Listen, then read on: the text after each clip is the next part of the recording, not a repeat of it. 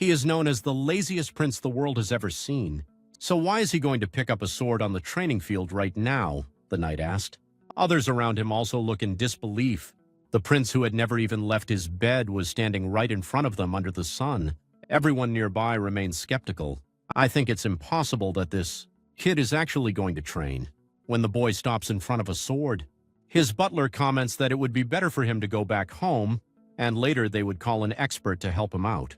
But is soon surprised when he sees the always standing before the largest sword. The boy picks it up silently and murmurs this one, while the knights pinch themselves, asking whether they are dreaming or having a nightmare. But suddenly the expected expression on everyone's face slowly begins to change. The boy prepares to strike. But when he finally executes the so anticipated swing, everyone around bursts into laughter, saying this was exactly what they expected. He never left his bed. He's trash. That's it. They walk away laughing. Staying there is a waste of time. However, the truth was that none of them had any idea just how powerful that boy would become in a short time, or for how long he has held a sword. And now he's going to try harder than anyone else. The whole empire would hear his name, and all the girls would be interested in his incredible backstab, with his sword. All of this because he possessed his swordsmanship never seen before. And what no one knew was that this was the result of a lifetime of hard work, in another time, in a very distant place. So it all begins this mysterious dude strolling into this random village. Our narrator, a young guy with brown hair, is just chilling with his rake, looking at the stranger and thinking, great, another weirdo. He took one look at the stranger's face and immediately realized that the man had seen some things. The village elders come out to greet him, and they welcome this brooding edgelord into their village with open arms. And our narrator, he's against the idea. He's like, hell no, this guy has written trouble all over his face, but the elder is already shaking hands and rolling out the welcome mat, so what can he do? With that, 3 days have passed, and this guy hasn't opened his door once. He's so quiet that our narrator literally forgets he exists sometimes. Some curious villagers try approaching his house, but homeboy just walks past them. After about 10 days, our narrator learns what this dude's actually doing in there. Some kids playing spy peek through the fence and come back with the tea. This guy is training with a sword. Every single day, they're even mimicking his moves with sticks. Our narrator's thinking, okay, so this dude's got some tragic backstory, clearly practicing for some revenge arc or something, but he still doesn't care. A whole month goes by and moss starts growing on this guy's door. But does he stop training? No, our narrator doesn't see him, but he can hear the sword swings. The village gossip mill goes absolutely crazy. Some people think he's preparing to take revenge on someone. Others think he's a fallen knight with a dark past, maybe even a famous mercenary. Our narrator's just trying to peel potatoes and mind his business while everyone around him won't shut up about Sword Boy. He's genuinely trying not to care, but come on, you know curiosity is building. 6 months in and our boy finally caves. He's working in his garden and goes tomorrow. I'll go and see what all the talk is about. He wants to see how fast this guy is, how strong, and what crazy techniques he's got, because this dude's basically the neighborhood celebrity at this point. So he sneaks over and peeks through a broken part of the door, and it's underwhelming as hell. The wanderer is just standing there in a basic stance, sweating buckets, practicing his swing, looking at his narrator, thinks to the regular villagers who don't know anything about swords, this probably looks incredible. But he's seen actual knights during his training days, and compared to them, our sword boy is nothing. The dude's technique is minimal at best, but you can tell he's got some serious trauma keeping him going. Our narrator feels a bit bad for him, but decides, you know what? Down my circus, not my monkeys, and goes back to his life. The time flies, and then something actually interesting happens. A new family moves in, a retired mercenary with his son and daughter. They're all happy and smiling, the total opposite energy from Sword Guy. The daughter's name is Rem, and our narrator takes one look at her and goes, yep, she's the one. Instead of waiting like a romance main character, the dude shot his shot the very next day. Then we cut to 3 years later. A boy's writing in his diary for the first time in forever, and guess what he writes about? The Wanderer. This dude is still out there swinging his sword. Meanwhile, our narrator has been courting Rem for 2 years, and she finally agreed to marry him. Man's living his best life, got the girl, everything's perfect. But he can't stop thinking about the sad sore guy next door if he's been doing the same thing for 3 years straight. 5 years rolled by and our narrator straight up says, you know what, I'm documenting this now. This wanderer has been out there, rain or shine, just swinging that sword with zero emotion on his face. So he starts writing it down. They won 1873, still swinging. They won 1964, kept still going. Winter comes, snow's piling up, and this absolute madman is still out there. Our narrator and Rem have a daughter named Laura, and everyone comes to celebrate. Meanwhile, Sword Guy, you guessed it, still training. The diary pages are piling up, seasons are changing, and this dude has not missed a single day. 7 years, 10 months, and 27 days in, there's a massive storm, rain pouring like the world's ending. The narrator looks outside and sees this guy standing in the darkness, hair grown out, absolutely drenched shade, still holding that sword. 37 years have passed. Our narrator has got a beard now. He's a grandfather. His daughter Laura has a son who calls him Sleepyhead. Time's just flying by, but you know it hasn't changed. Sword Guy, our narrator admits he kind of forgot to check on him recently. That dude training is as natural as the sun rising. Part of the universe now. One day his grandson wants to go to the market, but our narrator decides to stay home. He's walking through the village and he is now the village chief, so everyone's greeting him. Looking at the scenery, he's thinking about how much everything has changed. But then he stops in front of one house that looks exactly the same as it did 37 years ago. The Wanderer's house. Still covered in moss, still rusty, still giving off "please don't disturb" vibes. He peeks through the gap in the door, and his eyes go wide. He starts running through. The arrows open the door and burn the door. Into the courtyard. There's the Wanderer on his knees, hands gripping the sword that's stuck in the ground. Dull now, his body covered in scars, he's still in that same position. And then our narrator realizes this guy's dead. He died training. After 37 years of non-stop training, he literally trained until his last breath. Our narrator closes the Wanderer's eyes and lays him on the ground, wishing him peace in whatever comes next. The scene shifts and we meet our actual main character, a blonde kid with blue eyes who jolt away from his dream like he just had the worst nightmare of his life. Turns out he's been dreaming about being that wanderer and it felt real, like sword in hand, muscle screaming, salty taste of exhaustion. Real. This kid's name is Aaron, and he's living in this fancy mansion as part of the Ferreira family. While he's processing his existential crisis, we cut to some knights standing guard at the estate. They're gossiping about how Princess Carol is a child prodigy sorceress who received an official title at age 11.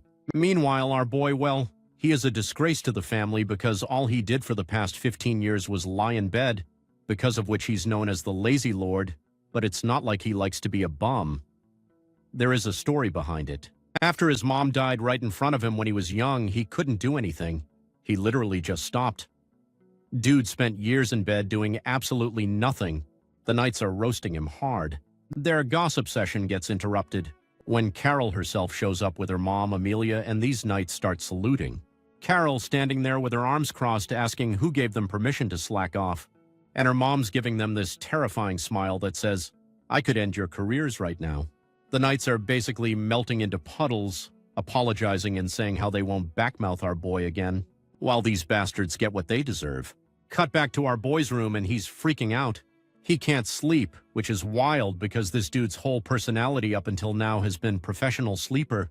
He's looking at his shaking hands, feeling like his whole body's itching, and then he does something absolutely insane. He calls his butler and says, I want to train with the sword. The butler literally freezes. His face goes through about 7 stages of shock. He's standing there sweating, probably wondering if his master hit his head or got possessed because the lazy lord wants to train. That can't be right. So the scene shifts to the Ferreira family training ground and it's packed. Knights everywhere, students milling around, and suddenly everyone starts freaking out. One bearded guard knight is literally asking his buddy if his eyes are broken because he can't believe what he's seeing. The Baron students are all staring with their mouths open. The yellow-haired kid turns to his red-head friend and goes, Told you the girl wanted to reply, but she's busy being shocked. Why? Because our boy, the lazy lord himself, is walking toward the training ground with his butler. Let me repeat that.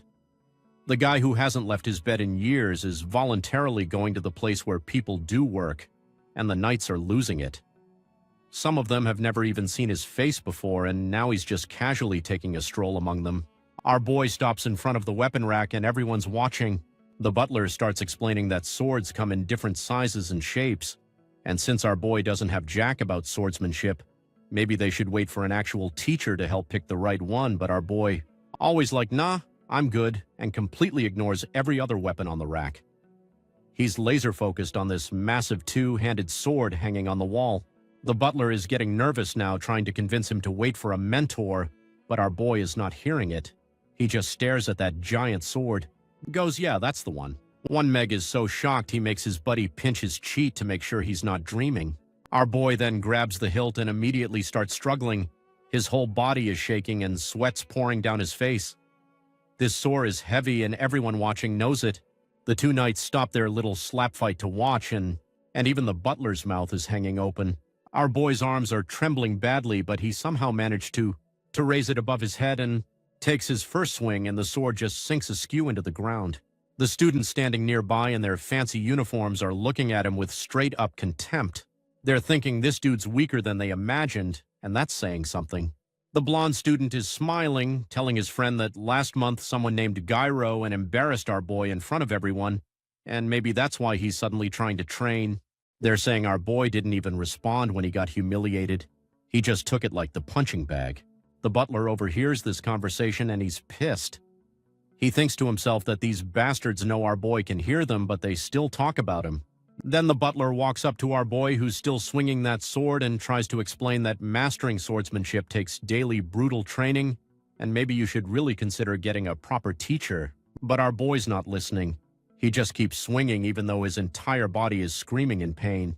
Every muscle hurts, his arms feel like they're about to fall off, and he doesn't even fully understand why he's doing this. It's like his body's moving on autopilot.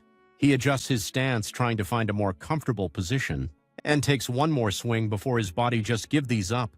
He starts falling to the ground completely exhausted. He's lying or taking these deep, desperate breaths, and you'd think he'd be in agony, right?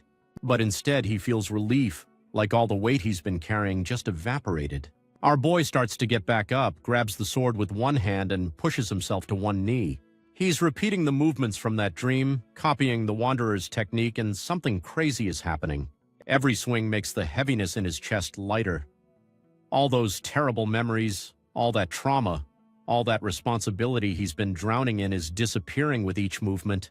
He raises that massive sword above his head again and he can't escape. Sweat's flying everywhere from how fast he's moving. And that's from the butler finally intervenes, literally shouting at MTS if you op because it's getting dark outside. Our boy looks at him like, wait, what? It's dark already. And then his body just shuts down. He starts falling, but the butler catches him asking if he's okay, but our boy is just confused as to how it could already be night. He takes a look and yep, the sun's setting, the buildings are going dark, and he realizes that he's been swinging that sword for able to wear us without even noticing. He asks the butler why he didn't stalk him earlier or go do something else. And the butler's like, Ro, I'm not leaving you alone. And also you weren't listening to me.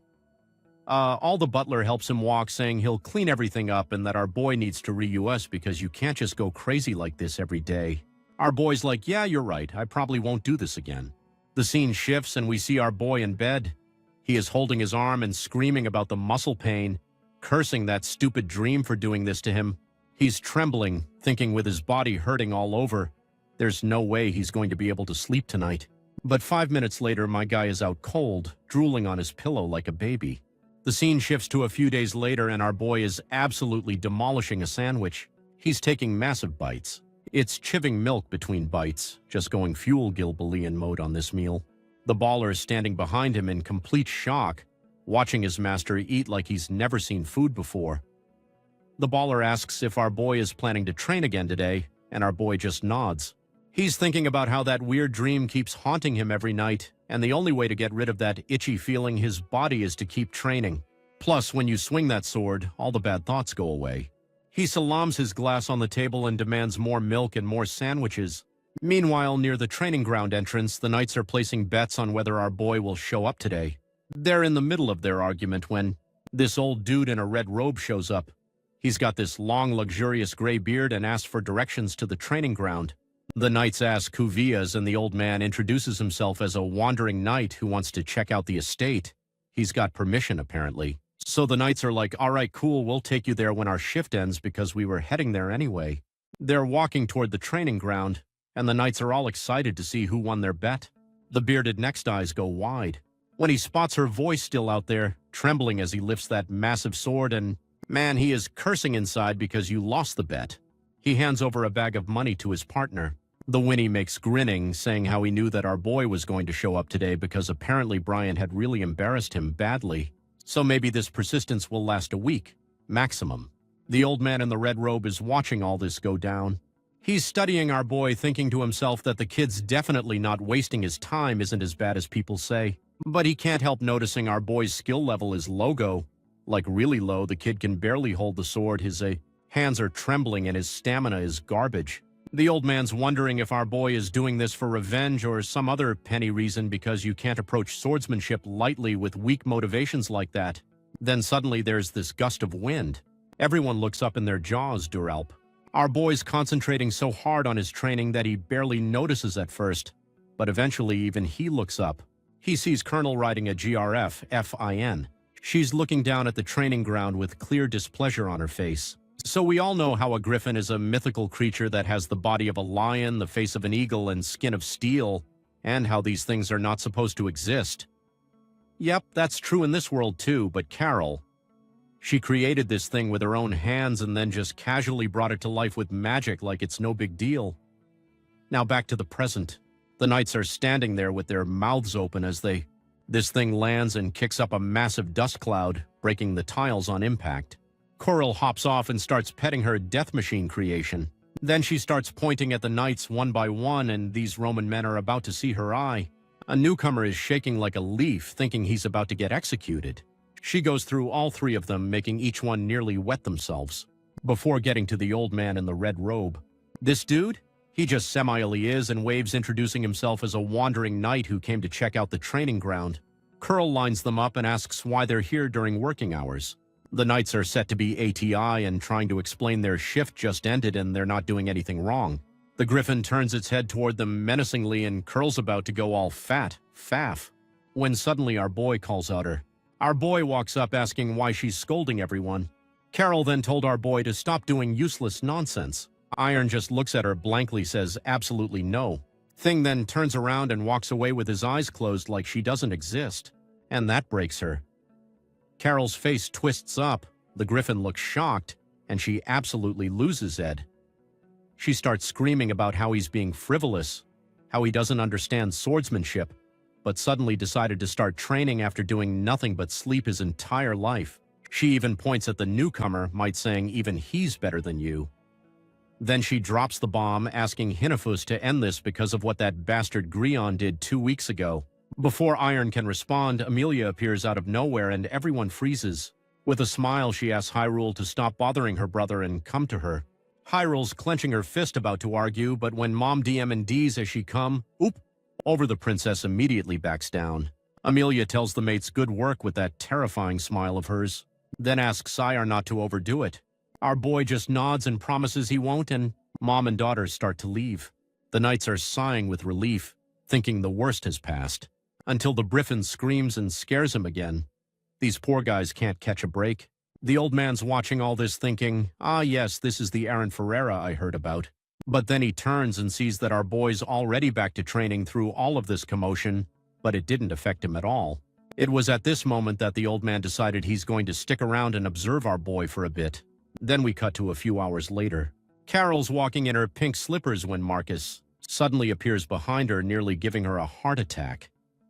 He told her that our boy's sleeping and she should wait for the morning like her mother had told her, but nah, Carol turns around and releases this massive amount of mana and asks him who he thinks he is to order her around. And the butler is on his knees from the pressure. Realizing that she had overdone it, she stops, the pressure disappears, and she orders him not to tell anyone what happened while holding something covered in a blanket. Just like that, the morning comes and Iron wakes up to this magical cat playing a flute. There's a letter next to it, and when he reads it, he smiles. It's from Carol apologizing for not saying this during the day, but she heard he's barely eating and overworking himself, so she was worried. She gave him this musical cat to help him relax. Then he flips the note over and there's a message from Mom saying to tell her if Curl's bothering him too much. And until then, she'll pretend she doesn't know anything. Man, both the stepmother and the sister aren't bitches. What is happening? Is this for real? Like, this goes against everything we know. Anyways, back to the present. Our boy's sitting there petting the cat, thinking about how his mom and sister are worried about him, even though he's been a useless lump in bed for over 10 years. As he was having his emotional moment, the baller rolled into his room with a breakfast. But our boy told him to take it to the dining table, as today he was going to eat with his family for the first time and who knows how long. The scene shifts and Marcus is following him down the corridor with this huge smile because his master is actually changing. At breakfast, Carol's literally loading Iron's plate with steak, telling him to take more. The father's smiling, watching this wholesome moment. Then Iron gets emotional and thanks them for being kind to him, despite him doing nothing but lying in bed all this time. Amelia's smiling, Curl's eyes are wide with surprise, and the father's just beaming as Iron confesses his weakness and tells them he loves them. The father says he loves him too, and Iron's like, okay, enough emotions. Let's eat because our boy can't handle wholesome family moment. Too many feelings. After they clear every plate on the table, the phone. His father mentions he heard Aaron's been focusing on swordplay. He says he's glad the boy is focusing on it, but tells him not to overdo it since he's starting late. Iron says everything's fine, he's not overworking himself.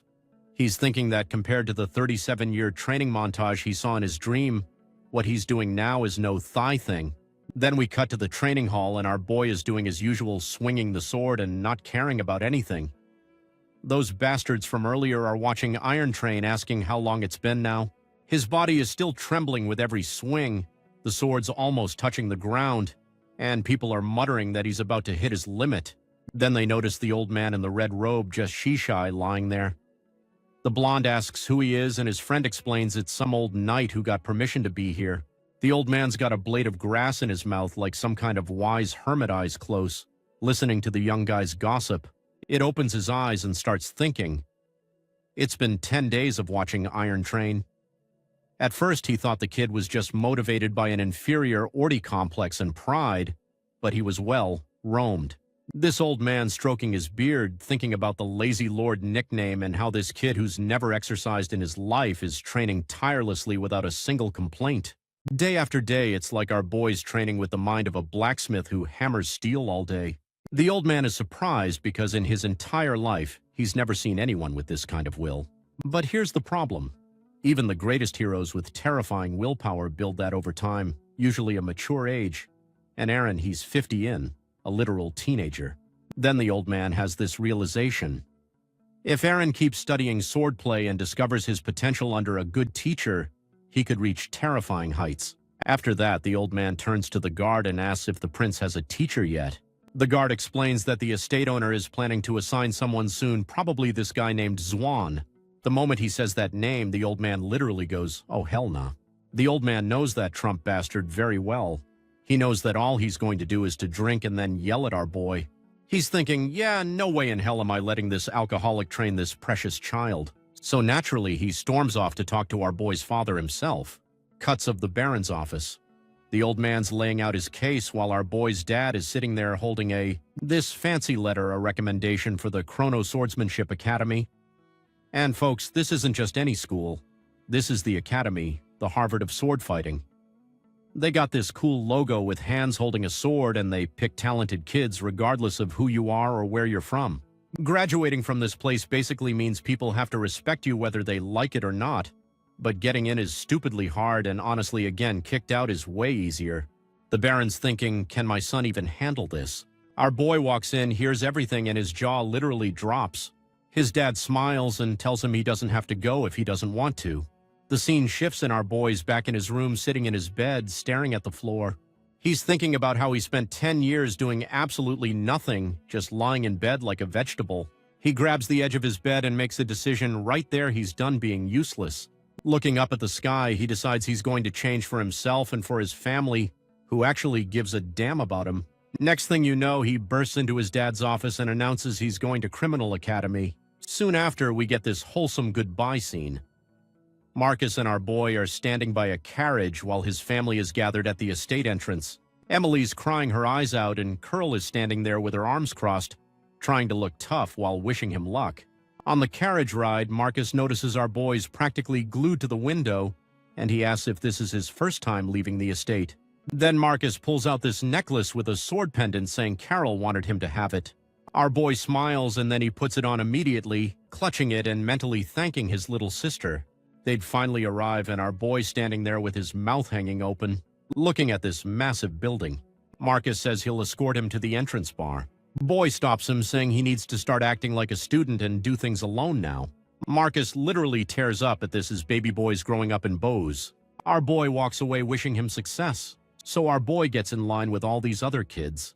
There's this blue-haired dude named Brett in front of him, and his knights are announcing him like he's royalty Prince Brett from the Count family, recommended by the famous knight Cole Swady.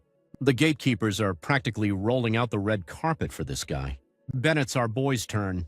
He hands over his letter saying he's from the baronial Ferrero family and was recommended by Knight Errant Brands Somerville.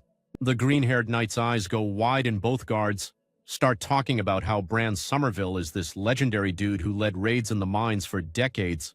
After our boy walks through, the guards are standing there confused as hell. The red-haired one's thinking, wait, isn't this the lazy lord? The weakling from the Pharaoh family? How did he get Brand to write a recommendation? They're both just staring at his back, completely baffling. Our boy reaches this huge door and pushes it open. The moment he steps inside, everyone turns to look at him. The whole hole goes quiet. Brett and his buddy are looking at him with pure contempt. There's this red-haired girl shooting him a disgusted look, and another girl with white hair giving him the same treatment. Our boy's internally screaming, "Don't lose your composure, don't lose your composure." Then this familiar face walks up to the speakers area, and our boy is surprised. It turns out this is Ahmed. The instructor was going to train and evaluate all 400 students.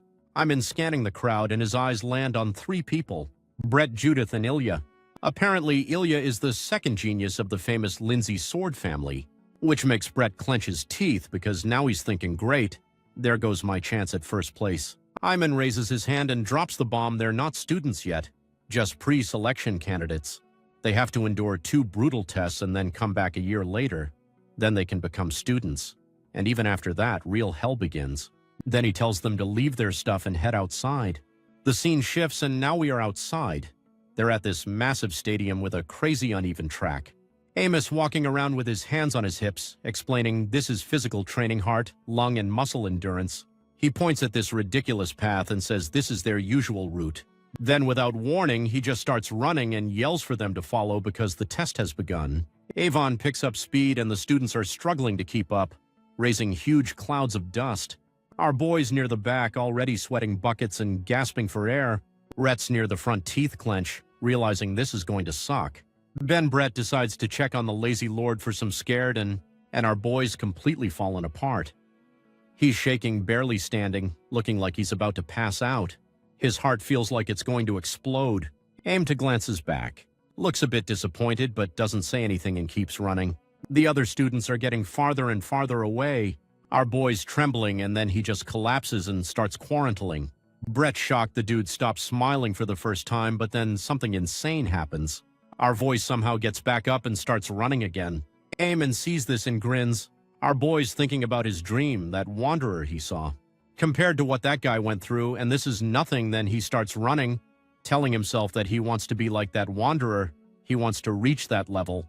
Meanwhile, the green-haired instructor dude is watching our boy thinking, why hasn't this kid collapsed yet? Then he notices something weird about her boy's movements and facial expressions while running.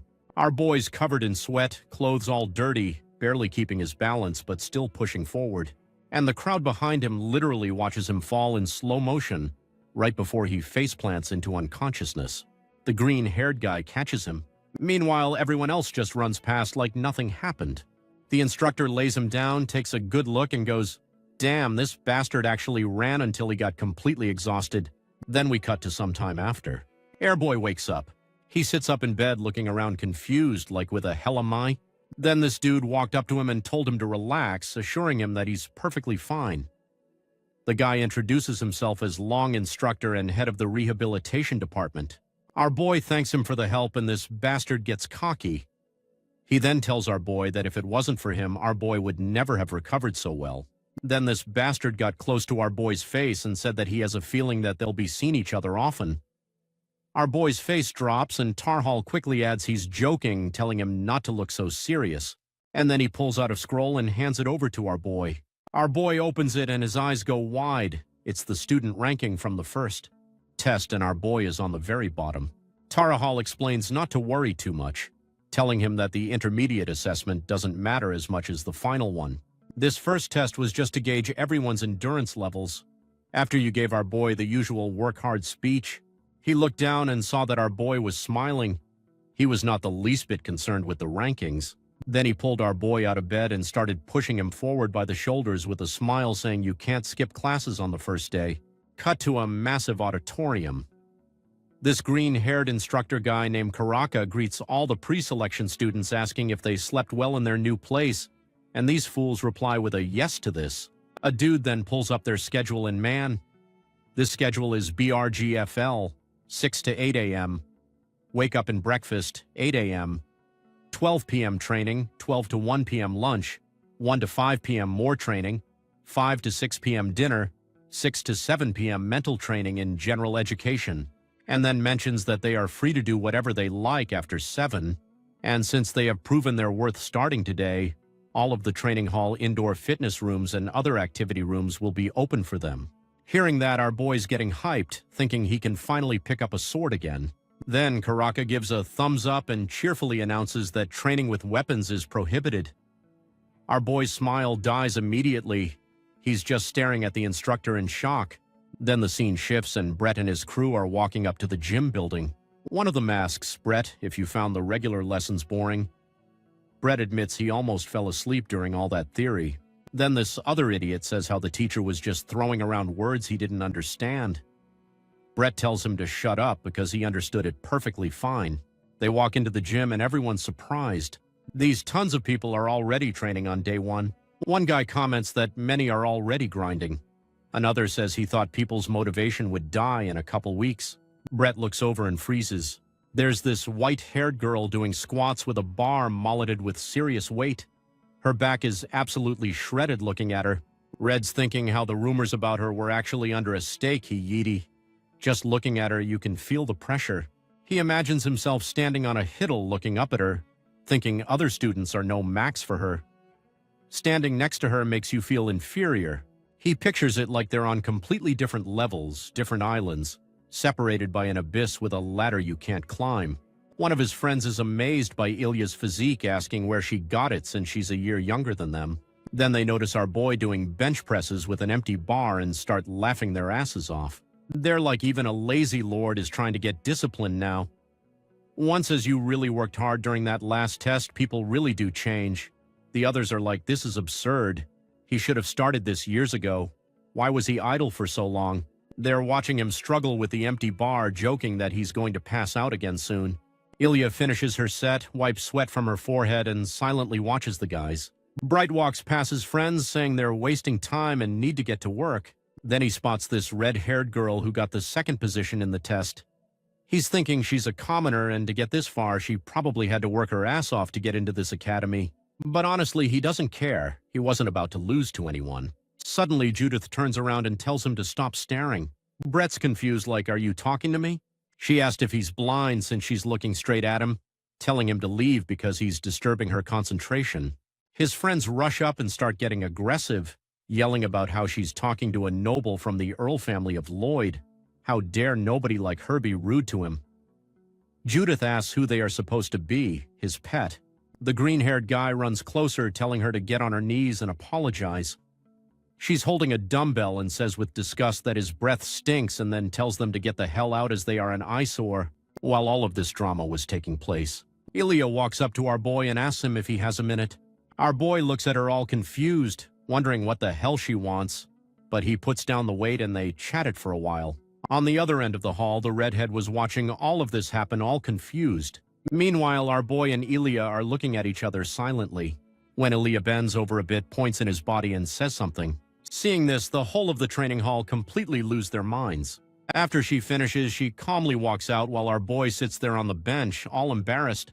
He then turns his head and realizes that everyone was staring at him. But these bastards quickly turn away and start doing their exercises like nothing happened.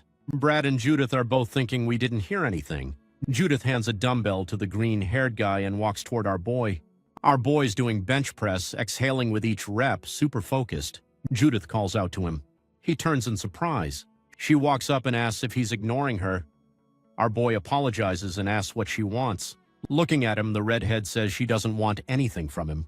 All she wants is to know what he and Ilya talked about. Not wanting to deal with this crazy lady, our boy tells her everything about how Ilya was just giving him some pointers and the renthead is all confused. She's asking him if he really thinks he can light her face like that. She'd ask if Ilya really was telling him how to press a barbell properly and nothing more. Our boy nods, saying that, yep, that's right, but Jude is giving him that, yeah, right stare, asking if they knew each other before today or something. He tells her they literally just met today and she finally saw. Turns around and tells him to stop making that pathetic face because they will think that she's bullying him. Our boy standing there thinking, why is this girl even bothering me? While he's lifting the bar overhead, mentally telling himself it's time to practice and forget about all this drama. Meanwhile, Brett walks over looking all curious, asking what the hell he was talking about with Ilya and the red-haired girl. Then we cut to a month later and everyone is complaining about how hard this month has been. They complain about how they've been doing the same boring routine for a whole month. The guy asks if they think it's unfair they haven't gotten swords yet, but Brett's not interested in the conversation. He's just watching our boy doing squats and Ilya guiding him. Brett stretches his hands and thinks to himself there's no point paying attention to these two. He's watching Ilya actively coaching the main character and realizes he'll never beat her. She's taken first place in the rankings this time too. Looking at our boy, Rhett thinks this dude is the complete opposite. You sure someone pushed this guy here so sooner or later he'll go back to his old ways right now, and he keeps going because Ilya is supporting him and the ridicule from others is fueling him. Brett turns around and tells his team members to head to the stadium, thinking his goal is second place. When he got out, he saw Judith going hard at it again, and boy, he didn't like it. He turned to his friends and told them that he was going ahead and they should try and follow him too. Then we cut to 3 months later. Two teachers walk and talking to each other, saying how, as expected, most of the students have quit. The other one smiles and says how even after that, they got more students staying this year compared to the past. They then look around to see what the monster trio is up to, and Judas jumping on a table, Red's running in 18, Failures doing bench presses. Karaka turns wanting to know what the lazy lord was up to, but he stops mid-sentence. Looking at our boy lifting dumbbells on the bench, he corrects himself, saying you can't call him lazy anymore. The scene shifts and Eamon hits the students with the news that the midterm assessment is approaching. He collapses and gestures to a map behind him, informing everyone that this is the route they'll have to run. All they need to do is complete it in a limited time. And the students immediately lose their minds to think how it was crazy, but On doesn't care. He tells everyone that they've been learning to run and swim for 4 months. This should be a very simple task for them, and the test is actually easy. There is no ranking. All they have to do is to complete the task within the given time. Then he adds that the first 5 who cross the finish line will be personally presented with awards by the head of the academy. And then he tells everyone that the exam will take place in 10 days at 9 a.m. Until then, classes are canceled. Students can use the time however they wish, but must not forget about food. He wishes everyone good luck at the end. And the scene shifts and now they are outside. These videos were making a fuss as usual while Bard was thinking about something else.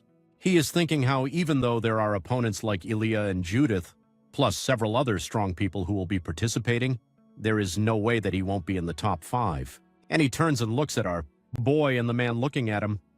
He is thinking this guy is now making me feel uneasy.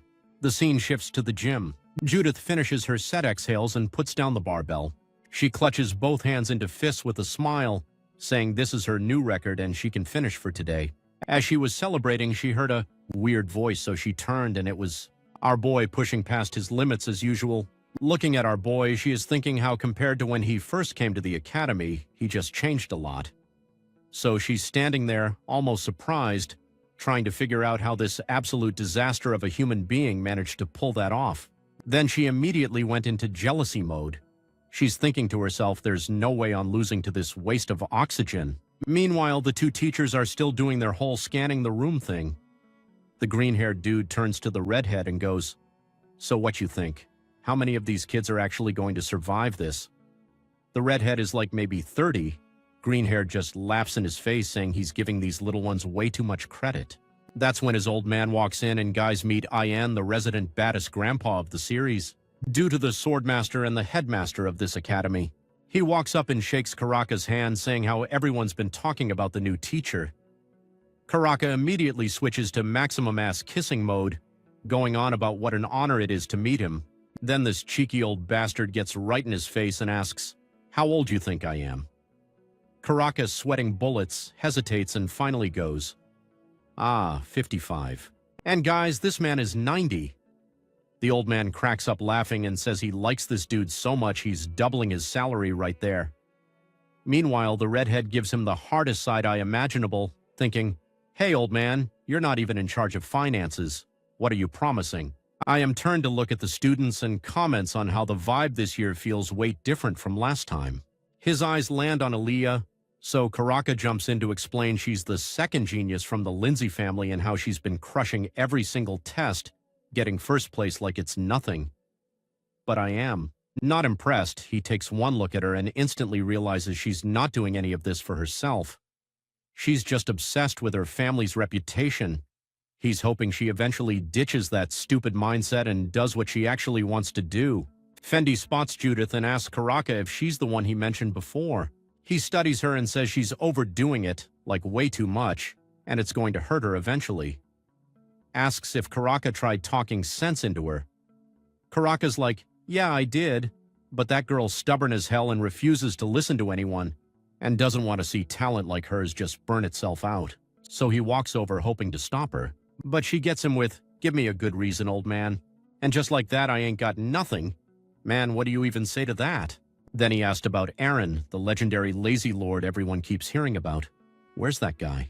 They turn around and there's our boy absolutely grinding through his dead list. But instead of walking over, Aaron just starts leaving. The two teachers are confused as hell, but before they can ask what's up, Ian tells them to leave our boy alone. Don't stop him unless he quits himself. Scene shifts and we're back with our boy lying in bed. He's completely wiped out thinking about how weird everything's been lately. People who used to act like he didn't exist are suddenly paying attention to him.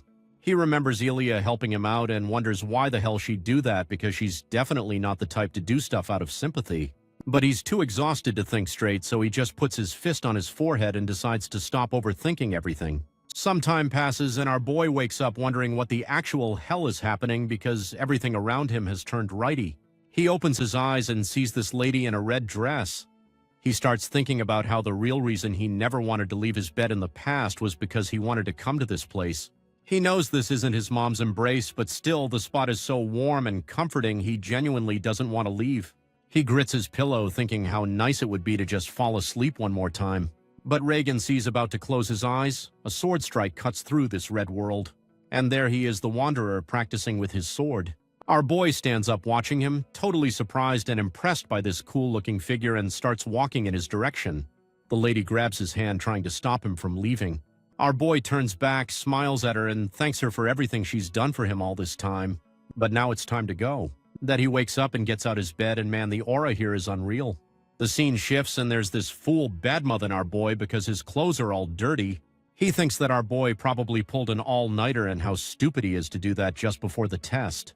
Meanwhile, Brett is busy doing his mental calculations, thinking about how Judith also pushes her limits and now she too isn't in her best condition, and that our boy definitely screwed up somewhere along the way. He smiles, thinking how if he doesn't let his guard down. Second place is basically in his pocket. Meanwhile, our boy's just staring at the ground looking lost and sad. Ilya notices him looking all depressed.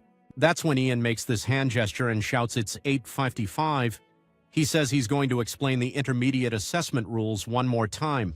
An image of the test route pops up. It's got 4 stages. Each one has an instructor, and you can only move to the next stage after beating the current one. Amen points out that for this assessment, the only thing that matters in this test are their grades, and reminds them not to get lost in the competition, as that is not going to help them. Just show what progress you've made, then everyone takes their position. An image appears showing several guys standing in front of weights. AM tells everyone to get ready and then gives the signal for the test to start. The first stage is called the push press. Students start bench pressing. Hilly is doing an excellent job completing the task quickly with total concentration on her face. Brett turns to look at her and mentally goes, "She's fast as expected." He's thinking even if he gives it everything, he won't keep up with her. Looking at his friends, he notices that besides Ilya and him, there are other participants struggling hard with the exercise. Brett's face shows he's trying his best when suddenly his eyes go wide. One of the students is actively crushing this exercise. The instructor holding documents looks at him in surprise. It's our boy, face all red, trying his hardest to do the fastest and most accurate reps. Brett's looking at our boy screaming from the effort and mentally asking if he's lost his mind. Has he planned to fall off his feet right at the beginning? Right here is that Iliopis, the first stage. Looking at her back, she mentally goes, "Damn, that was fast." Then in the second breath, the instructor shouts our boy's name in man. No one can believe it. Breathing heavily, our boy heads to the second stage. The second phase is box jumping. Our boy jumps on the box thinking how he is not concerned with whatever these bastards are saying, and they can laugh as much as they want. He mentally says he gets their confusion. Putting all his strength into another jump, he says how he's shocked by himself too. Something in his body has changed. It's literally on fire. And in his head, there aren't just thoughts about limits anymore. His feet hitting the box make loud sounds. Opening his eyes wide, he mentally goes, "This means I'm doing everything at my own pace." Aim him to look shocked at our boy speeding up. Aaron thinks he needs to move you in faster. Current speed isn't enough, he needs to be more agile. He's seeking himself up when the instructor announces our boy passed the second stage. Brad and his friends are like, "How is this possible?" Brett looks back at the sound of someone screaming. Judith's lifting the weight with everything she's got. The third stage is long-distance running. Our boy's actively running when Ilya looks back and sees him less than 10 meters away. Ilya is running confident. Ilya is running confident. While our boy's mentally saying he's experiencing some kind of wonderful feeling, he shits his head slightly, raises his eyes and looks forward confidently. Watching Ilya run, he thinks how he wants to get her out of his way and instantly accelerates. But then both he and Ilya turn around surprised. Judith makes a sharp jerk, instantly completes the stages and overtakes them. Our boy's mouth drops open.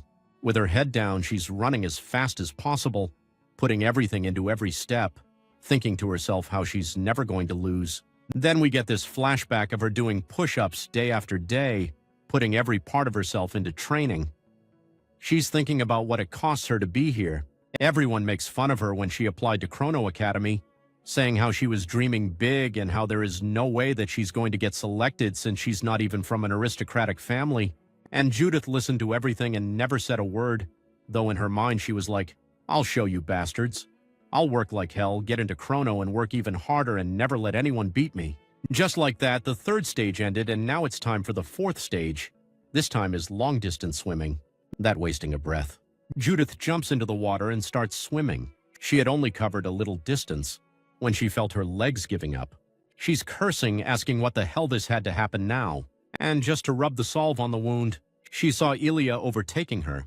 Looking at the white-haired girl, Judith thinks how she really pushed herself. But even if she hadn't, she wouldn't be able to beat her, and she knows it. So now she's trying her hardest to swim somehow. And looking at Ilya's figure getting farther by the second. She can't help but cry, thinking how this situation is frustrating. Then the fatigue finally caught up to her and she started diving headfirst into the water. As she is drowning, she is thinking about how she wanted to rest. But then she felt something strange. And it's our boy pulling her to the surface. If you finally come to her senses, spits out water. And finally takes a good look at her savior. But is she grateful? Not at all. Instead, she asks our boy what the hell he thinks he's doing. And this stupid protagonist of ours just looks at her, smiles, and tells her not to worry as they're almost to the shore. Once on the ground, he asks as she's doing all right.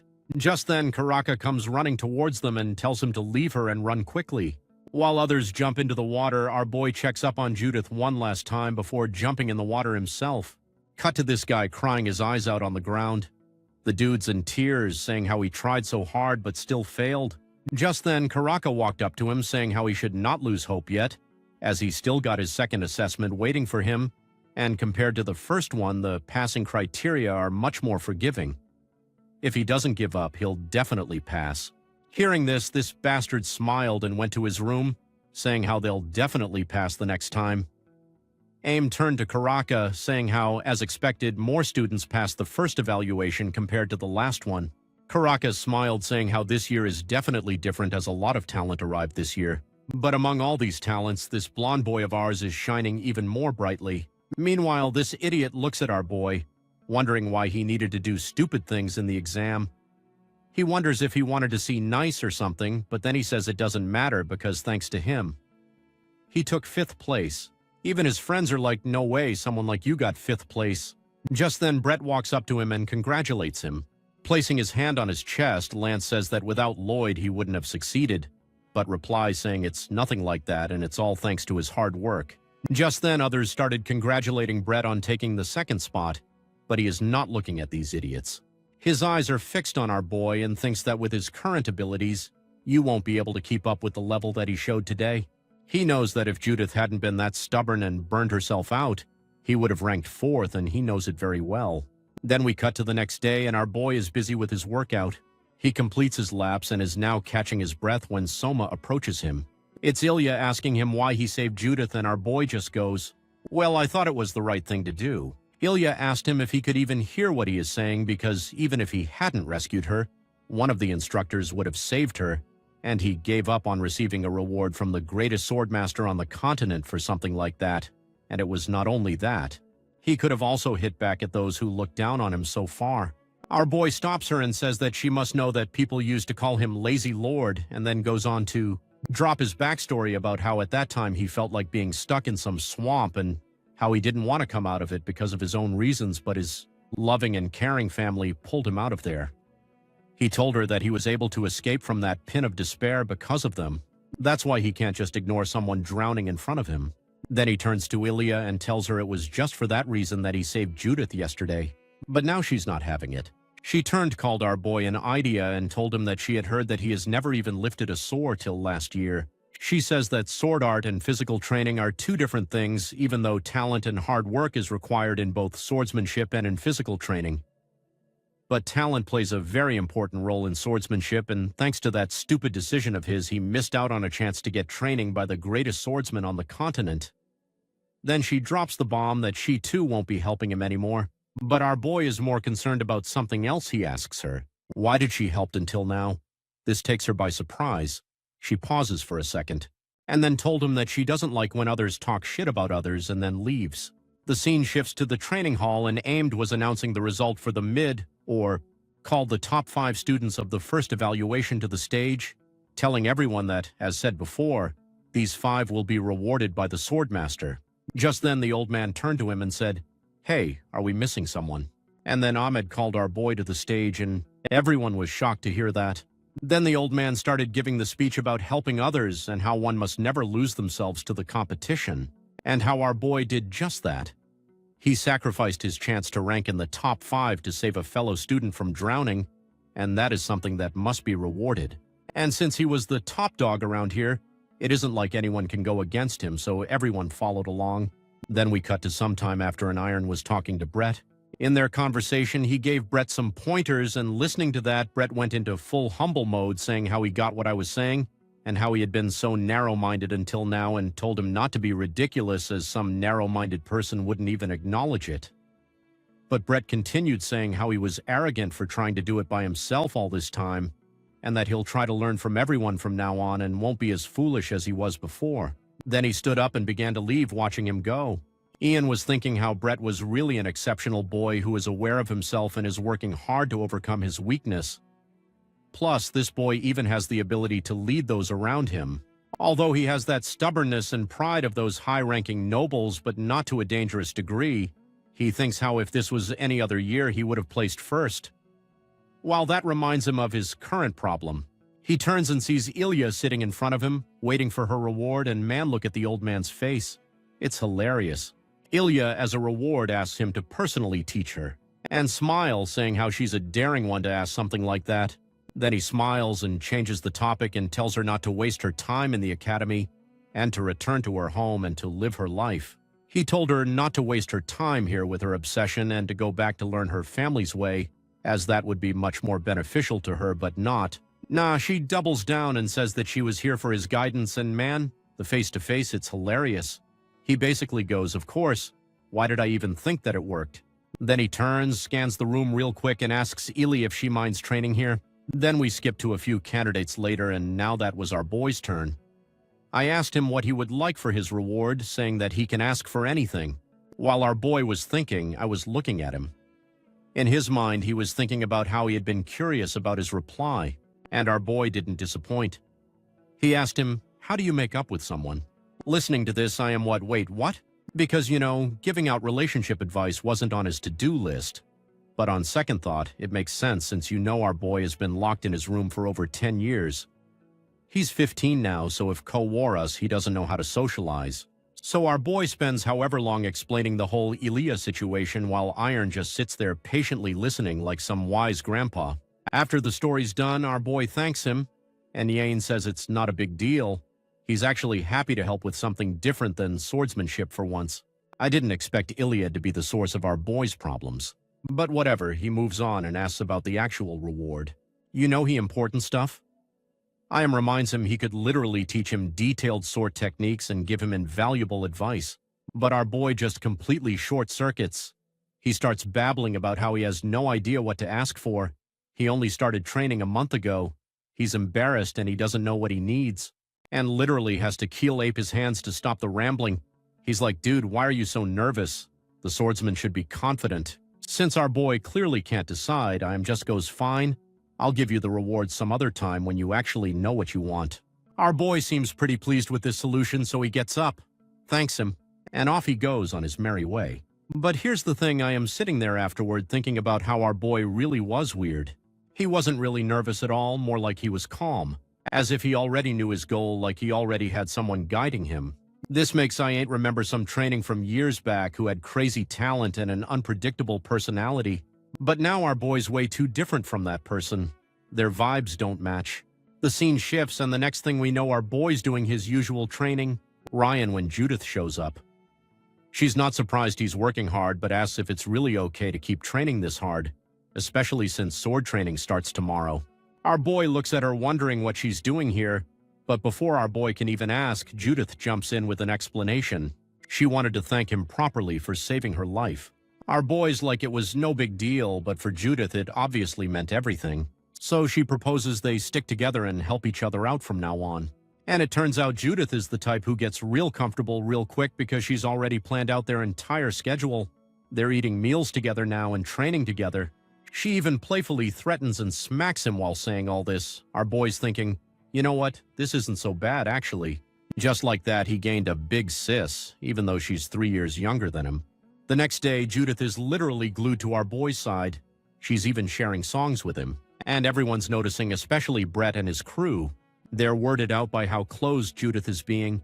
But what's really strange to Brett is that our boy and Ilya seem distant now. His nosy ass can't help wondering if something happened between them, but he doesn't get much time to think about it. Because Almond calls everyone's attention, saying how from today onwards they're starting sword training. He told everyone how for the next 2 hours everyone's free to train however they want with wooden swords, and all he had to do was to say those words, and the students ran towards the swords picking their favorite ones. Judith is the one who picked hers first, and man, she is happy with it. She gives it a practice swing and grins widely, saying how it has a perfect balance. The teachers are seeing all this happen, thinking to themselves how this has proved their months of stamina and strength training paid off. Brit's also feeling the difference. The sword feels way lighter than expected. That our boy saw the one he liked and started.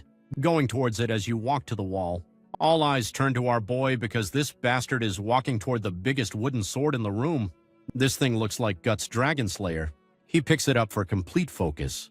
Iam watches silently from the sidelines. With maximum concentration, our boy gives it one huge swing. Obviously nothing crazy happens, no shockwaves or whatever. And Brett's group immediately starts dissing him, saying how our boy only wanted to look cool going for that giant sword. But here's what they missed. I'm in. Of both moments that even though it was rough, our boy's stance was pretty down close to the standard form. That's insane for someone to start a month ago. Ilya is just standing there speechless, observing everything.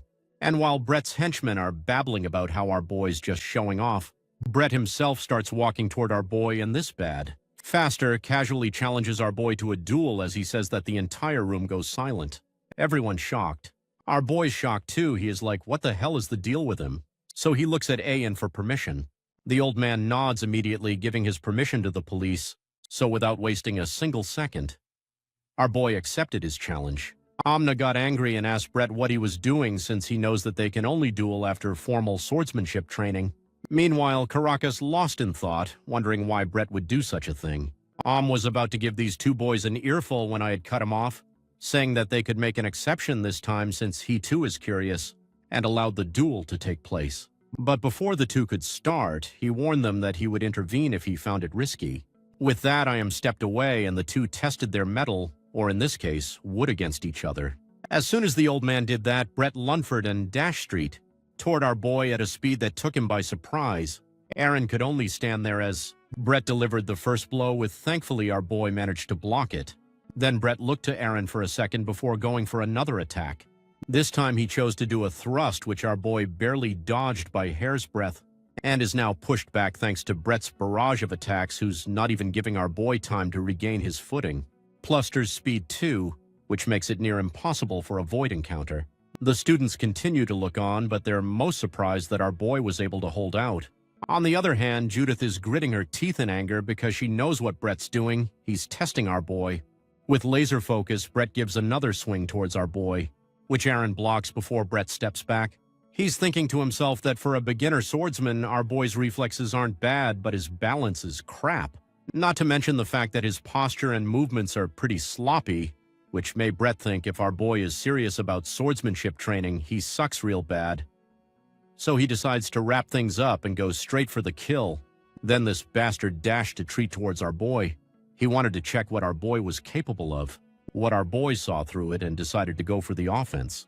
He raised that giant sword of his to slash Brett in one straight swoop, emitting a powerful aura and looking cool while doing so. Brett, seeing him take the stance, was shocked by his movement, so Brett spun around and stepped to our boy's side, before disarming him of his weapon. He then pointed his weapon at his neck, marking the end of this duel. Everyone started cheering, but Brett just walked away without a word.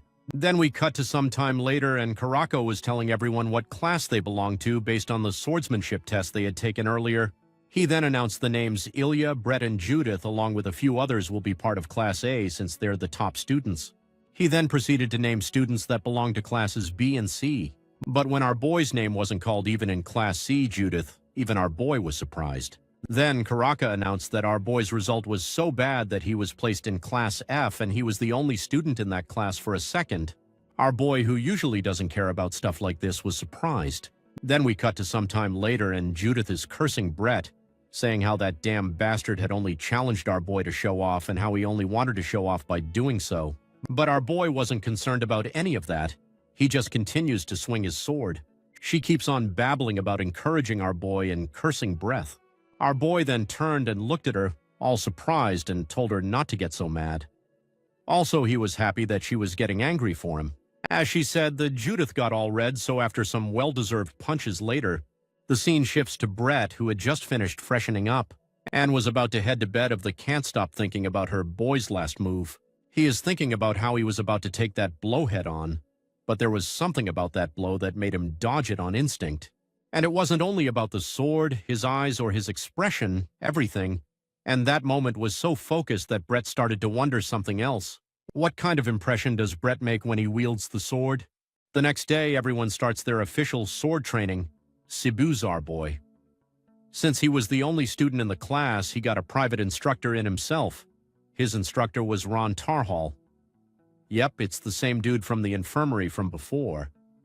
Tarhal is standing there asking our boy if really the only thing he knows is the vertical and horizontal slash.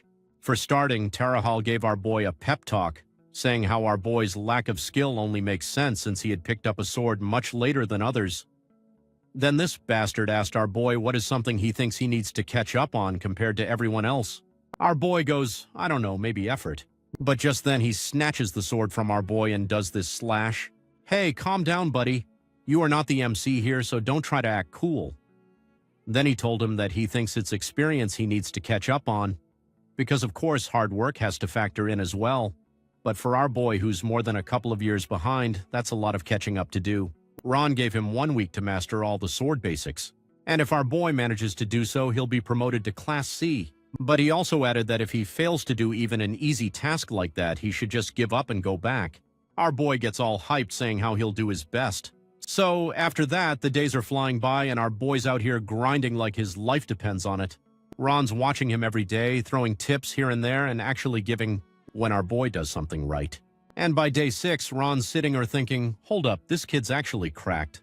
Like our boy's improving at this ridiculous speed that's got Ron second-guessing reality. He's thinking, damn, this kid's got talent. So one training montage later is already the day before the exam and our boy's still at it. He asks Judith to check his form one last time and she's already over it. She's told him like 50 times if he's doing fine, but secretly she's eating it up. Someone's actually asking for her advice and she's trying to smile about it. So our boy does his whole routine, the hoop, the swing, the slash, and asks how it was. Judith doesn't even need words. Just gives him a thumbs up with this smug little grin. Pro pass the vibe check. Cuts of the next day, and guess where Ron is? Back in the infirmary, sipping tea and enjoying his free time when another instructor saw and said if Ron was here at this time, it could only mean one thing. Our boy got promoted to Class C. Now let's talk about Judith because, man, she is straight up funny. We're in the cafeteria and she's already on her 6th plate. Meanwhile, all the dudes are sitting there with their one measly serving. She even tells our boy to eat more. But then one of Brett's cronies decides to make fun of her. Lance, being Lance, can't keep his mouth shut and calls her a hippo. She clots back immediately and asks the dude if he's got a crush on her since he's always in her business. Dude was about to say something stupid, but Brett steps in and tells everyone to chill out and stop talking trash about people. Shrudif wonders what the deal is with him since he's been keeping it quite civil these days. Character development, maybe? And our boy, no, Mrs. Ilya, across the cafeteria. Judith picks up on it real quick and says how our boy and Ilya have been acting weird lately, so she asked him if they had a fight or something. Our boy's not even sure if it was a fight, so Judith tells him to just go ask her himself. On our boy's hesitant, so we asked her how she's been doing in Class A after teasing our boy for a bit. Judith told him that it's the usual. Ilya's so crazy talented that literally nobody approaches her, herself included. Everyone's too intimidated by this genius prodigy. And then she told our boy how even after grinding all day, she still practices her family's vision swordsmanship at the small training hall at night. She then changed the topic and told our boy that he should get good and get promoted to Class A so we can play with her too. After class, our boy and Judith are going at it in the training hall. Brett's just standing there watching like he's a fight analyst or something. Our boy is blocking and dodging her attacks, thinking how when Judith gets serious, she is a different breed entirely. She's got this threatening aura and she charges at our boy with a slash. Our boy, who's actually improved a ton, dodges that first attack like it's nothing. But Judith's not done. She changes direction mid-swing and nearly takes his head off. Our boy was able to block it as well, but he realized one thing after exchanging some blows with her, and that is that this girl is straight up monster of the sword. Then our boy decides it's his turn to attack. He runs at her, winds up for this big vertical slack, and right as Judith raises her sword to block, our boy switches to a horizontal slice. Judith hacks to adjust on the fly and blocks it, but she's grinning now. She calls out his sneaky tactics, then decides to get serious. She changes her grip and puts her whole body into the next strike, completely showing our boy off balance. The dude hits the floor. Judith tells him that compared to his previous level, he's improving but still now on her level, then suggests that they should call it a day. Our boy clearly wants to keep training, but Judith tells him to go to the small training hall instead. You know, where a certain silver-haired trainee might be practicing right about now. So our boy does exactly that. He goes to the training home. Meanwhile, inside the training hall, Ilya was about to start when she hears footsteps and turns around, wondering who had come to disturb her training, and she realizes it was our boy and he's holding something. Ilya's not happy that her training time got interrupted by her boy says he just wanted to give her a gift and a letter. Ilya immediately thinks it's a bribe and asks what he wants. Our boy explains that back home he has a younger sister and they fight a lot because neither of them is good at talking about feelings. After their fights, he wake up to find a letter and a small gift from her as an apology. Now that he's in this situation, he gets why she did that. It's easier to organize your feelings when you write them down. Ilya asked if he thinks giving her a gift will make her mentor him again. Our boy says she doesn't have to do that because he just wanted to give her the letter and the gift. With that done, he turns around and starts leaving, cut to some time later. Hilly is back in her room. She reads the letter and actually smiles. She's thinking about how childish our boy is, but in a sweet way. And she opened the pouch and gave her and finds a bracelet inside. But when she saw what it was, her eyes went wide. She starts sweat, panting, and enforces herself to calm down. This isn't just any bracelet, it's an Adonis. Whenever that means, it's clear that it's a big deal for her, and judging by the reaction, it's not pleasant. So after a while, when she calms down, she is sitting there thinking maybe she was too harsh on her boy. The next day, Judith and our boy are getting ready for another duel. She's hyping herself up, saying they're going even harder today, when suddenly Brett walks up. Judith's immediately on guard, thinking this blue-haired pretty boy wants to start something, but no. Brett says he'll talk to her later because right now he wants to talk to our boy. Everyone in the training hall stopped what they were doing because it was absurd, like really absurd. They are wondering, did Brett hit his head? What's happening? But Brett explains that watching our boy during the medievals and their duel made him realize something, that our boy's got insane focus and concentration that he lacks. So Brett wants our boy to teach him that. In exchange, Brett will teach him swordsmanship. He extends a hand towards our boy, saying how he wants to overcome their shortcomings and grow stronger together. Everyone in the training hall bows dead silent, but Judith isn't one of them. She straight up asks this bastard what his play is here because earlier clearly he used our boy to show off, so what's he up to now? She asks him if he wants to use him to improve. Brett thinks for a second and then just straight up admits it, saying that he does want to use our boy. Judith's jaw dropped in shock. She can't believe the audacity this shameless bastard is showing, but Brett's not done. He turns to Judith and asks what's wrong with that. He points out that it's a two-way street. Our boy can use him too. Then he pointed out how Judith only trains with our boy outside of official classes and says it's better to learn by interacting with different trainees, you know. He had a broader perspective in all that. Man, I love this non-toxic competition arc we're getting right now. Brett even says it's a great opportunity for high-quality growth. Turns out he's not just some nosy bran after all. Even the other trainees listening in are getting inspired by this, especially since Brett's from Class A and our boy's from Class C. So without wasting a second, our boy agrees but opens up about how he's lacking compared to Brett, who's already way ahead of him. But Brett assures him that our boy has something he doesn't.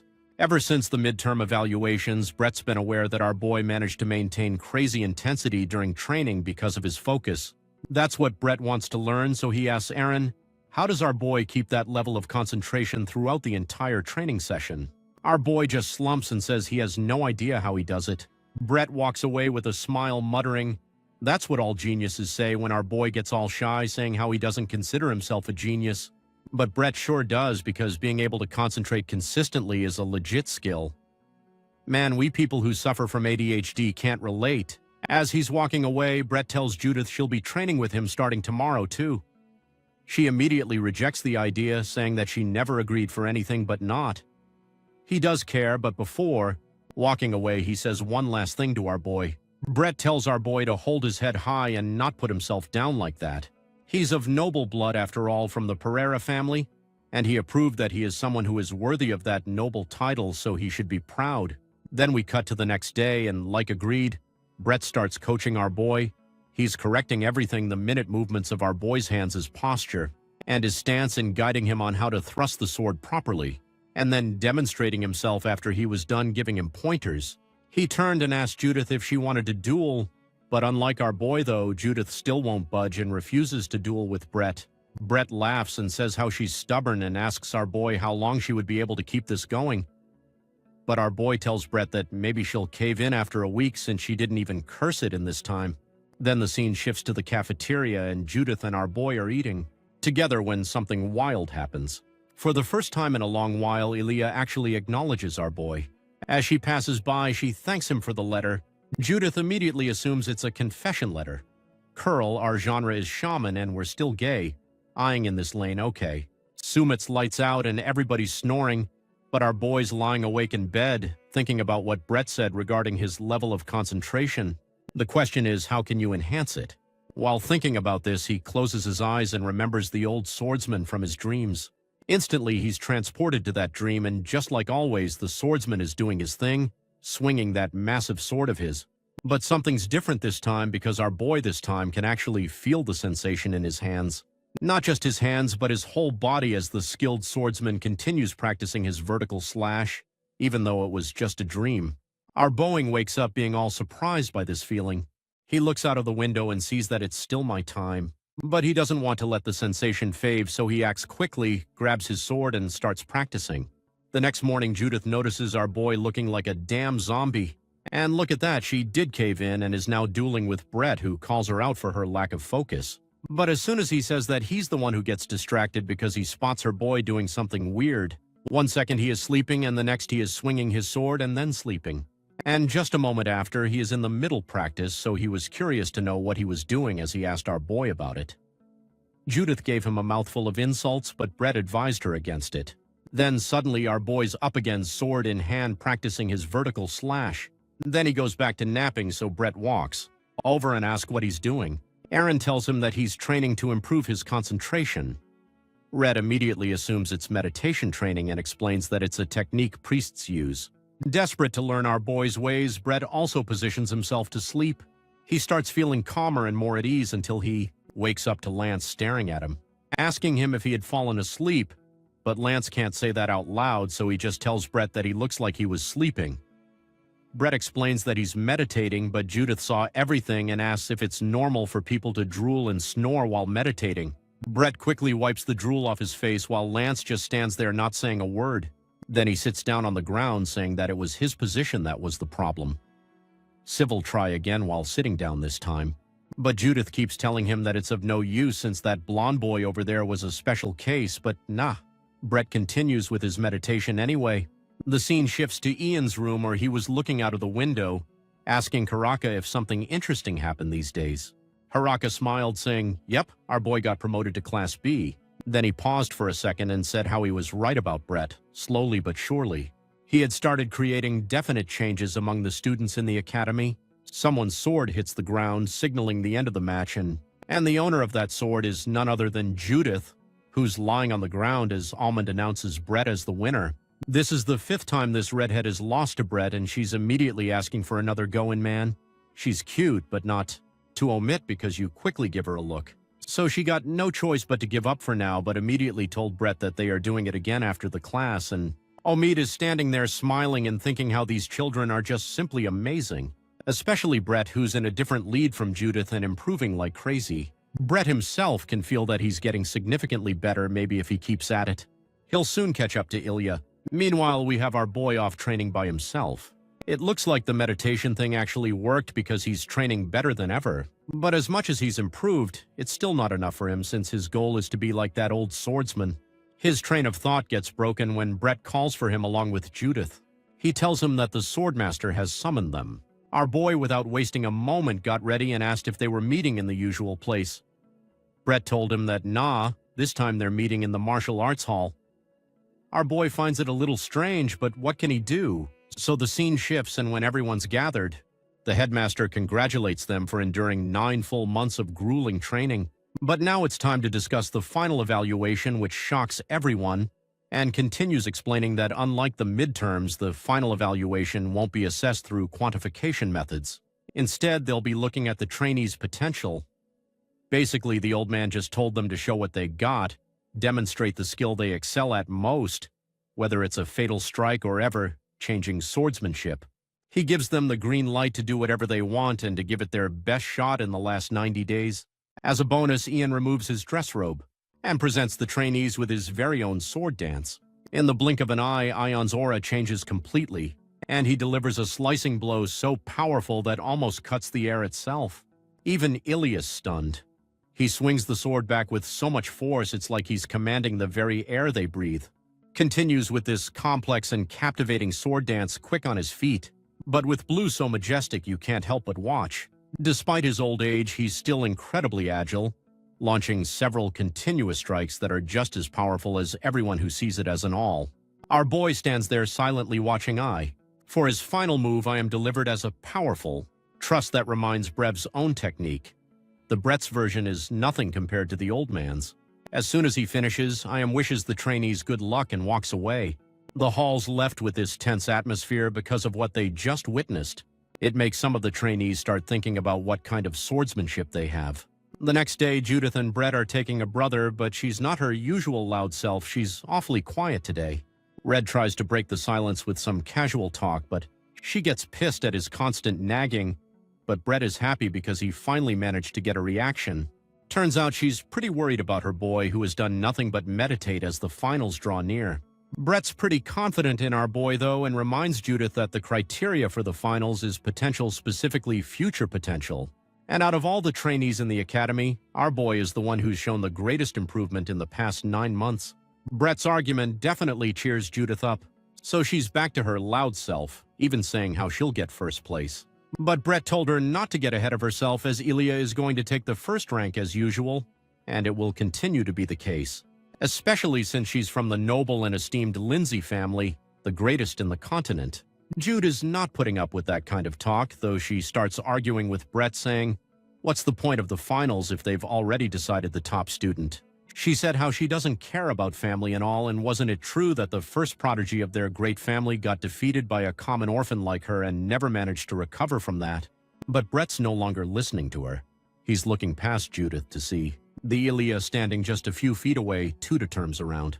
Oh no, with a glare Ilya, the media tells Judith that she doesn't really care what they say behind her back, whether it's about her or her family. But Judith's just as angry and challenges her to a duel. If not for Brett stopping her, things would have gotten ugly. Aaliyah then walks away, saying she'll take first place during the finals and will continue to do so even without the Academy's teachings. She says how she could easily prove how far ahead she is compared to everyone, even without using her family's skill. But before she can fully walk away, Brett runs towards her and asks about the Sword of the Sky, the Lindsay family's swordsmanship. It's said to be the technique used to defeat the dragon of the demon race 400 years ago, and told her that he wants to see it. But Ilya says she won't be showing it. But what do you know? Being so near Judith has its upsides too, because our boy isn't his old self anymore. He straight up told her that if she doesn't use the Sword of the Sky in the upcoming evaluation, they'll be the one to take first place in the finals that catches Ilya off guard. Then we cut to our boy, who continues training the vertical slash by himself. But there's something off. This isn't how it felt before. If I knew he was getting better at this, thanks to meditation. But lately, the swordsman from his dream keeps getting further and further away from him. So he tries to meditate again, sitting cross-legged. But wait, would it be better if he held the sword while he meditates? So he does exactly that. Meanwhile, in the training halls, side character Lance is pretty fired up, winning one duel after the other.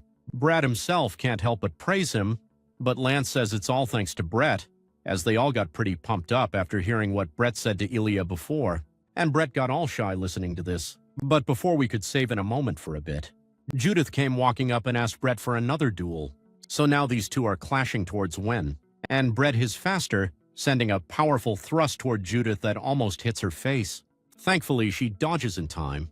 Encounters with a slash, leaving her left side open and now brick. Can't miss that, so he follows up with another swing, but Judith blocks it in the nick of time, using both hands gripping her sword. As she was doing that, she realized how Brett had gotten way more powerful than before. As she swings back, he steps away to put some distance between them. As Judith catches her breath, she thinks that maybe this time there's actually a chance Brett could defeat Ilya and get first place. Even if Judith doesn't want to admit it, she's lacking far behind in man.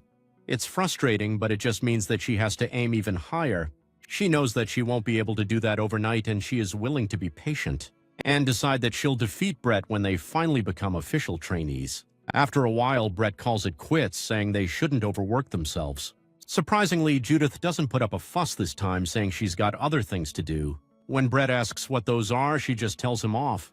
Now by himself, Brett thinks that he's definitely changed for the better. And this time, maybe it's really possible for him to be on par with Ilya Lindsay. Not just that, maybe this time you can take our boy's level of focus too. Speaking of our boy, he is still deep in meditation, sword in hand, but nothing significant is happening. Just as he starts to worry about what to do, he hears a voice asking if he doesn't feel stuffy holed up in the training hall all day. Judith asked him to come out and get some fresh air with her. As they were heading to the garden, Ilya saw them. Once they got there, both of them just lay down in the green grass, enjoying the setting sun in front of them. Judith wastes no time and asks our boy how he's been preparing. Our boy seems to have forgotten they have an upcoming final evaluation, but he tells her anyway that he's just doing what he usually does. Then asks her in return, Unlike our boy, Judith's pretty confident with her skills. If anything, he should be asking her if she could be Ilya this time. They go on with that banter for a little while until the two fall into silence. Then, out of nowhere, Judith apologizes to our boy. Erin was about to ask what for of us. She's quick to explain that it's because she's been neglecting him lately and hasn't practiced with him for a while. Our boy, as usual, seems pretty chill about it. And folks, we get some backstory here. Judith opens up to our boy, telling him that she's an orphan. Our boy looked at her all surprised, so she explained that she's not saying this to gain sympathy from our boy, but rather to explain how, growing up, she had to steal to survive. Soon after, she noticed that everybody else was pretty much like that, so it didn't occur to her to be grateful to people or thank them, until our boy saved her during the midterm evaluations. But because she wasn't used to people doing things for her, she got angry at him instead. Which feels a bit weird to say up front, but a Lannister always pays their debts. I mean, she never forgot what she owed him. So she returned the favor to our boy in the only way she knows how. But it seems like it's not working out. Judith told our boy to pass the final evaluation so that by the time they become official trainees, she'll be able to help him fully and she won't be uncomfortable over the fact that she owes him something. Our boy nods and smiles in return, but Judith finally able to say what she had to. She takes her leave, telling him to leave after a few minutes because it would be embarrassing if they were seen together. Too late, Ilyar saw you too, but then again, she doesn't care. Our boy thinks to himself that he should be the one apologizing to Judith since he wasn't there for her. Looking back, a lot has changed. A few months ago, he was still lying in bed, but now he's out here admiring the sky. He thinks himself that spending time at the academy isn't so bad. He feels grateful to be able to experience all of this, and thinks about the things he's received from Ilya, Judith, Brett, and even the drill masters. So it's about time you reciprocate the gesture. Our boy starts to resume his meditation training, but this time it's different. He finally figured out the thing he's been doing wrong all this time. Meditation is the act of training the mind, but all he's done this whole time is imitate what the old swordsman has been doing. This time it's different. With a golden aura surrounding him, our boy starts to meditate with the sword still in his hand. Then we cut to 2 weeks later. The final evaluation has arrived. Everyone gathers at the training hall for the evaluations. First up for the evaluation is this random nobody showcasing his skills. He uses his swordsmanship to cut fallen leaves with insane accuracy. I had asked Ahmed after seeing that boy's skill if he wasn't in the B class. Ahmed told him that even the trainees from the lower ranks have improved a lot, so there's a chance the rankings might differ this time. Meanwhile, it's Lance's turn, and for his skill, he cuts clean through a piece of rock in one fell swoop. It's all well and good, but I am not quite satisfied just yet. Then finally, on the calls out Judith's name, she steps up and asks Ian if she could maybe do her evaluation with another student instead of solo. She says she wants to show off her skills through an actual duel, and she's already got the other trainees' permission and everything. The headmaster raises an eyebrow, thinking it's kind of interesting, so he asks who she's planning to throw hands with. And while it should be no surprise, it's our boy Brett. They get into position, and the Brett raises his sword, looking all ready to go, while Judith's still filling with her weapon. Then she looks at him dead serious and says she was planning to go easy on him. But screw that, today is the day she finally surpasses him. Precious grins, probably thinking, yeah, we'll see about that. Judith does waste a single second. She launches herself at Brett, and her sword is already in mid-swing. Brett blocks it without breaking a sweat, but Judith starts throwing blow after blow, each one hitting harder than the last, and Brett's actually getting pushed back. He's still blocking everything, but you can tell he's working for it. The other trainees are watching, talking about how insane the sound of their swords clashing is, like they could never pull this off. But it's low-key shipped by how much power Judith's packing into every strike. But this girl is relentless. She plants her feet, grits her sword tight, and pushes forward so hard she actually breaks through Brett's defense. He barely manages to jump back in time before her next swing takes his head off. He's dodging her slashes by literal inches, and even though Judith's moving at lightning speed, her hits aren't getting any weaker. The trainees are hyping her up, saying stuff like, how is she keeping that power with that speed? Now Brett's playing full defense mode, trying to create some space and find his rhythm. But Jude is not giving him a second to breathe. She's swinging nonstop.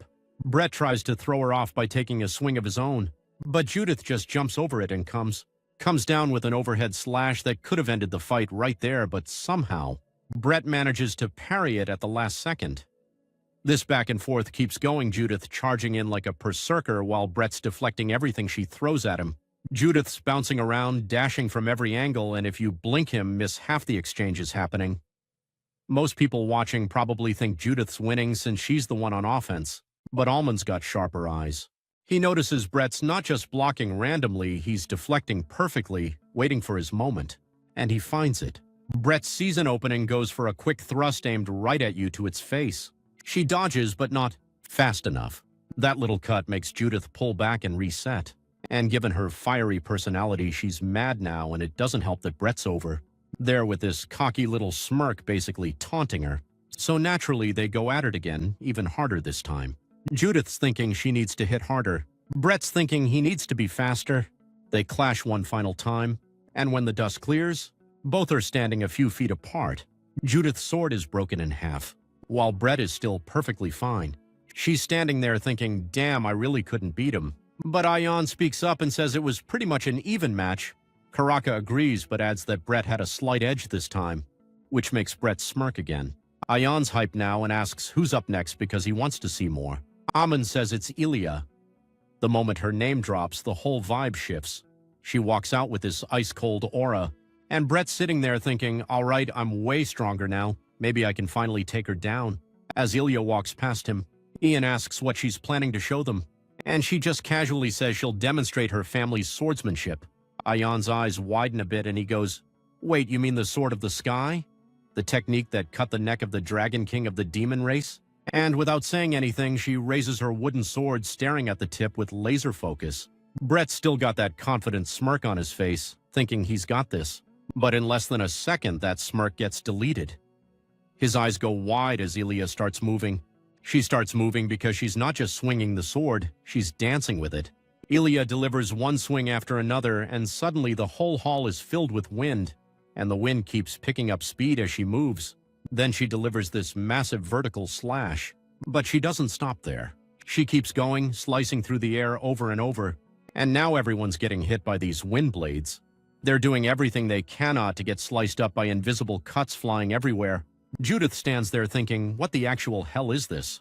When the wind finally dies down, Ilya just stands there in the middle of the hall. Ayan's got this serious look on his face, processing what he just witnessed. Karaka is completely speechless. And Brett is having an existential crisis because he just realized that the gap between him and Ilya hadn't decreased at all. Like, what was he even thinking that he could compete with this? He snaps out of it when Judith nudges him and points to the last trainee walking up. And yeah, it's our boy. Judith immediately lets out this loud cheer for our boy. As our boy walks to the center, Brett's overheating. He is clenching his fists. He flashes back to a moment where our boy called him a good person and said all these nice things about how people respect and follow him. But Brett just brushed it off back then, saying he's not as great as our boy thinks. And now he's terrified.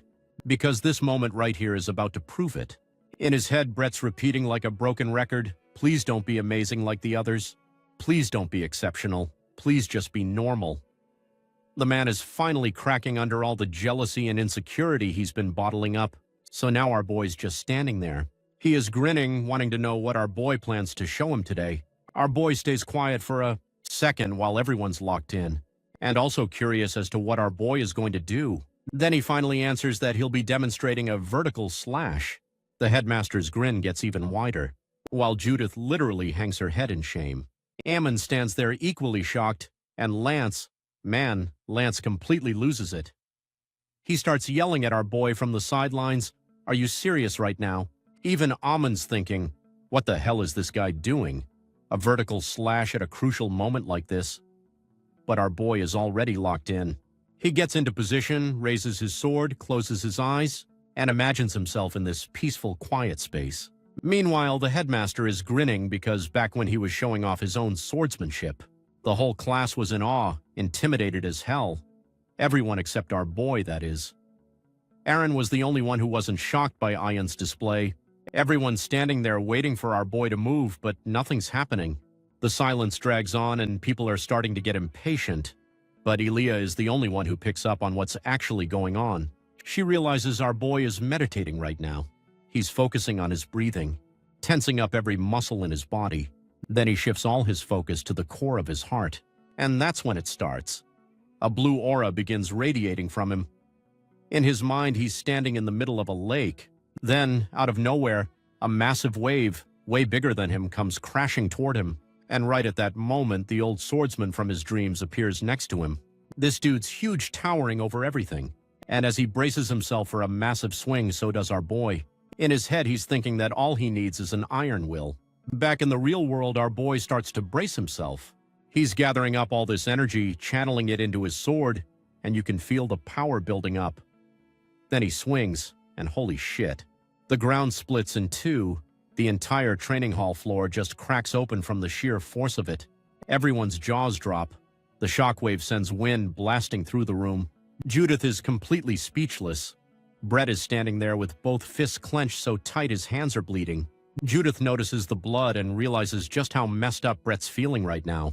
And the headmaster, he's smiling because he knew that our boy was special from the very start. Since our boy was the last one, it doesn't take long for the instructors to huddle up and decide the final rankings.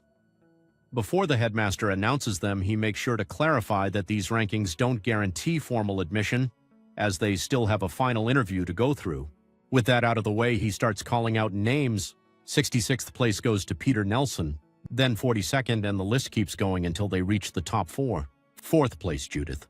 3rd place, Brett. And a shocking twist. Our boy lands in 2nd place. Of course, 1st place goes to none other than Ilya herself. After announcing the rankings, the headmaster dismisses everyone so they can finally rest. Then we cut to some time later as Ilya heads to the training hall to find our boy, because that is the only place you will be training again despite the exam literally just ending. These two just sit in silence for a bit, until Ilya decides to speak. She tells him he's gotten really strong, though she admits Judith and Brett are strong too. Still, she says it's been a while since she felt someone chasing after her this closely. Normally that would stress her out, but now she's kind of enjoying it. She even calls it a little fun. She mentions that the vertical slash our boy pulled off was pretty intimidating, which makes him all flustered. He tries to deflect by praising her sword of the sky technique instead. Seeing him get all embarrassed makes her giggle, but then her expression gets serious. She casually tells our boy that she's leaving Kronos Academy. After hearing that, our boy had only one response, so he went, "Wait, what? After all that? All those hardships and grinding? You are going to leave just like that?" So Ilya explains that she never planned on becoming an official trainee in the first place. She was only here to take first place in both the midterms and the final evaluations. Then she asks him a question.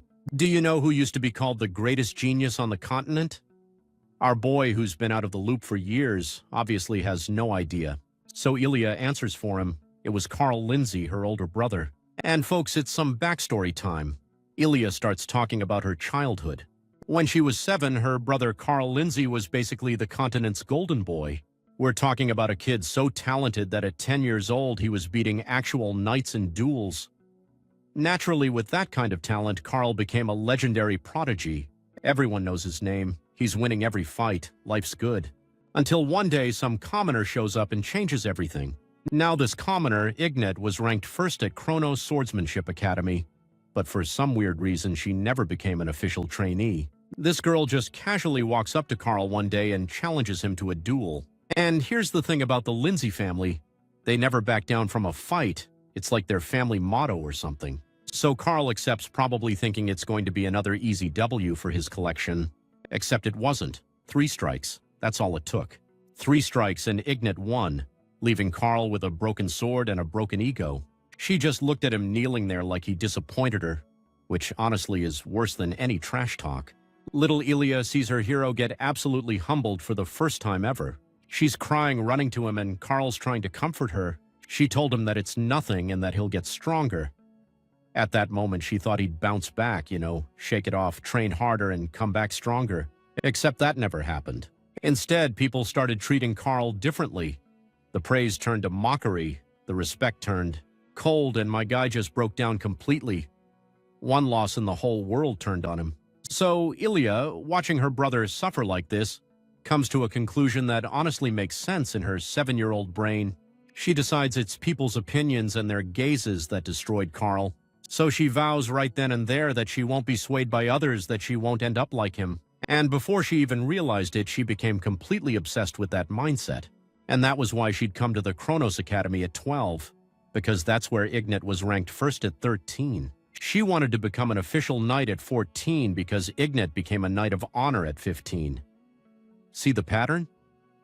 My girl has been literally speedrunning Ignat's entire career path. She's been chasing this woman's shadow her entire life, but now she's done. She's finally decided to stop chasing Ignat, and you know what made her change her mind? Our boy.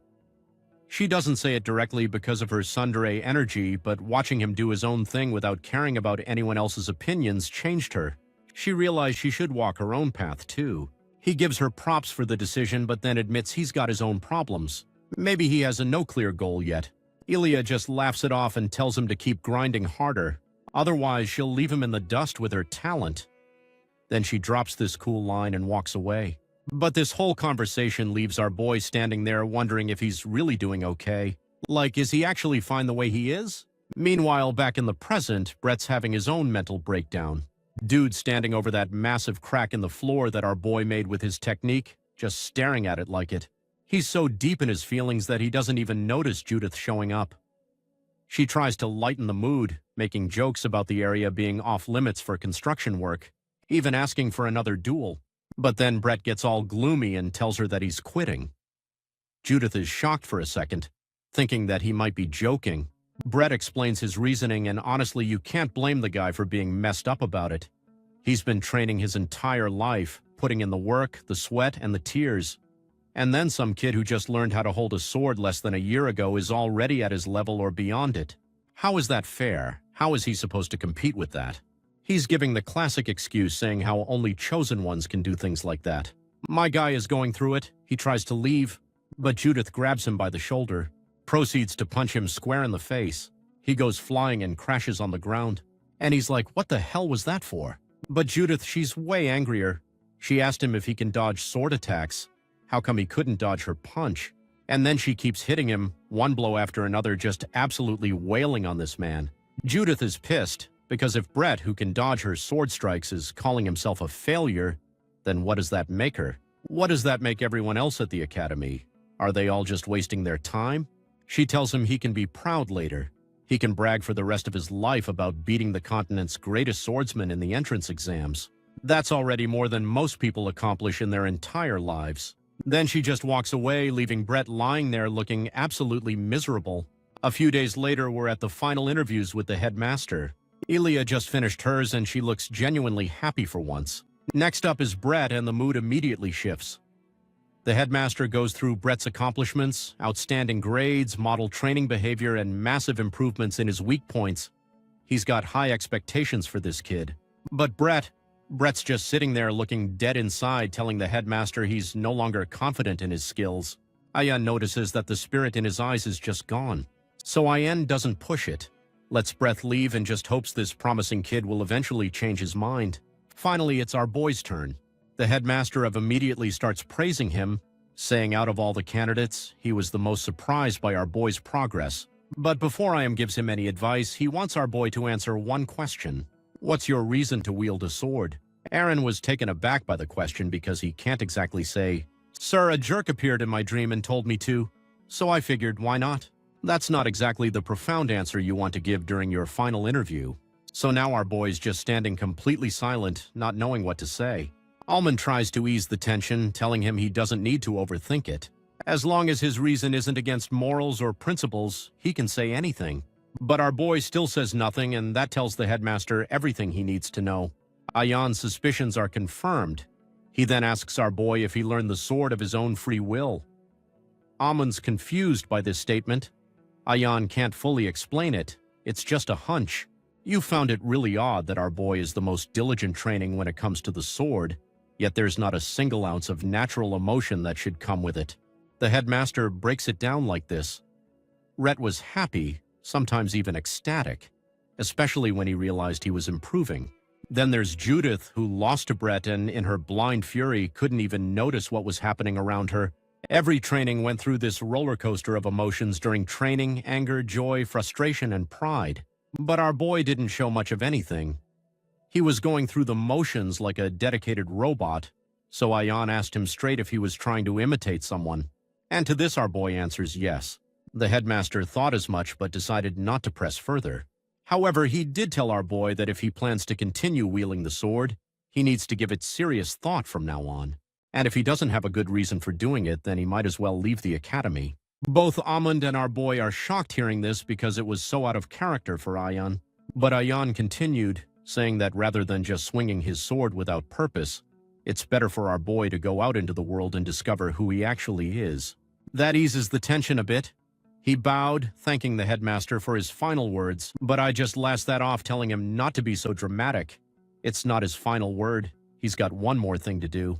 He asks our boy to come closer so he can take a drop of his blood. Our boy does as he's told, gets pricked.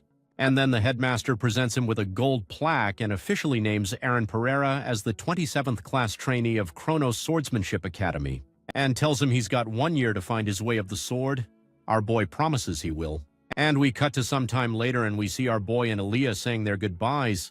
Aaliyah asks Aaron to come visit her and hands him the Lindsay family's crest, explaining that if he shows it to the gatekeeper, he won't be mistreated.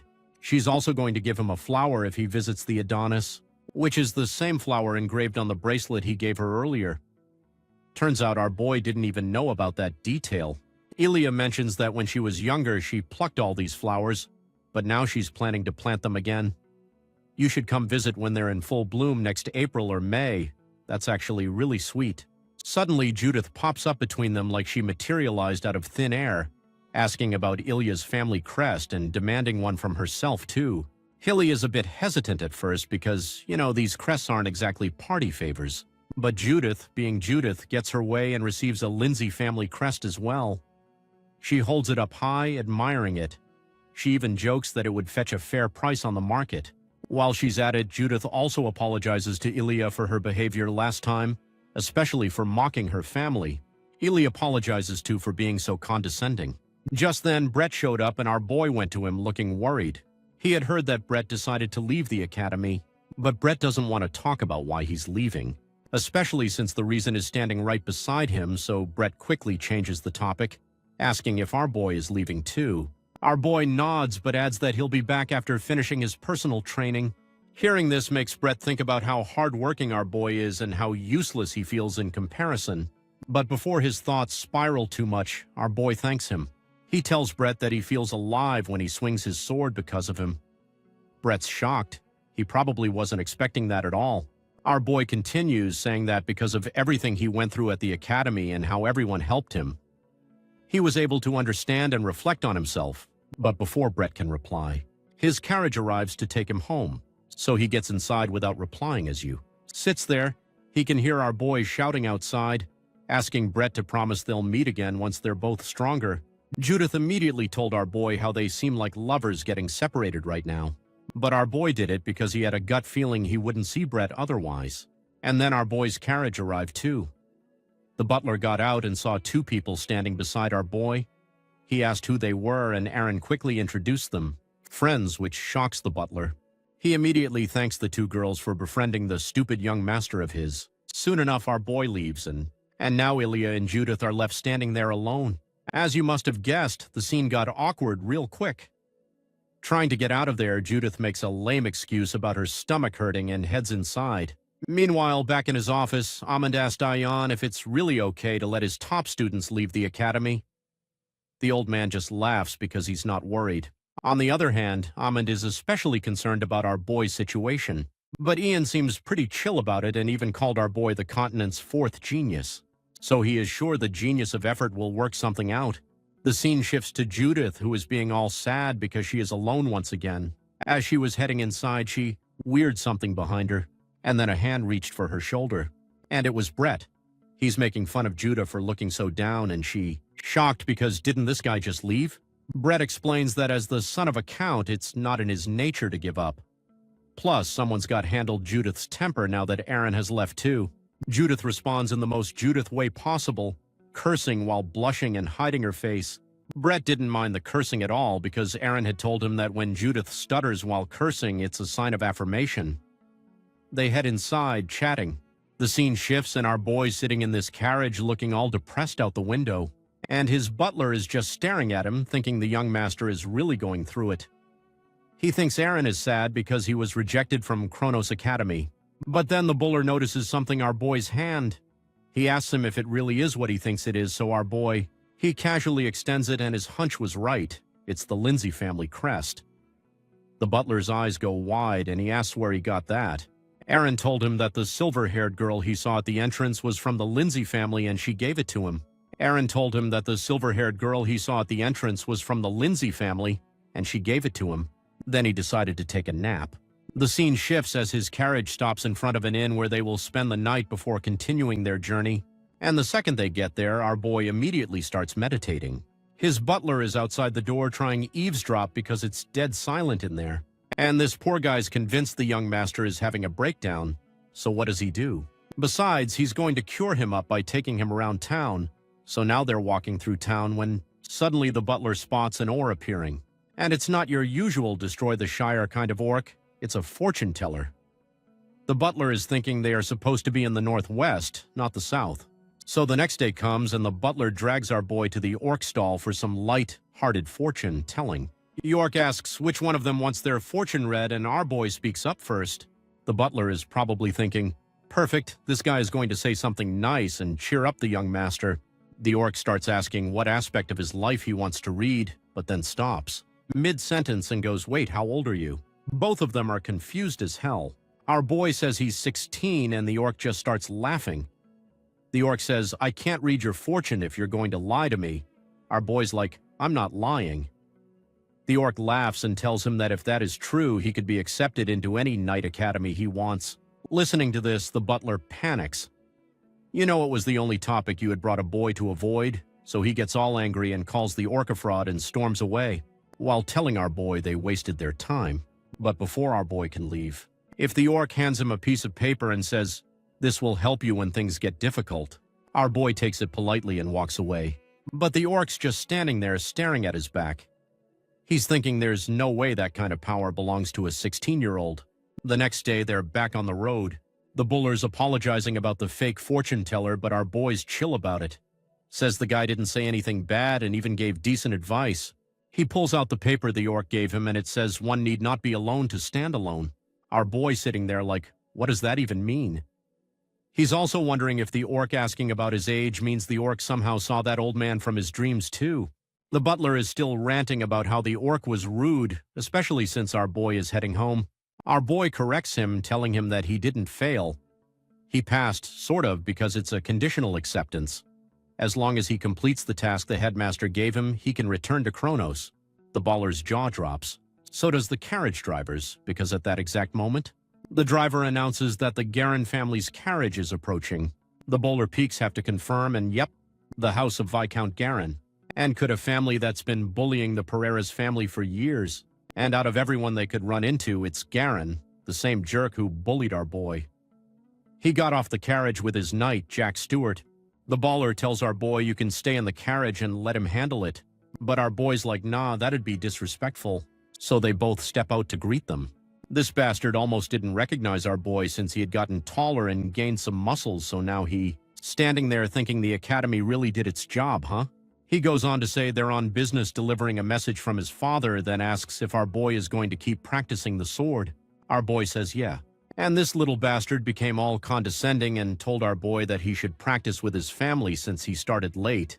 The butler wanted to smack this bastard in the face because he is a year younger than our boy, yet he's talking like he is some veteran. Our boy, being done with the small talk, basically says, cool story, bro. If that's all, I'm heading out. Long trip and all.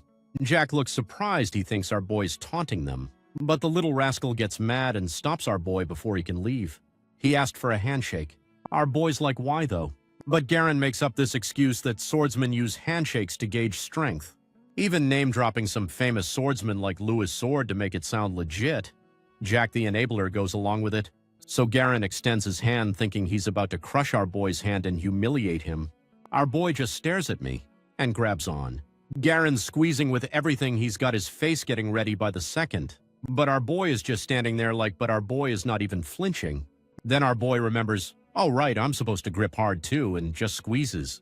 Garin immediately yanks his hand back in pain, and our boy gives the most half-assed apology. My bad is my first time. Couldn't control my strength. Garen is humiliated. For the first time in his life, he's the one pulling away first. Our boys are ready to bounce when they hear another voice. It's a talking cat watching the whole thing. The boulder is surprised by this and asks the cat if it's a sorcerer. But the cat ignores his question and says, "Hey, are you gonna smack that bastard or what? I was here to see some violence, you know. Some things that you need to know are that even in this world, some things are just inconceivable things that can't be explained logically, stuff that makes you question reality itself. And when people witness these things, they're usually chucking up to magic. But hold up, that's not exactly right. The correct term would be handling mana, which is apparently grounded in reason and logic. But since you can't see it with the naked eye, people just call it sorcery because that sounds cooler, I guess. And what's this mysterious, unexplainable thing they're talking about? A talking cat. Yep, we've got a Puss in Boots situation happening right here, folks. So now Marcus is having an existential crisis. Is this a sorcerer who turned into a cat, or was it always a cat? But Jack isn't concerned about it at all, as he's already planning his escape route, because in this world it's common knowledge that you should never associate with sorcerers. He apologizes to the cat and says it's welcome to visit the Garena estate any time in case it was offended. But not folks, this cat wanted to see some violence. So it just casually pulled out a sword, saying that it'll lend them swords and saying they should do or something. Jack quickly explains that this is all a misunderstanding and that the two families have a mutual relationship of trust and cooperation. The cat's disappointed, but Jack takes this opportunity to get the hell out of there. As they're leaving, our boy wonders if it was a person transformed into a cat. Marcus explains that the being must be related to Carol since she's also a sorcerer. Then we cut to our boy being welcomed by his parents and Carol. They then head to the dining table and our boy starts sharing his experience in the academy. His father is particularly proud of him for being acknowledged as an official training at the prestigious academy, and our boy is getting emotional because he never expected to hear these words from his old man. The conversation shifts when his father mentions that Marcus shared they encountered a talking cat on the way back. The Baron explains that the cat's name is Lulu, and it is a sorcerer with intelligence equal to humans. And yes, it's an actual cat, not a transformed person. Carol told our boy not to be deceived by its appearance because that thing is highly powerful. Then the mother told our boy how the cat had first visited the palace estate 10 days ago and asked to be Curl's tutor. Since the cat's a little sus, their parents had someone check with the Sorcerers Association to investigate this kitty.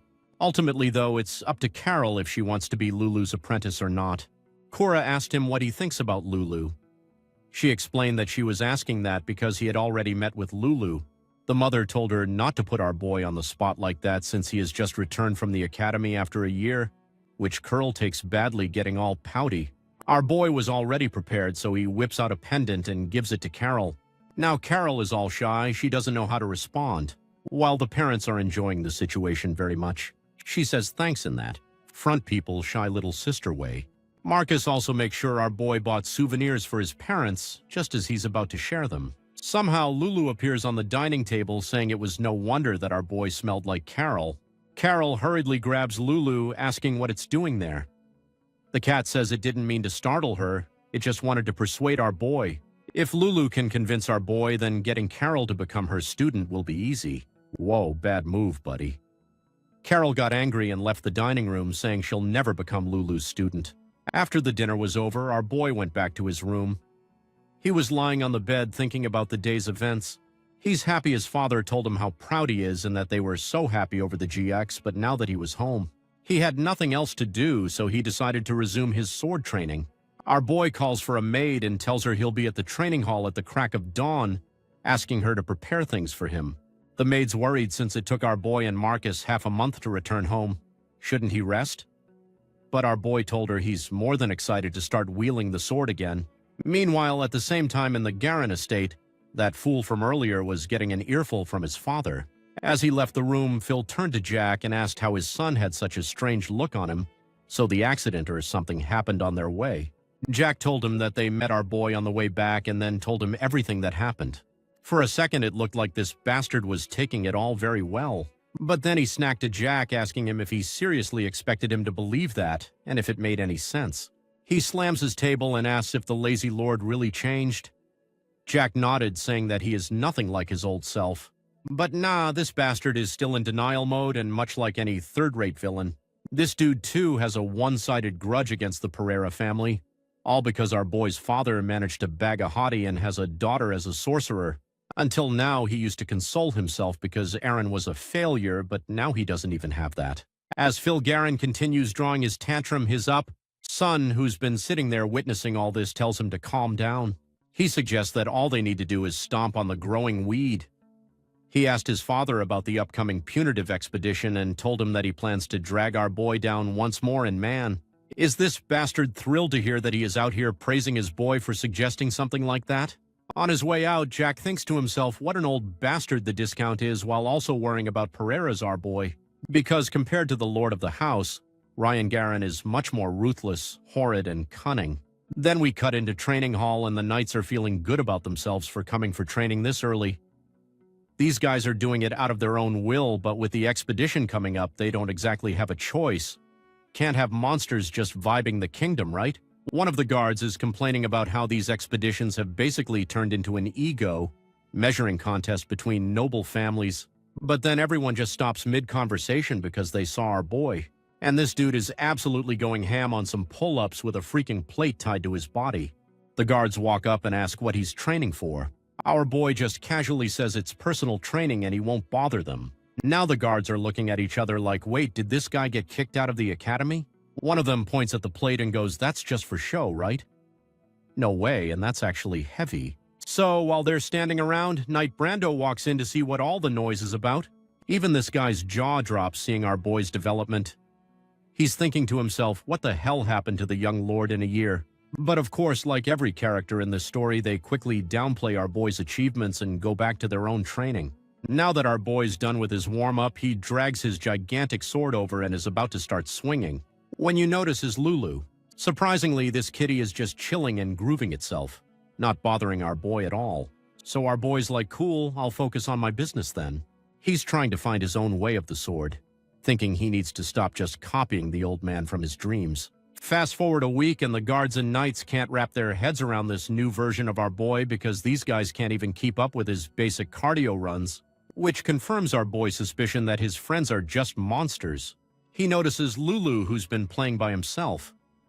Our boy is thinking about how it's been a whole week and this cat's been unusually quiet. That's when one of the guards pulls our boy's side and warns him.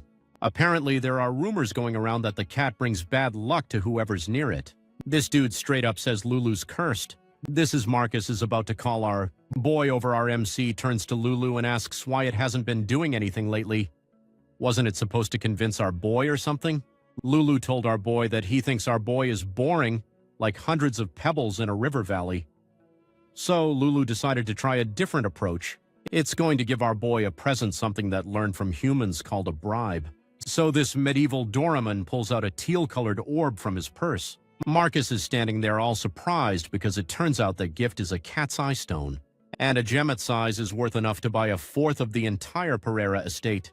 What our boy dude doesn't even look impressed. He's just curious why Lulu wants Curl as its student so badly. Lulu pauses for a second, thinks about it, and just goes because I felt like it. Marcus tries to step in and say that bribing people isn't cool, but Lulu gets all offended. This cat thinks Marcus is underestimating it, like it doesn't know the value of money. Marcus tried to explain himself, but Lulu goes on. This whole rant about how it totally knows the value of things. Here's where it gets kind of wholesome, though. Lulu says that, yeah, it knows humans love their precious stones, but there are far more important things, like this wind ball that smells amazing, or a cattail filled with memories from before it started learning sorcery, or a stuffed bear from a friend. Our boy sitting or smiling to himself, thinking about how Lulu understands that some things can be bought with money. And just like that, he decides he likes this cat. In the end, our boy refuses the cat's eye stone, which absolutely shocks Lulu. Like, wasn't he listening when Marcus said this thing is priceless? Our boy just says he heard from someone that there are far more important things money can't buy. Though he promises to tell Carol about his conversation with the sorcerer Kitty, so it's not a total loss. Lulu's feeling pretty defeated, but he doesn't give up easily. He says that compared to Carol, our boy is an easier target, so he'll keep pestering him. True to its word, Lulu comes back the next day with a different approach. This time it tries to involve our boy in its daily activities. The first time, Lulu comes running up with such urgency that our boy thinks something terrible happened. Nope, Pickety just wanted someone to eat with. The second time, Mooley rushes up to him the next day, asking what that white kitten on the roof is thinking about. These silly interactions actually make our boy laugh, which is nice to see. As you were sitting there having a chat with the kitties, suddenly realize how he only has a year to find his way of the sword, just like I had told him. Remembering this, our hero gets up and heads back to the training grounds to resume his practice. And even though it's raining pretty hard, our boy keeps training harder than ever. He can't just sit around doing nothing, but at the same time he doesn't really know what to do. But what our boy doesn't know is that Lulu had followed him and was watching everything. Our boy is getting so frustrated that he gives one concentrated vertical slash, thinking about finding his way to the sword. But Lulu sees something else entirely. The figure of a long-haired old man reflected in the puddle as our boy swings his sword. Just when our boy thinks his swing was for nothing, Lulu starts walking up to him and asks if he's ever tried learning sorcery before. RMC is confused and is about to ask for more info when he sees this shining white orb floating in the air. Then another unexpected thing happens. Lulu takes a step closer and asks our boy to become a student. After Lulu lets go of the magic, our boy, about how the atmosphere gets all tense. Our boy's noticing that Lulu isn't acting like himself at all. For the first time, he was giving the vibe that he was some ancient being in disguise. Guys. But not that image of his was gone in the next second because he was back at his usual self. He was telling our boy to become his student once again, saying how if he did, they could explore this magical world together. Our boy shook his head and told him that he can't do that. Lulu's like, why? Aaron told him, what, why? I'm a swordsman, not a sorcerer. That's not my thing. But Lulu's not taking no for an answer. This kitty is determined to teach him. Boy, which leaves him wondering how exactly you're supposed to learn when sorcery isn't something you just pick up because you feel like it. So Lulu started explaining how no one is more suited to practice sorcery than a swordsman with a strong will. Based on Lulu's observation, there's a high chance our MC could awaken an ability that will actually help his swordsmanship. Now our resident talking cat decides it's time for a lecture, so buckle up, guys.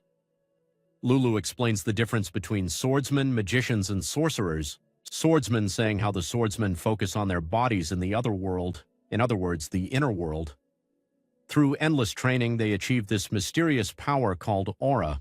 On the other hand, you've got magicians who focus on the surrounding environment, the external world, and harness the mysterious power of nature called mana. Lulu told our boy that sorcerers have wills so strong they can literally change the world. A sorcerer's power equals their willpower. Simple as that. So Lulu told our boy that sorcerers have wills so strong they can literally change the world by themselves. A sorcerer's power equals their willpower. Simple as that. And after seeing our boy's vertical slash, Lulu sensed a strong will behind it, making him a prime candidate for sorcery.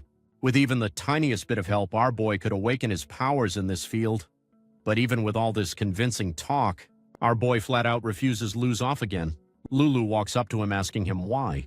And our boy is giving it some serious side eyes before explaining that the swordsmanship he showed isn't even his own and telling him that it's kind of hard to explain. But then our boy realizes something, maybe Lulu can interpret his dreams, so he decides to open up about everything. At the end of our boy's story, Lulu guesses it might be a case of possession, and no, not the horror movie type. The kitty says it's heard of a few instances where someone was possessed by a memory or soul of a different person. Though our boy's case isn't exactly the same, it still shouldn't stop him from learning sorcery. With all this talk, our boy realizes that the old man's swordsmanship must really be something special if it managed to impress a sorcerer like Lulu. But our boy is one tough cookie. He refuses to learn sorcery since he won't awaken it through someone else's will. He's hell-bent on learning his own way of the sword. Lulu asks more about this way of the sword our hero keeps talking about apart from the vertical slash he's been practicing forever. Seeing that our boy was looking all sad, Lulu decided to drop some wisdom on him. It got up, did some jumps, got to the railing, and told our boy that what he has been doing all this time isn't true effort. It's just a waste of time. Then we cut to some time after our boy's in his bed thinking about what Lulu had told him earlier. His thoughts get cut short when he hears a knock on his door. Marcus walks in and asks our boy if Lulu is anywhere in the room. Marcus says there's something our boy needs to know. First, there's the upcoming subjugation expedition that'll take place in the Pereira estate. so Marcus gives him a heads up that his father will most likely reach out about this soon. Then comes the other thing. It's about Lulu and the bad rumors circulating about him. At the mention of this, our boy gives a worried glance over his bed. Marcus tells our boy what he knows about Lulu. Based on his findings, Lulu is notorious for the trail of bad luck it leaves behind. It said Lulu was part of Oracle, a sorcerer's guild on the eastern continent. After it left, the place burned down. The second thing is when the second son of the Jackal family entrusted his life to the cat. Sadly, that guy passed away due to an unfortunate accident, but there's more. Even the wealthy baloney merchant group was struck with bad luck after adopting a black cat. Our boy is still doubtful about all he heard, but Marcus assures him that it's all true.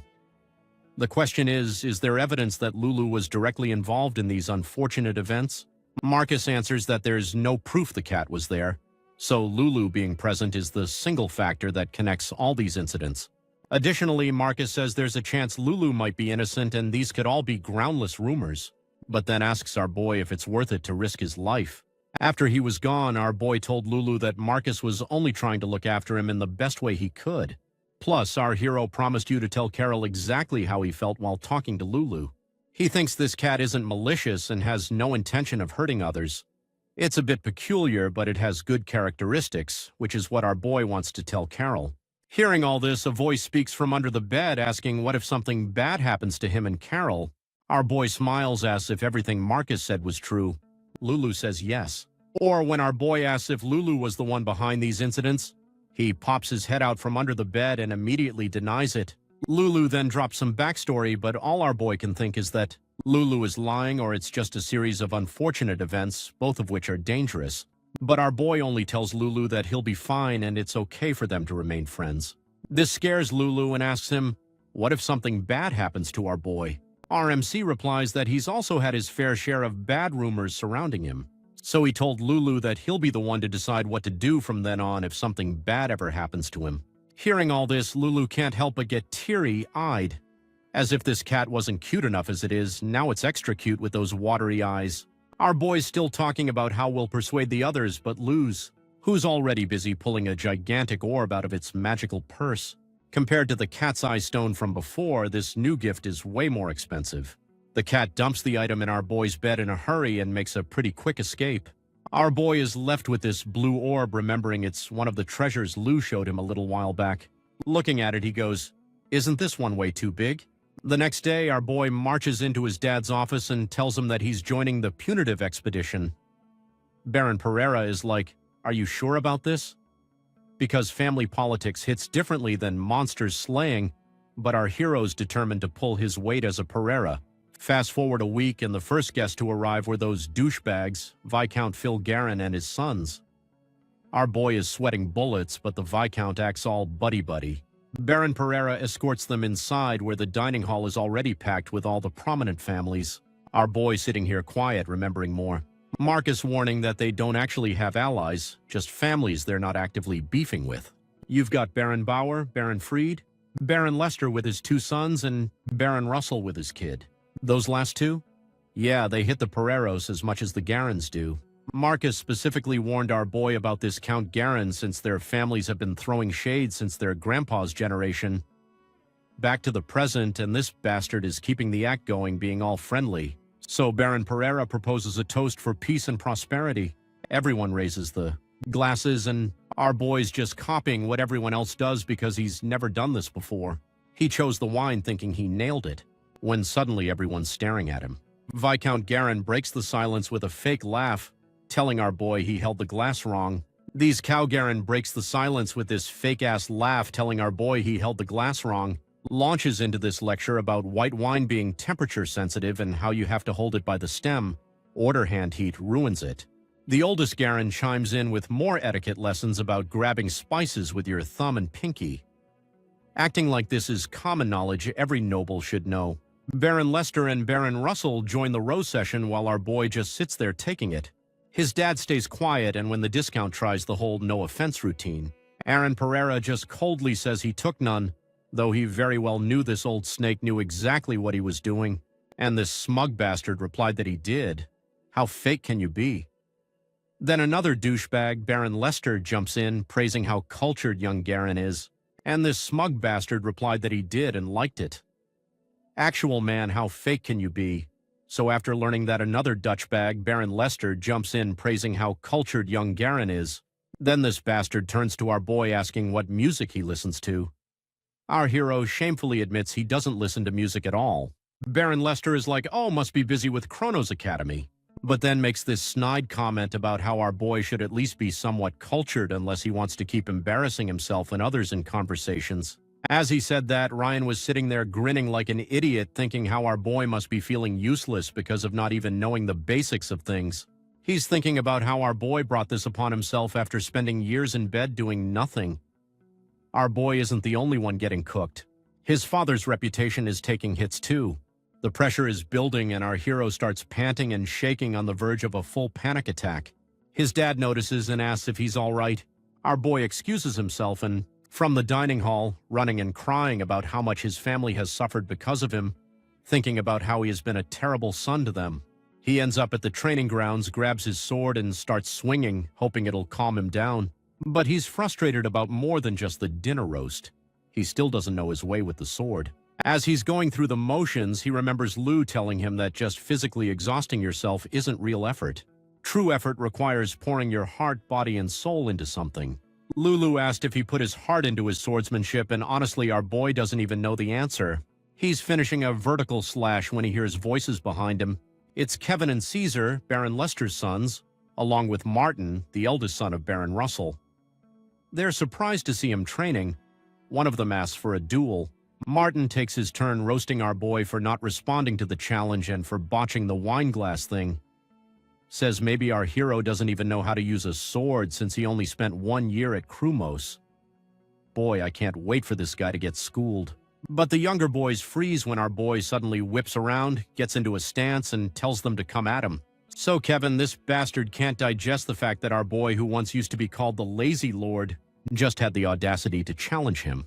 Kevin storms over to grab a sword, thinking, he's only trained for a year. I'm about to embarrass him so bad. Kitten gets into position with this smug grin plastered on his face. Dude even tells our boy you can have the first move like he's doing him some huge favor. But before Kevin can even finish his sentence, our boy moves. One blink, that's all it takes. Our boy disarms this man so fast. Kevin's sword goes flying across the training hall. Aaron casually places his sword tip on Kevin's neck. Kazari Martin are standing there with their jaws on the floor. Our boy then turned to the others and asked who wants to get humiliated next. But Kevin, oh man, Kevin's being the sorest loser imaginable. He starts whining that it doesn't count because he didn't say start yet. Our boy, being the absolute Chad he is, just shrugs and says they can go again. Before Kevin can grab the sword with his shaking hands, Martin steps in saying he'll take over. Kevin tries to protest, but Martin gives him this death glare and Kevin wisely shuts up. Now Martin's about half a foot taller than our boy and tries his best to look intimidating. Meanwhile, the Lester brats are in the corner thinking how Morton's going to win because he's built different. Martin throws the first strike with a quick slash that our boy blocks, then keeps going with this aggressive combo, thinking our boy's just gonna turtle up forever. But our boy's just standing there with this blank stare, casually parrying everything. He counters with such a powerful swing that it sends Martin stumbling back several feet. Now the tables have turned and it's Morton's turn to play defense. Our boy starts going full aggressive mode, delivering one blow after the other, and this bastard is barely holding on. Sure, he's blocking the attacks, but his hands are paying the price. They're throbbing so bad Martin has to stop and look at them, probably wondering if they're still attached to his wrists. Our boy pauses too, asking if Martin's already done. And man, you can see the fear in Martin's eyes. This dude's internal monologue is just screaming, I don't want anyone to do this anymore. Someone Piliades stop this fight. He's ready to fake an injury, call his mom, or do whatever it takes to get out of there. Just as our boy's about to deliver what would probably be final blow, someone calls off the duel from the background. Ryan tells Martin to give up before he seriously injures his hands and then turns to our boy and says how our boy's improved much more than he thinks if he wants a piece of the action, so be proposed a duel with real swords. Thinking that our boy will get scared, but our boy doesn't care about it at all. He agrees.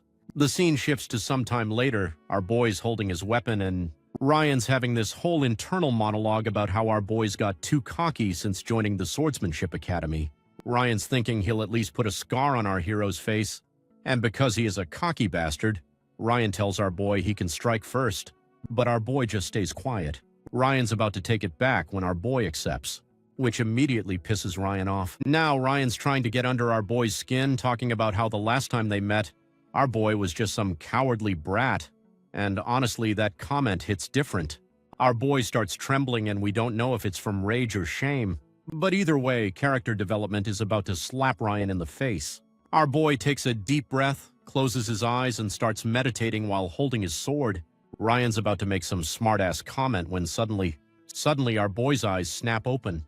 He gives this bastard an intense look and then delivers this vertical slash so fast, Ryan has to jump back 3 whole steps.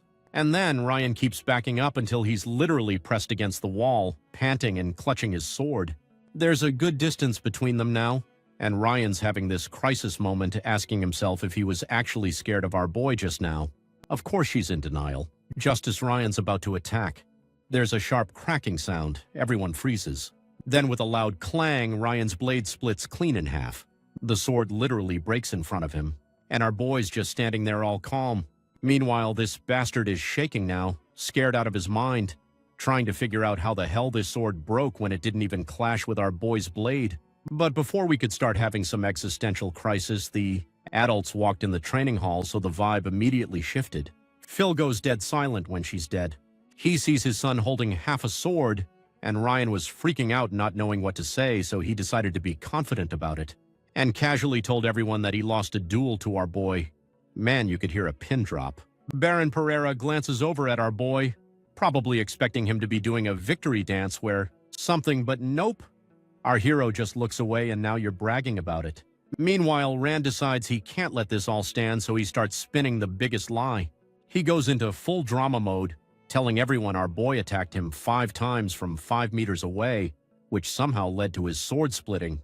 Phil Garren pauses for a second, then decides to play along.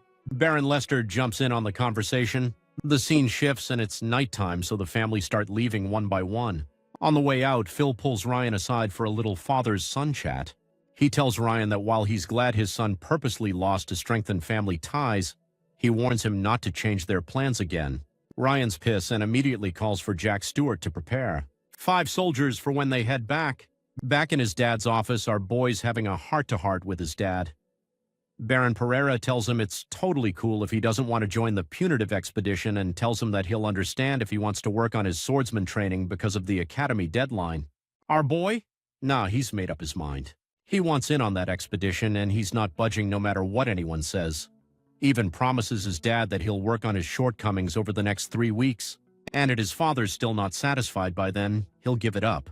The conversation ends there. And as our boy walks away, Carol and his mom just watch him with these worried expressions. After the talk, our boy goes straight back to his swordsmanship practice. He is swinging the sword so hard there are literal gusts of wind gusts following each strike. While he's training, he's thinking about how he doesn't want his family carrying his burdens anymore, and he definitely doesn't want them getting mocked because of him. Our boy's determined now to make sure his family never has to endure sadness or anger on his behalf again. Just as he finishes another vertical slide, our boy asks out loud if his current actions and appearance are still in vain. Then he looks to his left and sees Lulu chilling. Lulu replies that his current action now can be called an effort since there are emotions behind it. Our boy immediately asked if he's ready to learn sorcery, and Lu's like, yeah, but not today.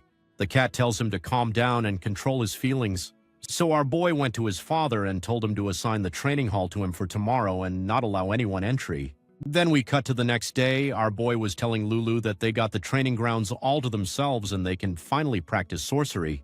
Looking at Lulu, Aaron thought, okay, but what's up with the glasses and a bow tie? Lulu told our boy that you have to look the part, saying small things like this influence one's attitude. Back to the actual training, Lulu starts his lecture, telling our boy that will is absolutely crucial for sorcery. And then they dive into the concept of superstition. Groundless rumors with no reasonable proof. If you think about it, belief in rumors is basically a necessity in the world of sorcery. No matter how absurd something sounds, the power of sorcery depends entirely on how much belief you pour into it, according to Lulu. Even in ancient times, people worship big rocks in the sun as gods, trying to fulfill their wishes through religious rites. That kind of faith? Strongest belief you can get. Lulu then casually mentioned that there's another effective way to manifest one's desires, self-sacrifice. But he strongly advises against it because there's a solid chance our boy would end up in the devil's hands. So our boy is confused, asking Lulu what the hell he is supposed to do now. And Lulu tells him it is to keep training that swordsmanship, but this time with a strong desire baked into every swing. He then jumps to our boy's face, asking him what the hell he is doing, and tells him to hurry up and grab the sword. So like an obedient student, our boy started swinging his sword. He remembers his earlier conversation with Lulu of how it had asked him to practice his swordsmanship, and how he called a contract and told him to do 1,000 swings a day. Lulu even tells his errand to think about how he can move forward not just with a genuine heart, but also by doing repeated actions related to his desire. The idea is that not only will his faith fit stronger, but his heart will too, growing with every day he fulfills this contract. Easier said than done, obviously. Our boy struggles hard with this concept. Like, is he supposed to just swing with all this power? As you need to think about his family with every single swing, or maybe you're supposed to reflect on his entire tragic backstory while doing it. As our boy's having this internal crisis, Lulu just watches quietly and thinks yet. That's enough from now. At least he's thinking about it. So our boy keeps a sword day after day. But on the 10th day, the man throws his sword down in fresh frustration, wondering if he's even doing this right. He's starting to think he might be wasting his time on Lusum. Appears, asking what cools the fiery heart and smashes the rock-hard heart into grains of sand. Before our boy can even attempt an answer, probably something like, oh, water. Lulu says that it's doubt. Lulu explains that doubting yourself is totally natural. It manifests when your heart can't always be burning with passion 24/7s, and when your body gets heavy and tired, that's when doubt creeps in. It's way too easy to fall into a pit of negative thoughts. That's why Lulu advises that if our boy can't find it in himself to believe in his own abilities, then he should try believing in the people who believe in him. Our boy's genuinely surprised by this wisdom. But Lulu's not done. He gets right up in our boy's face and tells him to pay back those who believe in him by returning that belief the same way. Man, this cat is treating belief like it's some emotional currency. But our boy, being the emo boy that he is, gently picks up Lulu and sets the cat back on the ground. He says there aren't many people who believe in him anyway, since he spent most of his life running away from his problems. Lulu immediately shut that down, saying, I believe in you. The cat even reminds our boy that he's like an extremely smooth, pretty, and sturdy pebble. People don't hate pebbles like that. Sure, compared to Carol, who's basically a sapphire, our boy might seem plain, but he's still pretty good. Then Mulu drops another truth bomb, telling our boy that from Wiki is seen that are actually many people who believe in our boy, contrary to what he thinks. Then he told our boy to take the day off and think about what he just told him in his room. So our boy does exactly that. His line is bed thinking about everyone who's believed in him. His family who supported him for over a decade. The sword headmaster and drill masters at the academy. His friends who showed nothing but support throughout his stay there. And then there's Lulu, who believes in him even though our boy thinks he's crazy for doing so. As her boy closes his eyes thinking about all of them, a dark blue force suddenly surrounds his entire body, and he goes to sleep thinking, could I ever become someone who encourages others? And then his whole body gets engulfed in a dark blue force field. Meanwhile, in another part of the castle, Carol's just chilling and flipping through a book with... She suddenly feels this powerful sorcery. She immediately ran to our boy's room and found Lulu desperately trying to reach him, who was now floating inside a blue orb. She asked Lulu what happened to our boy, to which he replies that our boy went inside his own heart to realize his desire. It's this space that no one but him can enter, perfect for manifesting and all that spiritual stuff. And while he's in there, our boy will continue training until he gets a result he's satisfied with. He's going to be stuck in that blue orb, and nobody knows for how long. Could be a day, could be months, could be years. Lulu is explaining all this while internally freaking out, wondering if you brought bad luck to everyone around him again. Meanwhile, inside our boy's own heart, he's transported back to that dream that's been haunting him for years. You know the one, the long-haired swordsman continuously practicing and swinging his sword. Our boy looks at him and says, smiles, thinking that he finally gets to meet the man of his dreams, when the old swordsman, swinging his sword and turning his sword into a... turns to our boy, and man, he looks awfully similar to our boy. So our boy gets startled, thinking, what the hell is going on here? The swordsman, he's looking right at me. The boy is having a minor crisis when suddenly the swordsman moves. Swordsman's body starts glowing with his blue. Aura on that switches to gold. Is he going Super Saiyan on us? But note, the man's aura extends like 10 freaking feet and grabs our boy by his forearms, yanking him toward the swordsman. So now our boy had no idea as to what was going on. When he opens his eyes, he's lying on the ground, thinking he must have had the weirdest dream on the hardest bed imaginable. He does a double take and realizes that he was still on the ground and he's wearing completely different clothes now. When he looks behind him, the swordsman's house is still chilling there. Now our boy is freaking out, but then he wonders if this is the situation Lulu mentioned, one with no logical explanation. He wonders if he has awakened his sorcery as he was thinking about it. He noticed the massive sword lodge in the ground, and if his place was created by his own desire, then it's definitely meant to be a training ground. With that realization, our boy picks up the sword and takes a deep breath. This space is meant for only him, his personal training dojo. No one's got the whole place to himself. Our boy starts swinging away while thinking that he's determined to find his way of the sword here no matter what. And what feels like a blink of an eye, the boy realizes he spent the entire day practicing. Night has already fallen and he's feeling pretty disappointed. He wishes to himself that there was still daylight when he notices this light coming from behind him. As soon as he turns around, the sun's already out again. The power of sorcery, folks. Just to test things out, our boy wishes for spring and a nice breeze too. Then he runs inside the cottage and wishes to change his clothes, which happens instantly. Not only that, but there's food already waiting for him at the table. I mean, come on, this is literally every gamer's dream setup. After the dinner, View lies in bed thinking how this is the most ideal training place for him and how incredible the power of sorcery really is.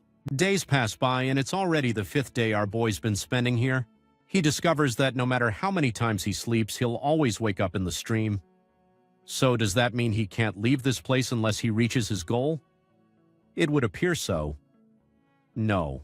While training can't help but think about the swordsman from his dream and how they're connected. But he cuts off that thought and just focuses on training.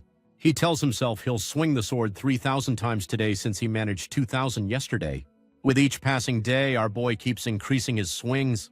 By the 201st day, he has managed to do more than 5,000 swings, but he's bummed about the fact that he can't swing past 6,000 times. This leaves him feeling frustrated, but he brushes it off and tries to calm himself down, telling himself to just keep swinging in, man, it works. Now he is doing 6,500 swings a day easily, but then he hits a roadblock. Now he can do 7,000. And by the 353rd day, this frustration piles over and now he can't even do 6,000 swings a day. But then he realizes something important. He hasn't rested at all for the past year, so he decides to throw down the sword and heads toward the cottage to take an actual break.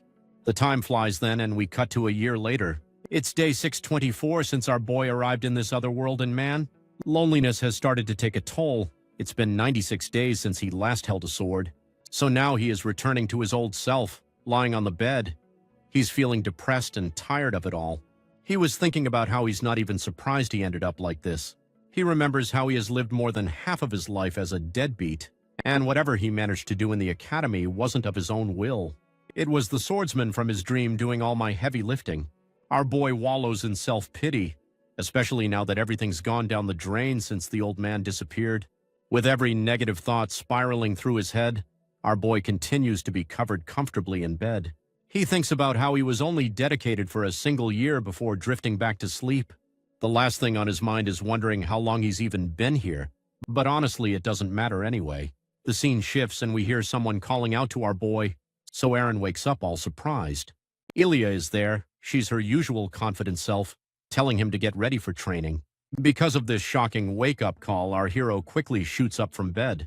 Too quickly, actually, and slams face first into the floor. Ilya is laughing behind him as our boy realizes the sun has just come up and now they're heading out for a morning run. While running, our boy thinks about how there wasn't a trail like this before he can wonder any further. Ilya tells him to pick up the pace. Just as you trying to catch his breath? But Ilya is already sitting at the table eating breakfast and telling him to hurry up and eat since they'll start training right after. As he sits down and eats, he keeps giving these curious glances toward Ilya. So he musters up his courage and asks her how she ended up in this place. Ilya only tells him to stop asking useless questions after the dinner.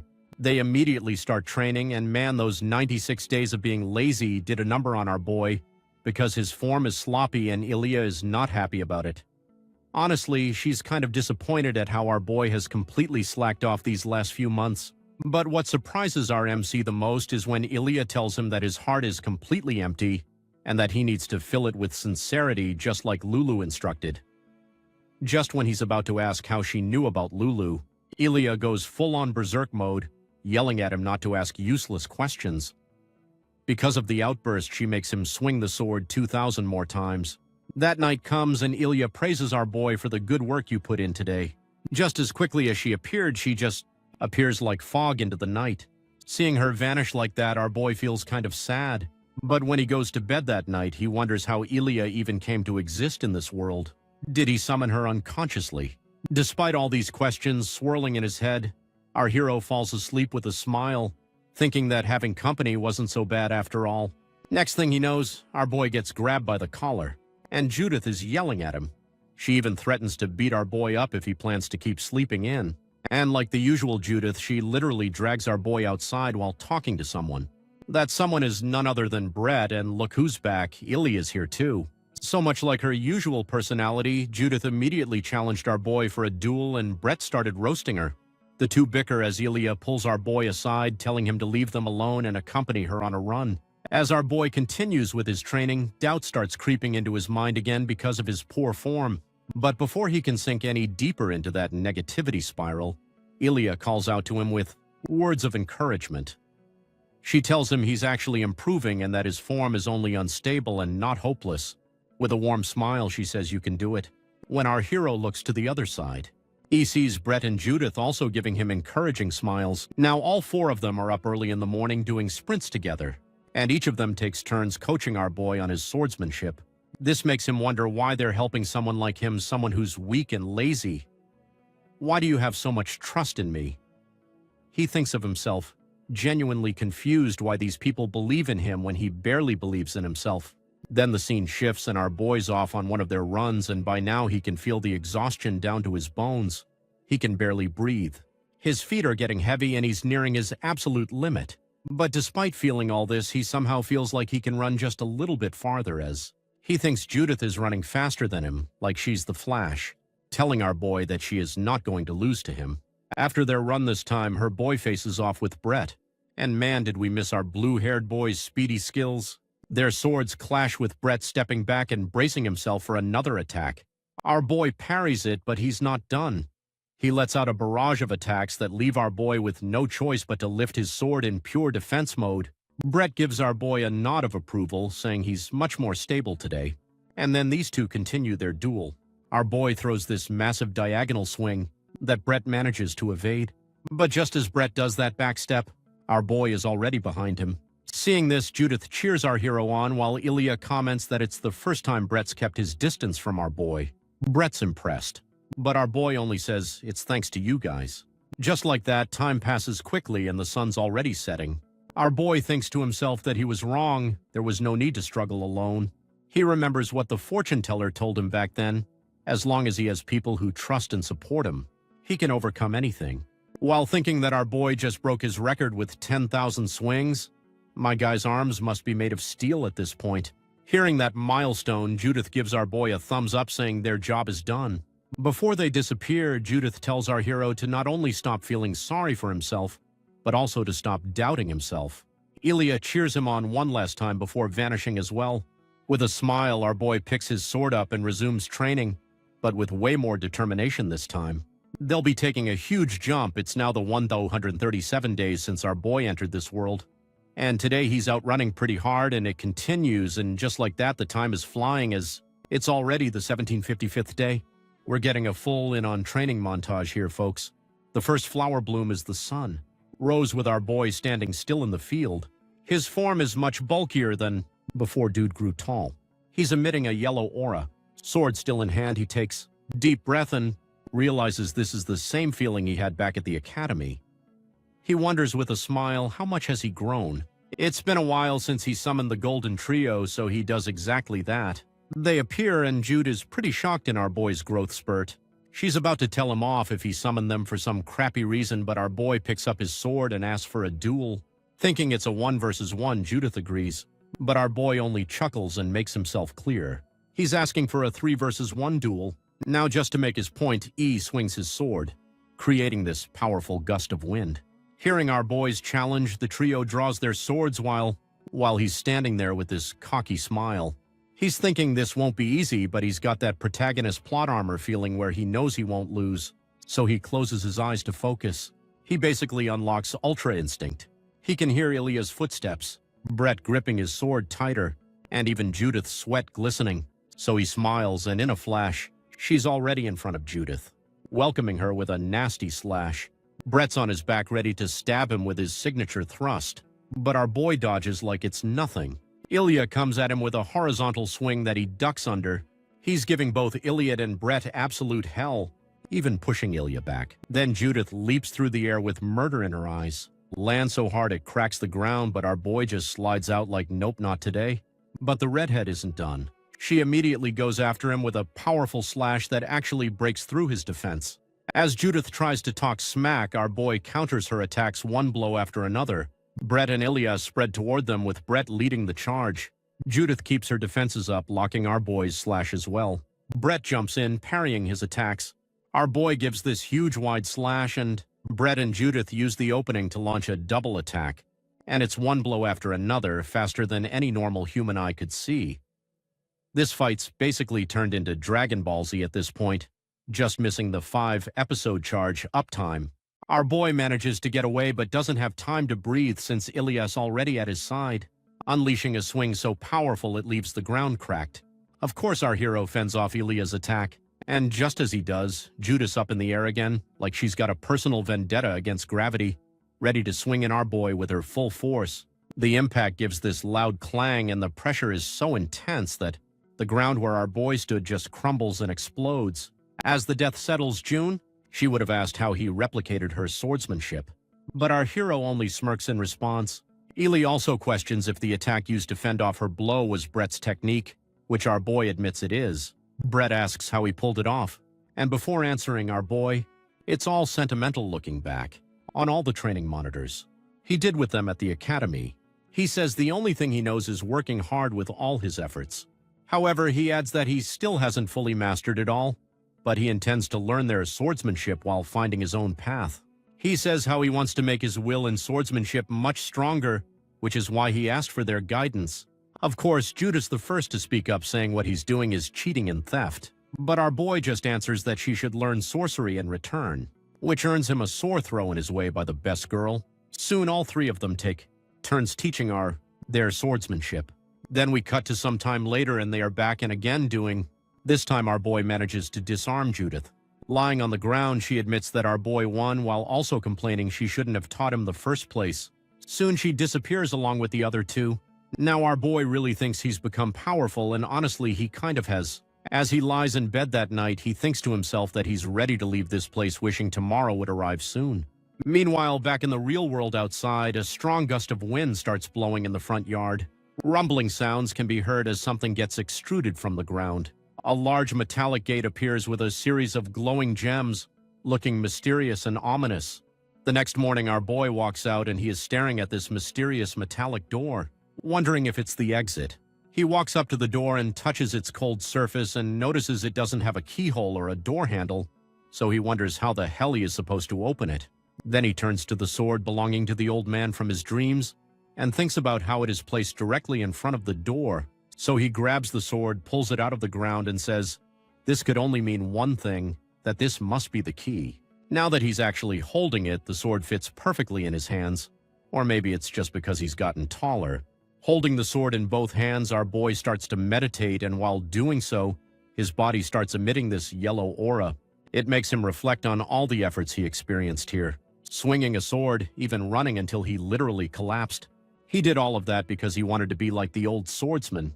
All this time he was thinking that he was doing it out of the old man's will, but all these years here, he now knows that it was done entirely out of his own will this time.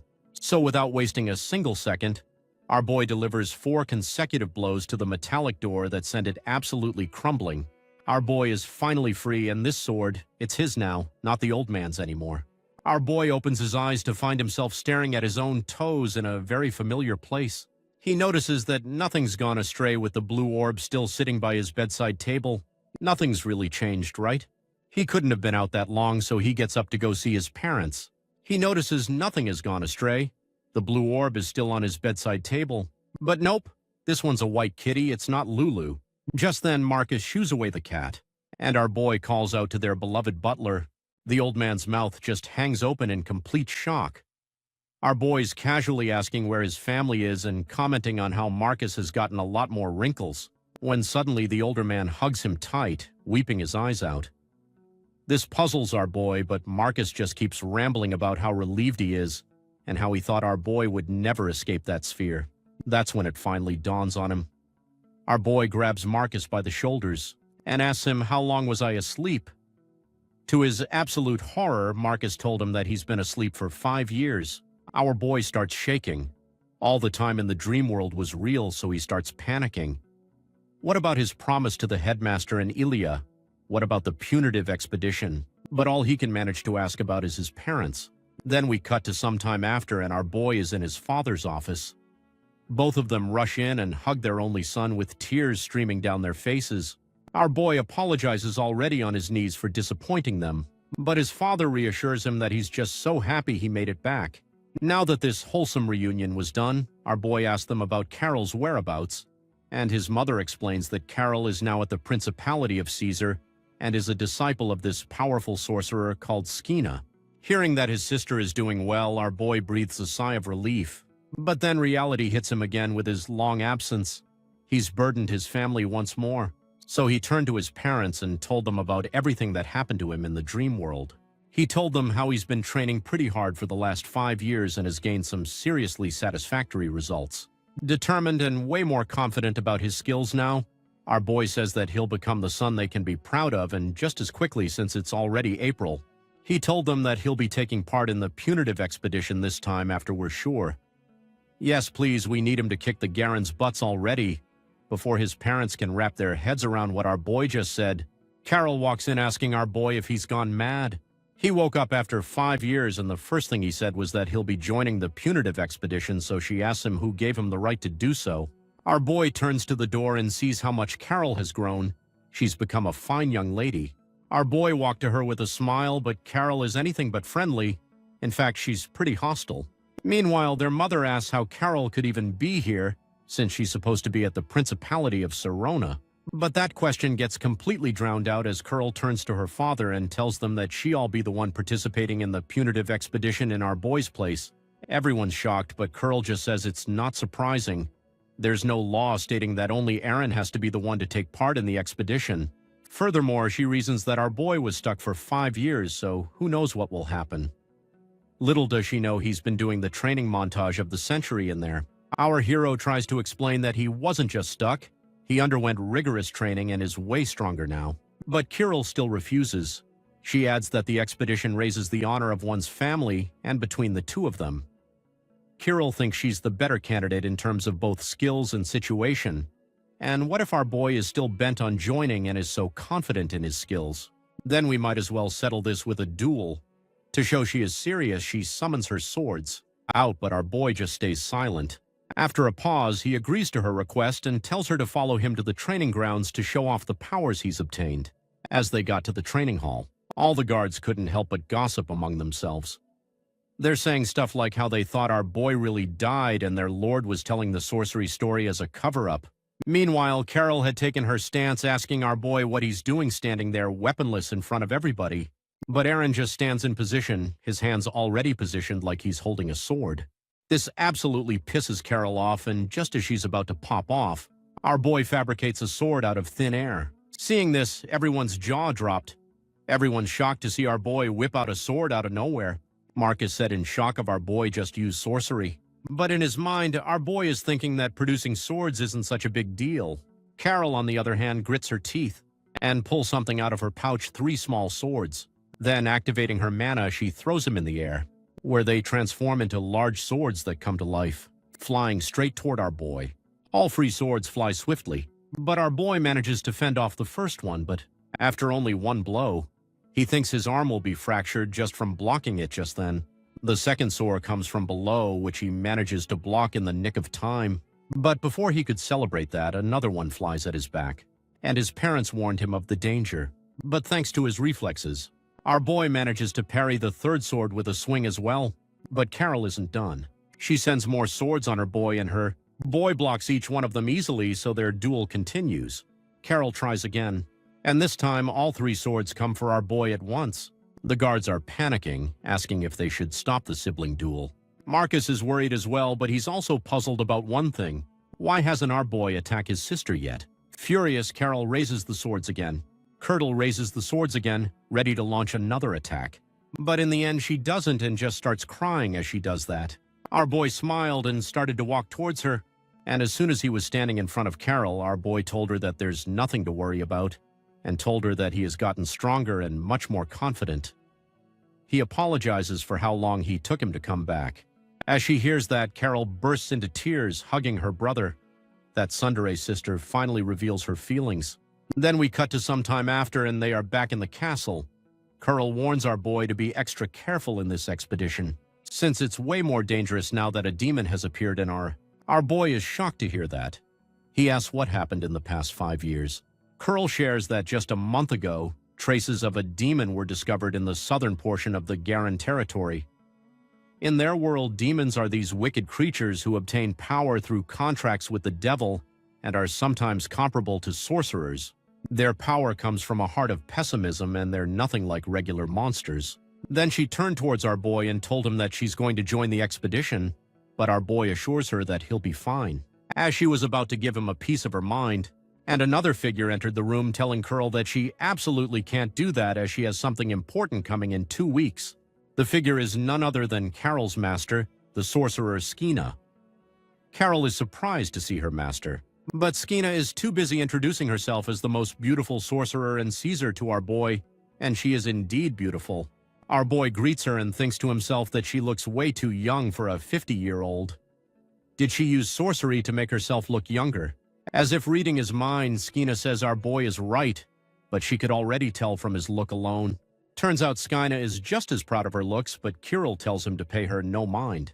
Hearing this, Skeena takes it as a compliment and is about to spill all the tea on Carol, rambling about how much his sister talked about her brother for the last 5 years. In a panic, Carol puts a hand to her mouth, telling her to shut up. So, Skeena told her that she'll do so only if Carol promises to stay put. Seeing how his son or sister is being handled so easily by Skeena impresses our boy. As soon as the two are left alone, Kima explains that she had to show Curl, who's boss, to take her on as a disciple.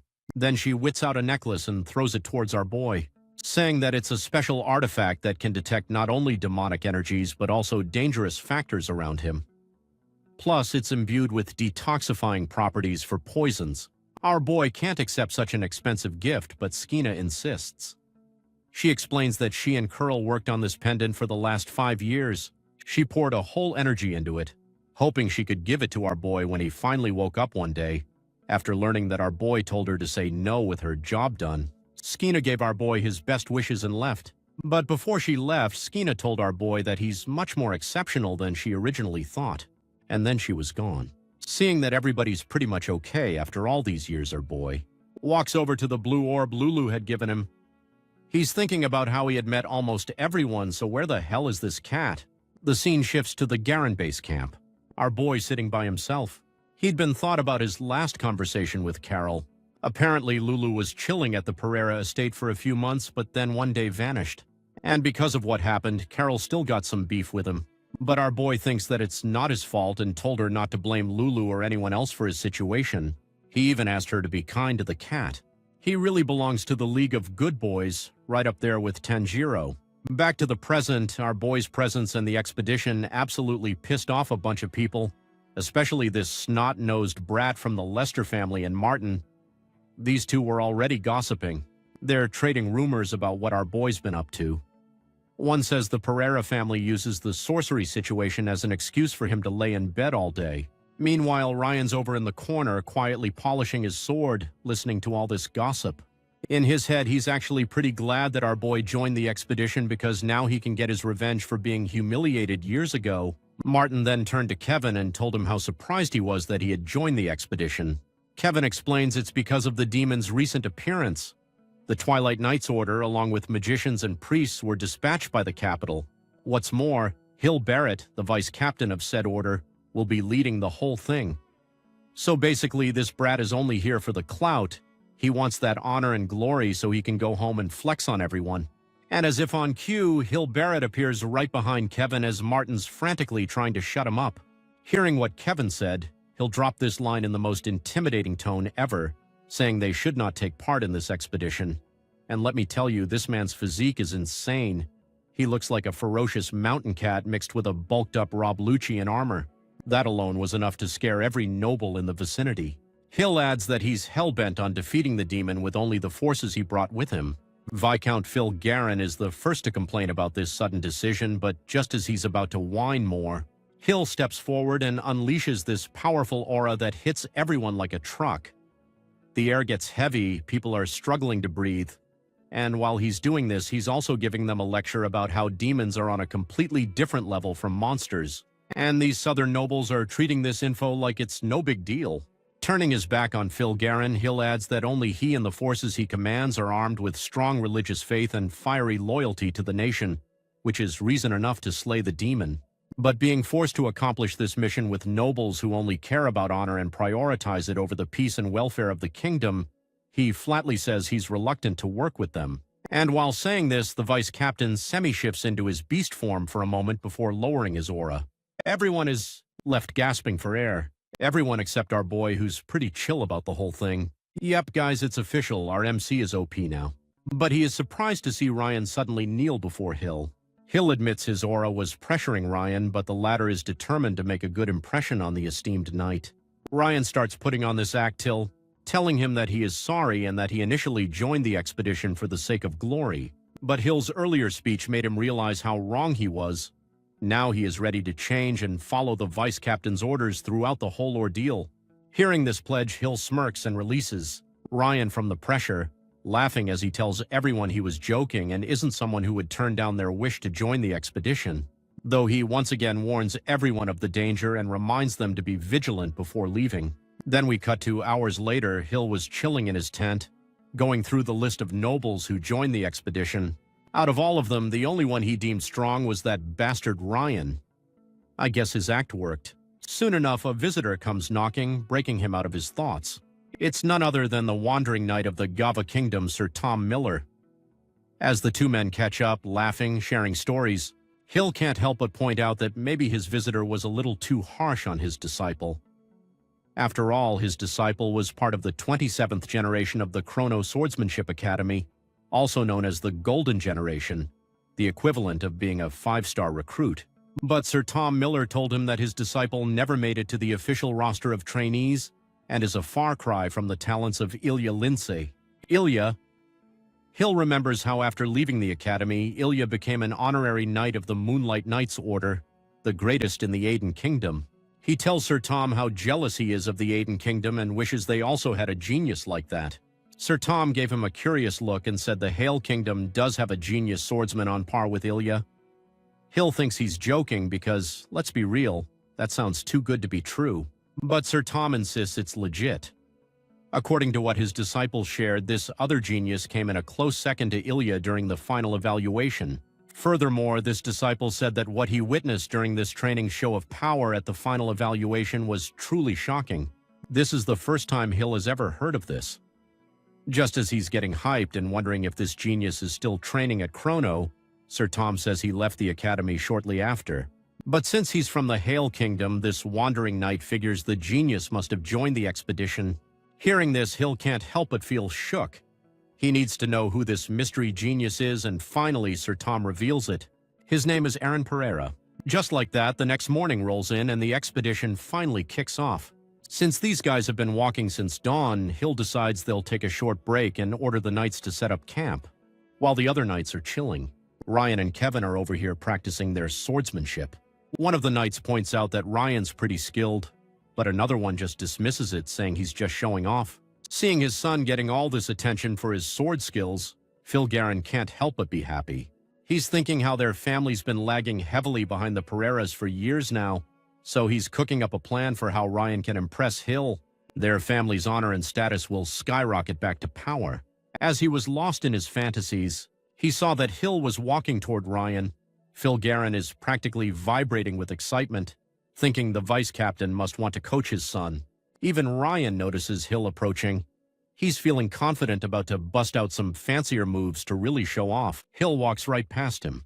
The vice captain heads straight for our boy Pereira, who's just sitting there minding his business. Seeing his superior approach, our boy stands up and addresses him as the vice captain, though he's a full head shorter than the black-haired knight. For a moment, the vice captain just stares at him, lost in thought. He's remembering that conversation from last night about who this kid is and how New is stuck in someplace due to sorcery for the last 5 years. But what's with him? Hill wonders. Why would our boy leave Chrono Academy? And what's this sorcery business he keeps hearing about? Does it have to do with our boy's younger sister? Questions? Questions. But none of that matters right now. Hill is face-to-face with our boy and tells him to call him Commander from now on since he's leading the expedition. Then he straight up asked why our boy wasn't practicing swordsmanship like the others during his rest time. Our MC just casually says that in his current state, he doesn't think training right now would count as real effort. Puzzled by this answer, Hill asks him to elaborate. Meanwhile, those bastards were talking among themselves and calling our boy a show-off, but Ryan quickly shut them up. Meanwhile, Hill was waiting for our boy's explanation. Our boy looked Hill straight in the eyes and told him the reason he joined the expedition was to slay the demon and boost the Pereira family's honor. He figures there are other areas to focus on besides just swinging a sword around. He wraps it up with this gem. Effort is only made when you put your whole heart into it. So now the vice captain is just looking at our boy thinking about how he is different from the rest. But there's no time to dive deeper because another knight signals that it's time to move out. Hill tells everyone to get back into formation. But he specifically asks our boy to stay by his side since he wants to talk more. Seeing our boy getting this much attention again, Ryan's over here gritting his teeth so hard they might crack. But his father is quick to remind him to be patient and wait for his chance. Or better yet, make a chance for him. These two scheming men are already plotting something, have a feeling that it will end well. Hill is amazed to discover that our boy already has his sword equipped thanks to his awakened sorcery. Convenient, right? Aaron then explains the things he's prioritizing over his swordsmanship training at the moment. First, he's never killed anyone or anything before, so he's mentally preparing himself for the shock and confusion that'll hit after his first kill. Second, he's keeping in mind that he needs to stay in line and not behave unpredictably, since that's one of the most dangerous things you can do on an expedition like this. Lastly, our boy is focused on staying vigilant. He's focusing on detecting demonic energy and warning the others ASAP.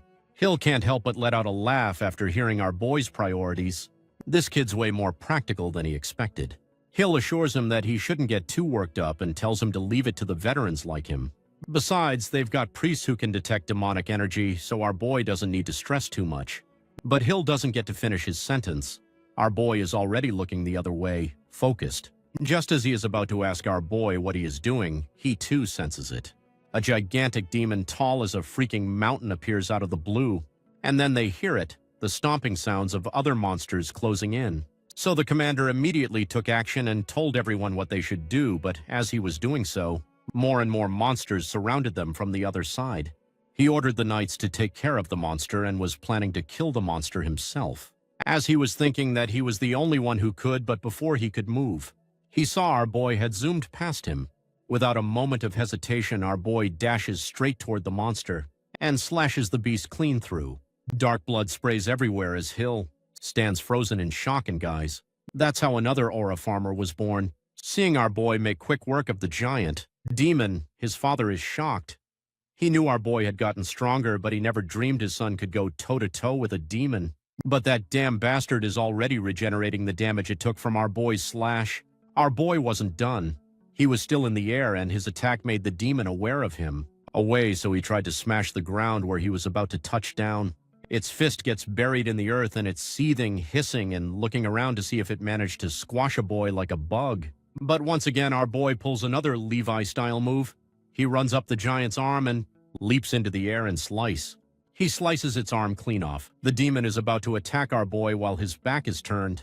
But our hero is already 3 steps ahead. In the blink of an eye, he unleashes a barrage of swings and one big final slash. It makes the giant crash to the ground. But nope, it's not done yet. This thing refuses to quit. The demon lets out another roar as it tries to eat our boy in one bite. Hill shouts from behind, telling our boy to get away, but our boy is moving like a man possessed. He just changes his stance, and in the blink of an eye, our boy unleashes a wind technique similar to the Sword of the Sky. Once again, everyone is left shocked. The wind blows hard. Everyone's eyes are glued to what's happening. The ground's shaking, trees are swaying, and dust is flying everywhere. When it finally settles, they see that our boy blew the giant to smithereens, leaving a massive trail of destruction. Our boy stands there silently, task finished, and it finally dawns on Hill as he's staring at our boy. He is thinking how what Sir Tom said was true. The Hill Kingdom's marvel is standing right in front of him. But before he can admire our boy's work any longer, he quickly snaps back to reality and tells the others to slay the remaining enemies to seal their victory. Soon enough, everyone manages to take down the rest of the creatures. Unfortunately for them, there are no injuries or casualties. Seeing that everybody's okay and the vice captain told them to rest for a while, and after that the expedition will continue. Meanwhile, our boy's lost in thought, trying to figure out why he acted the way he did. It was the first time he felt so much rage that he acted purely on emotion. But why did he feel so much anger toward the demon in the first place? It was like he was a completely different person back there. Did the demon trigger something? Is there some hidden trauma? Who knows, but something's definitely off. However, our boy's train of thought is interrupted when the vice captain approaches and asks about his actions. Realizing he went against his word about staying in line, he apologizes. "Commander, I'm sorry. I said I wouldn't act unpredictably, and then I did exactly that." But Hill only laughs. Seeing that our boy can take a joke, he reminds him they are on an expedition. At the end of the day, what matters most is slaying the monsters and demons. And because of what our boy did, they avoided casualties. The vice captain congratulates our MC on a job well done for his first combat. Plus, he told our boy that he is looking forward to what else he could show him. Just then, Baron Pereira comes running toward Aaron, asking if he's all right. Suddenly, he's hugging him tightly, telling our boy how proud he is. And our boy can only return the hug, genuinely pleased to hear those words from his father once again. While everybody's celebrating their first win, Ryan is already shaking with rage. He calls over Jack, asking if he's got the thing ready.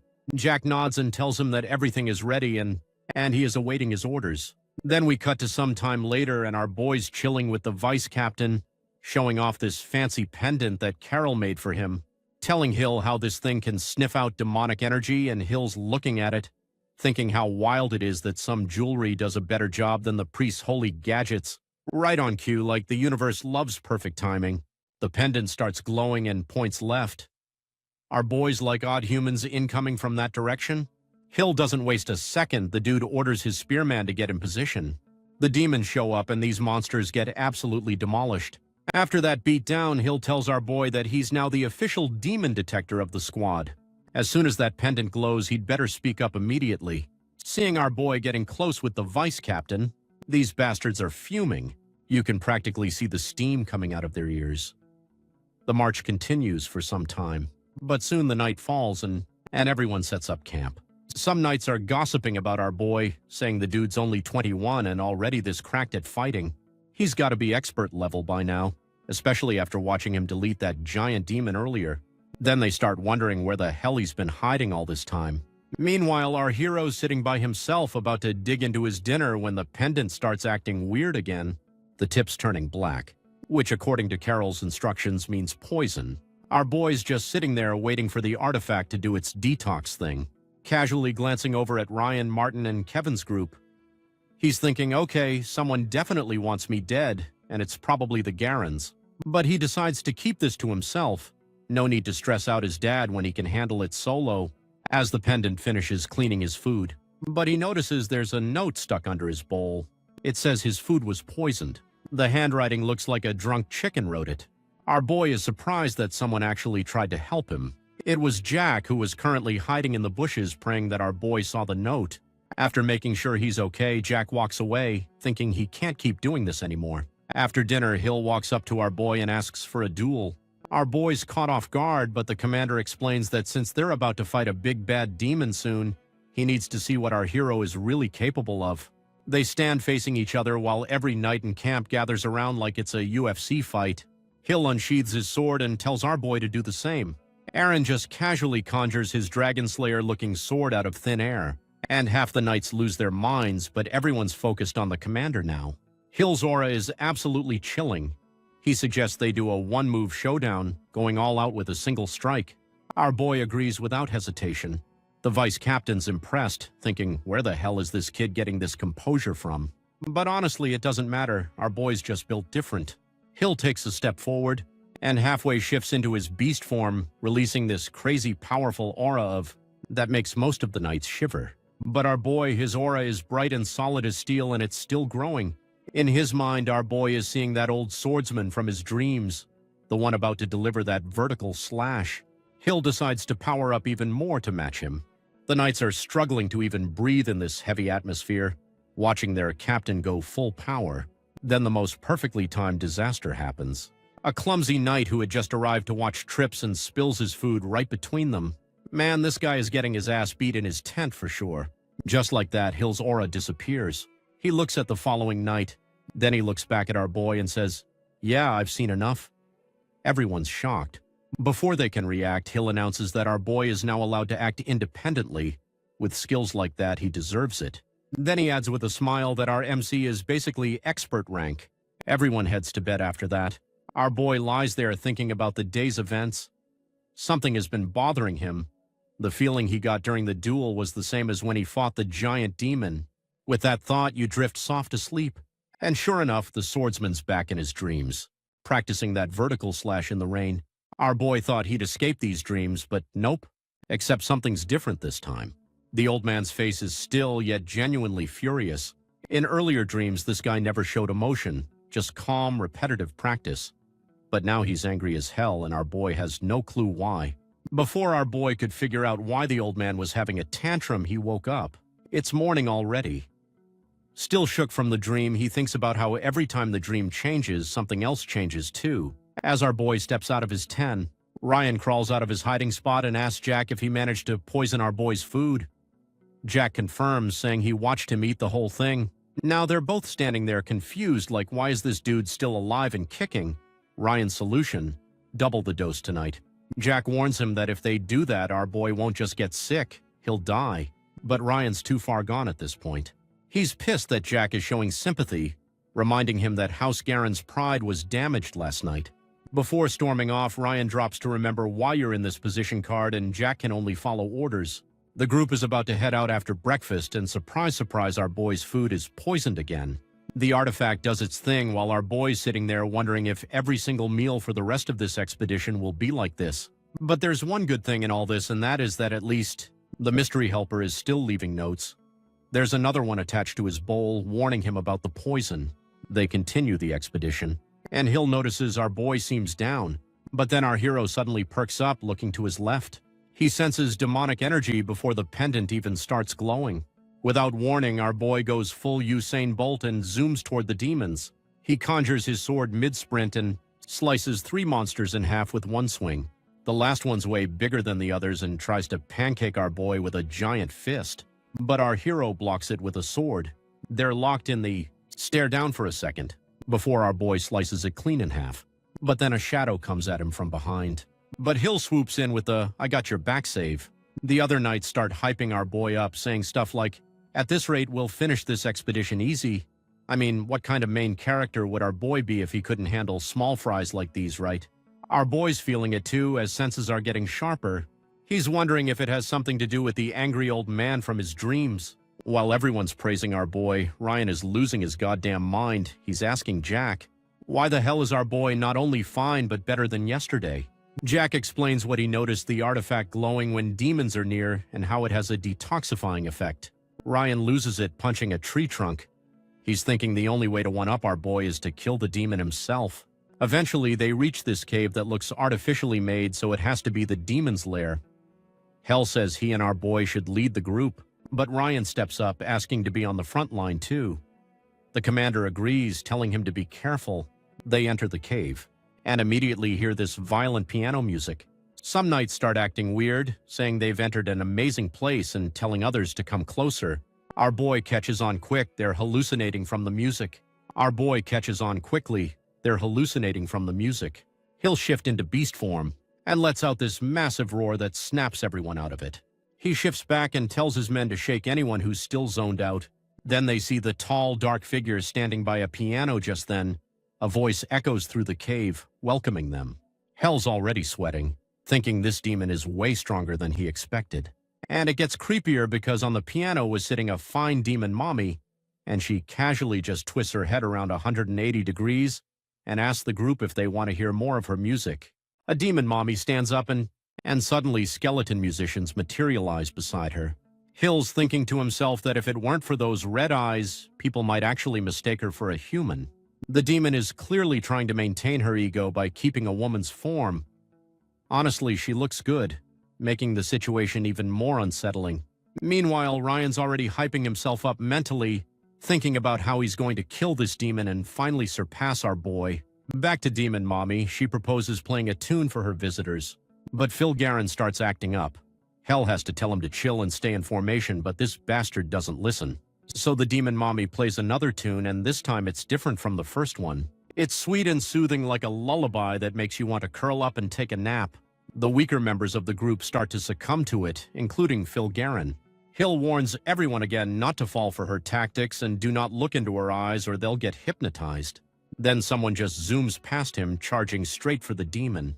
It's Ryan, of course, thinking he must stand out and kill the demon to surpass the Pereira bastard. The demon sees him coming and extends her hair like a weapon to attack the Garren boy. He manages to fend it off and first but quickly realizes her hair doesn't cut easily. While he's stuck playing defense, the demon forms a hand with her hair and goes for Ryan's face. Lucky for him, Jack jumps in to block the attack, telling this idiot to step back. The demon wraps her hair around Jack and lifts him way up in the air. She comes face to face with him and greets him all polite, like assuring everyone she won't kill him. Not yet, anyway. She calls herself a pacifist. This pisses off Hill, and seeing his reaction, Demon Mommy proposes a deal. Jack's life or her own. Hill and Viscount Garren are silent for a moment, until he'll tell them not to respond. He shouts at the demon that they will not negotiate with her. Hearing this, she starts choking Jack while mocking them for trying to save Ryan, who's now scared and frozen in place. Not satisfied with their response, she changes the terms by hypnotizing Ryan. Viscount Garren is calling for his son to come back, while Hill warns the group to prepare for battle. Then the demon springs her hair again and matches Ryan too. Now two of them are hanging in the air. Hill's knights start charging, but the Garren head commands them to stop. Hill, furious, tells the old man to get out of the way. The Viscount makes a split-second decision and orders his men to protect Ryan and block the knights' attacks. Hill is about to lose his mind, but the Viscount shouts that he needs to save his son. He turns to the demon asking if the deal is still on. She confirms and even swears in the name of her master. As if it wasn't bad enough that House Garren is interfering with the mission, the Viscount drags Houses Lester and Russell into this mess too, threatening them if they refuse. Hell's had enough at this point, so he orders his knights to take down anyone who gets in the way of the expedition regardless of their status. The Viscount is shouting in anger while the Demon Mommy watches all of this unfold with pure amusement. She's gritty and mocking Jack about how differently they reacted when Ryan's life got involved. She's laughing, looking forward to watching these two forces tear each other apart. Then she notices our boy standing apart from everyone else, emitting a golden aura. While everyone else was busy having their little civil war, our boy stayed focused, meditating with his eyes closed and sword in hand. The demon just finds him boring and thought that he was not worth her attention, but then our boy opens his eyes. And before the demon can even process what's happening, her body splits in half, sending her flying towards the piano. So while the demon is staring at the ground, figuring out what just happened to her, our boy was laser-focused on her, watching Demon Mommy on her knees. She was doing what was just a second to go staring at the ground and waiting for her body to regenerate. She wonders why her body isn't regenerating. A wound like this should be healing much faster. Her torso is almost finished putting itself back together when our boy he dashes straight at her. Now, like every villain who's getting their ass handed to them, she pulls out the cheapest move in the book and tries to take a hostage. She grabs Jack, thinking they'll stop our boy from attacking, but now our boy doesn't care. Our boy just angles his attack and slices off both the demon's left arm and a hair holding Jack hostage in one clean sweep. The demon stands there thinking this kid doesn't give a damn about hostages. He's laser-focused on killing me. Our boy then sprints towards her once again and hits her with another slash, but this time she actually manages to block his attack, sending Ryan flying backward. The demon mommy then starts pumping out her aura and wraps herself in her own hair like a demonic cocoon. She thought she was being smart by doing this. She could heal up while being protected. Except when she tries to gather demonic energy, nothing happens. Absolutely zilch. She's like, wait, is it because of this kid? No way this kid has that kind of power. That's impossible. Meanwhile, our boy standing above her and starts hitting her cocoon. He does one vertical slash on the demon cocoon, but it won't open up. So he just keeps hitting it again and again. The demon inside starts seam light seeping through the cracks of her shield and she starts freaking out. She's realized by now that she can't beat this guy. If she makes one wrong move, she's actually going to die. Meanwhile, our boy goes full Leroy Jenkins on the cocoon until his last hit explodes with a bright light that dents the ground. Hill and the others are just one, watching through the dust, waiting to see what's left. Suddenly, this black blur speeds away from the area, but Hill, already in his beast form, chases the demoness and puts an end to her. But hold up is only her left leg. Where's the rest of her? Turns out Demon Mommy is literally torn in half now and sacrificed one half of herself in order to distract others and escape. But today is not your lucky day, lady, because she suddenly sensed a presence, and there was our boy staring at her like he was the Grim Reaper or something. She turns back and gets hit with our boy's vertical slash that splits the ground in half, cutting her vertically. And this time, no more regeneration. Her body starts cracking and she's thinking, how is this even possible? How humiliating that I'm getting defeated by a mere human, before she just evaporates into dust. The crack in the ground looks exactly like what our boy did during the final evaluation at the Knights. Everyone's still shaking from what just happened, but they are just happy that the demoness is gone. Our boy's father is all proud looking at our boy with teary eyes, and the vice captain is standing there. The man doesn't know what to say right now. He's just speechless. With the expedition finally wrapped up, everyone returns to camp. The Knights can't believe how smoothly it went. Not a single knight was injured despite fighting a demon with psychic powers, and it's all thanks to our boy. One knight mentions how Aaron Pereira is way different from what the rumors said about him, and another chimes in saying the Hale Kingdom finally has its own hero. Cut to a closed-door meeting where the Viscount explains he wasn't himself. Hell's not buying it for a second, but this thick-skinned bastard Phil Garron just doubles down, saying he fell under the demon's hallucination and psychic control. He even has the audacity to say that although he loves Ryan, he would never jeopardize the expedition. Hill very well knows that this bastard is lying but can't do anything about it because there's no solid evidence. Meanwhile, our boy is lying in bed thinking about how the sword he used in the cave was not for his family. Hell, he wasn't even himself when he did it. He wonders if it's because of that old man from his dreams again. As he was thinking about it, he heard a knock on the door. It's Jack Stewart. Our boy's surprised, but Jack says he has something important to tell him about the expedition. First, though, he expresses his gratitude for our boy saving him back then when no one else cared whether he lived or died. In his mind, our boy's thinking he didn't really care either. His body just moved on instinct to kill the demon. Our boy's about to brush it off. Then Jack tells our boy that he poisoned the food on Ryan Garron's orders, but he knows it was wrong and will accept any punishment. But our boy didn't say anything. He was just staring out of the window. Finally, our boy speaks up, saying he had his suspicions, but knowing the truth is still pretty surprising. He asks Jack to leave since he's not in the mood to talk anymore. Jack is surprised, but our boy makes it clear he has no plans to let bygones be bygones. He just doesn't want to talk about it now. With Jack on, our boy's left alone. As he was alone once again, he was once again staring out of the window when a voice told our boy that nothing will happen no matter how much he overthinks it. Our boy turns around to see it's Lulu. He's being all cautious and asks how her boy's been. But our hero just smiles and asks Lulu where he has been all this time, saying he was looking for him. Hearing this, Lulu feels unworthy, turns his back and starts rambling about how if only he'd enforce himself to teach Aaron sorcery, our boy would have different abilities and wouldn't have been separated from his family for 5 years. Our boy listens as the cat keeps going, talking about how Carol wouldn't have been sad, continuously blaming himself for everything. As our boy tries to pet Lulu, but Lulu claps back saying that in this world even superstitions hold power. But Lulu clacks back saying that in this world even superstitions hold power. The cat explains that as long as enough people believe in something, it becomes reality. What's more, even the weakest being can become incredible if enough people believe in them. As Lulu continues lecturing our boys, slowly tiptoeing towards him, suddenly Lulu conjures a portal and is about to cross it, saying our hero's life will only be miserable if he's linked to him. He was being all sad about how he is happy to see him and how he will never appear before boy again when our boy manages to catch him just as he's about to pass through. Lulu tries to pull away, saying black cats are bad luck, but our hero pulls him closer and tells him that from now on he will stay by his side, and his belief in Lulu will be stronger than anyone else. He says the kitty will now be the symbol of good fortune. Eventually, Malu just gives up and sobs in our boy's arms. Then we cut to some time later and our boy had filled Lulu in on his training, how he managed to conjure his friends during practice. Lulu is all surprised by what our boy managed to pull off with sorcery. He says how he already knew our boy had potential for sorcery, but this was insane even for him. Then his tone shifts and he asks our boy about the time he was facing the demon. He told our boy how he was acting strange, and our boy told him everything after hearing the story. Lulu puts his paw to his face, thinking hard, and then he tells our boy the man from his dreams sounds similar to someone from 150 years ago who also hated demons.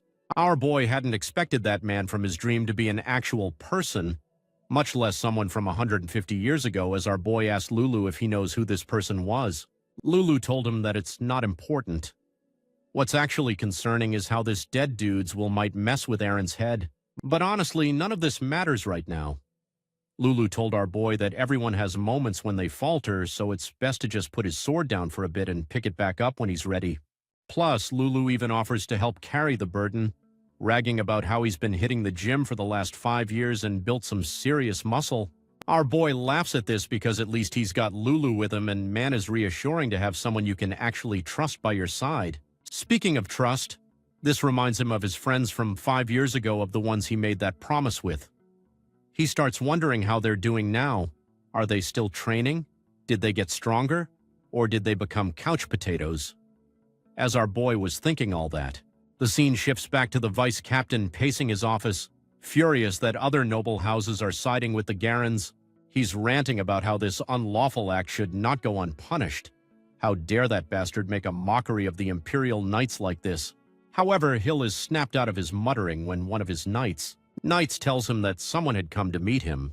Meanwhile, back at this bastard's place in Man, he got another reason to hate our boy and his family.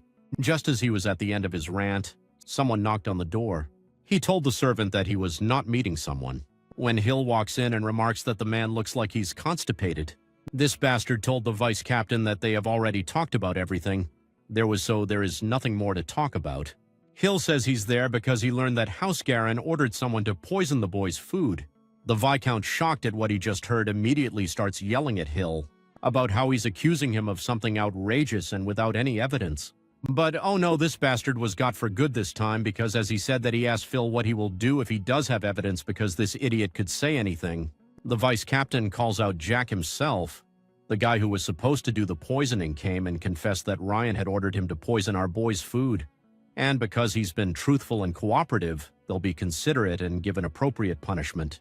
But in typical cheap villain fashion, Phil Garin tries to turn the tables and shift all the blame onto Jack, saying that he's framing him. Hearing this, Jackson told Phil how he's a bastard to the very end. And because of this pathetic display, Hill tells him that he will officially request an investigation concerning this whole mess. If Jack is found to be truthful, it would be best if the Viscount confessed now, especially if he doesn't want to lose everything he's achieved so far.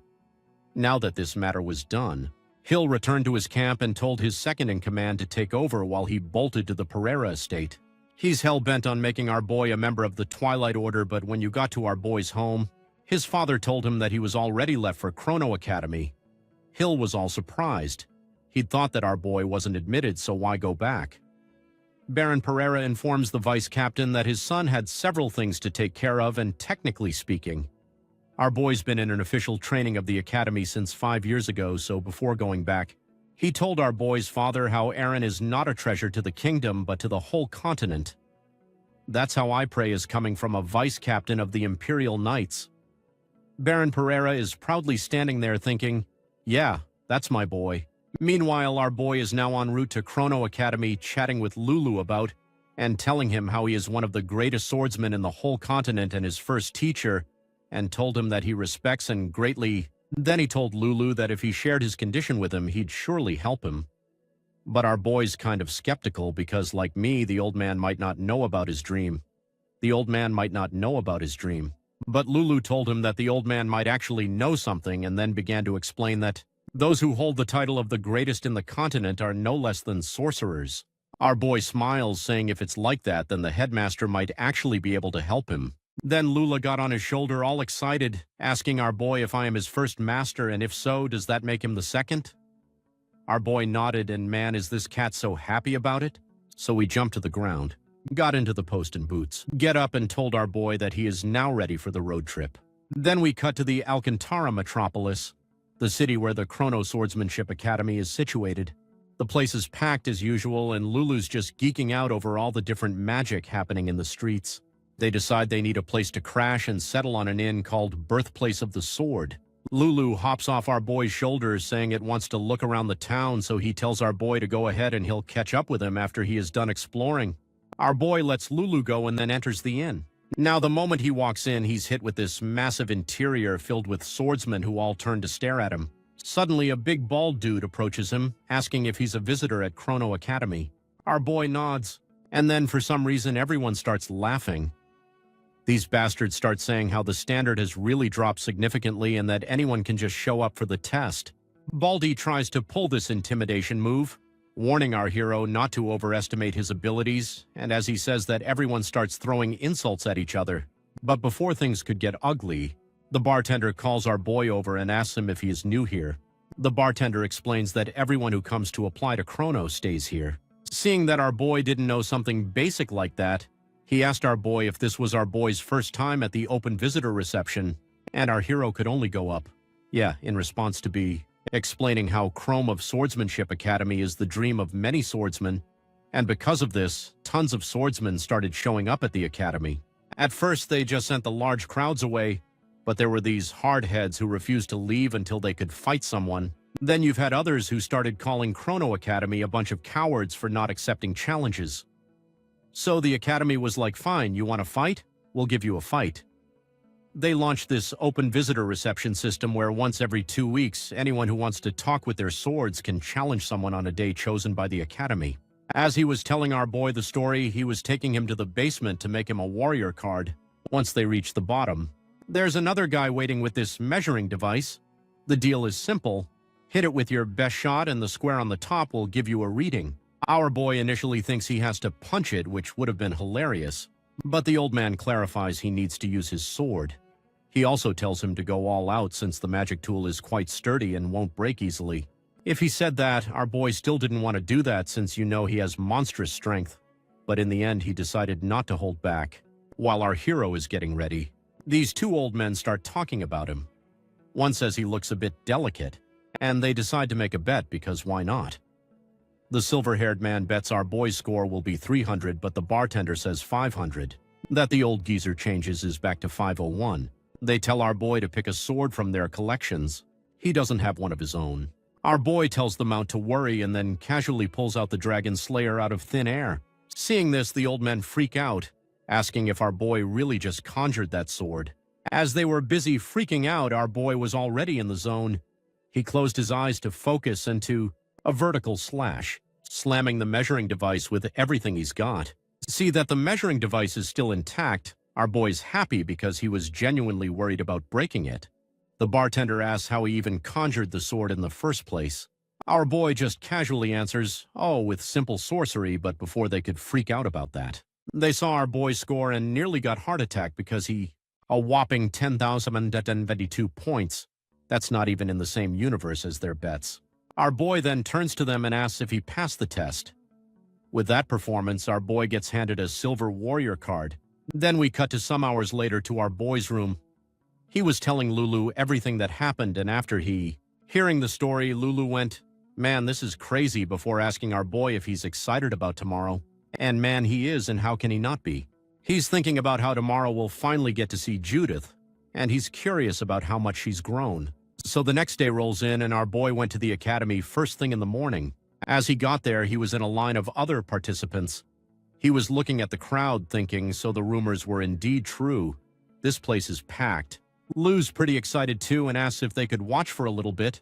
And honestly, who could say no to those big googly eyes? Since he has time anyway, our boy decides to watch for a bit as well. As he sits down in the arena, he overhears two swordsmen pointing to a boy and saying that the academy has roamed crazy because they have sent a boy to fight them. So our boy got curious and glanced in the direction where they were looking. Our boy is surprised to see a familiar face. Seeing a smile on his face, Lulu asks if he knows that person. Aaron tells him that he is one of his classmates. Seeing whether his former classmates again or boy can help but feel happy. Lulu even comments that Lance looks pretty strong. Looking at Lance now, he's in a growth spurt and has a way better physique than how he was years ago. Man sure leveled up from being one of Brett's cronies back in the day. Lance greets the rest of the swordsmen, introducing himself as a 27th generation trainee and their opponent for today. Hearing this, many of the swordsmen start complaining about how the academy sent in a trainee and not even a graduate to face them. Hearing their bickering, Lance told them that although they are correct and usually graduates should be the ones facing them today, he used his connections this time around because he wanted to fight people from outside since many are still reluctant to face him and to calm everyone down. He told them that if any of the fighters manage to defeat him today or are disappointed with the fight, then he'll quickly call for his seniors to replace him. This doesn't sound like a bad deal, and just as quickly someone took the bait. Baldy stepped onto the stage and challenged Lance, so they prepared for the battle as the Baldy pulled out his sword. Lance smiles because the man is using a great sword that reminds him of our boy. He tells the bald man he can have the first attack, which obviously pissed him off. So this bastard dashes towards our boy to deliver a heavy blow on Lance. Too bad for him, because Lance effortlessly blocks his attack. Bobby looks at Lance all terrified. His bastard didn't have a damn clue as to what happened with him just now, but as he was busy being confused, Lance dashes towards him and in just one blow, the bald man's sword goes flying. Seeing him fight, Lulu got excited and told our boy how Lance was simply awesome and pretty tough as well. Meanwhile, back in the arena, Lance asked the audience who wanted to challenge him next, and what do you know? There were still some idiots that wanted to fight him, so after plenty of ass-whooping, Lance had defeated almost everyone. Then he once again turned to the audience and noticed something that surprised him. He started walking towards someone from the audience, and for some reason these random nobodies were freaking out, thinking Lance was coming towards them. But nah, he walked past them and asked our boy if it really was him. Our boy smiled and hit him with that long time no see line. Lance wasn't interested in petty details. He told our boy that if he'd come a few days earlier, he would have met Brett and Judith. Our boy is surprised to know that Brett is at the academy, and Lance quickly explains that Brett had almost immediately come after he left that day. However, Lance says Brett accompanied Judith on a personal mission and left just a few days ago. Although he's happy that Brett returned to the academy, he feels a little disappointed since he could meet them. But Lance is not interested in any more words, so he's straight up challenged our boy for a duel. You wanted to see how much you had improved. And our boy doesn't disappoint him. He quickly got down and was now standing in front of Lance all ready for battle. Seeing this, the crowd can't help but be curious about how our boy was, and the same idiots from before say how they think our boy looks familiar. They wonder if our boy is someone who failed to make it to the academy, so while he's coming up with his theories, Lulu starts cheering for our boy, telling him not to go easy on Lance just because he knows him. Seeing this, Lance asks if Lulu's our boy's pet, but our boy got all awkward and told him that he's actually his teacher, and it's thanks to him that he can do cool stuff like this, that our boy casually pulls out his swords from thin air. Lance laughs, saying how our boy is simply outstanding, telling our hero that every time he sees him, he's always surprised by what he can do. Then Lance told him how he is not the only one who got stronger in the past 5 years. He too was grinding all this time. So, to improve his point, he raised his sword and told our boy to come at him with that. The battle begins. Without wasting a second, Lance charges and our boy blocks it. After that, they exchange a few blows. After a while, Lance notices that whatever our boy is doing feels familiar, and then a crazy idea popped into his mind. For a second, even Lance thought there is no way it's true to make sure he charged in our boy. Again, and yep, his suspicions were right. Our boy was using Brett's techniques, so he was now all surprised and asked our boy how the hell he was using Brett's techniques. Lance is sure of what he saw, these are Brett's techniques. And just when he was about to ask more about it, our boy closes his eyes and gets into position. Oh, hell no, not this again. Lance already knew what was coming, so before our boy could deliver this technique, He sprinted in our boy's direction and started delivering one swing after another, not giving our boy a chance to pull such a scary attack. Aaron continues to parry his attacks until our hero manages to break Lance's guard. Lance quickly moved back to put some distance between them. Lance was shocked at how our boy was able to learn his friend's technique. Even at the last time he saw it was at the final evaluation 5 years ago. You can't have learned it just from seeing it once, can he? But before you think about it anymore, our boy snapped him back to reality. With a few leaps, he suddenly up in the air and right in front of Lance. Our hero swung his sword pretty hard, delivering quite an impact that even dented the ground Lance was stepping on. Then with the signature Beyblade acrobatic spin, our boy used the momentum to deliver a much more powerful blow, and Lance was losing his mind even more because the move our boy used just now was Judith's, and thanks to her technique, our boy pushed Lance back, creating distance between them. Lance thought to himself that he was pretty confident with his defensive skills, and with Judith and Brett not at the academy right now. He was sure he would win against anyone, but was he wrong? Is it not possible to win over our boy? Bro, you are just a side character. Of course you can, but it doesn't mean he would give up. Lance suddenly lunged forward our boy and gave one powerful swing against our hero, but he didn't stop there. He'd only share a barrage of swings and slashes that pushed our boy back. Seeing that Lance was pretty hard on the offensive, our boy did a vertical slash to break the other's momentum, but Lance was quick to get out of the way. He then jumped back and swam hard against our boy again. But of course our hero is not giving in here. While fighting, Lance admitted to himself that he can't beat our MC as he is right now. He knows the three of them worked pretty hard to become stronger, but that doesn't matter to him because Lance won't back down without putting up a fight. Just then, Lance prepared himself to send a powerful thrust toward our boy, but our hero managed to duck to dodge it, leaving Lance's guard wide open, so he went in for the final move. Our boy dashed towards Lance, and with one clean swing, our boy managed to disarm his friend. Lance's sword goes flying high, landed on the far side of the stage. Still shaking, Lance just smiled and admitted his defeat. The match was done, so they got all buddy-buddy, shaking each other's hands. Our boy told Lance how it was a good match, and Lance started hitting him with the questions that he had been holding back and asked him what the heck he's been doing for the last 5 years who have progressed this much. Meanwhile, as Lulu listened to the other swordsmen talk about how they never thought Lance would lose, the cat suddenly felt the presence. Lulu quickly jumped onto the stage and told our boy he's here. Our boy asked who, and Lulu told him that the teacher he told him about is here. Just then Ian walks in. The old man asks how Aaron is doing. Our boy told him that he's doing fine. Though Ian wanted to talk about the talking cat, those things can wait. He then turned to Lance and asked Lance who won during their match. Lance got shy for a second and told him that he lost to our boy. Hearing this, it seems that our boy wasn't slacking off after all, a headmaster said. But suddenly our hero turned serious and started apologizing because he came back late. Before our boy could continue, though, I stopped him, saying that 2 swordsmen have met, so it's only natural that they talk with their swords.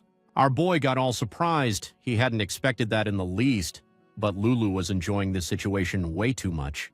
And so does the crowd. I mean, think about it. Who wouldn't want to see the greatest in the continent in action? With both of them standing face to face, our boy tells Anne he's not holding anything back. And immediately goes on the offensive. Of course, the old man blocks it with one hand casually behind his back. Our boy goes for an upper swing next, which also gets blocked, and just like that, Ian breaks through his guard like it's nothing. Being the good teacher he is, Ian is already roasting our hero's technique. Then he decides to give a live demonstration.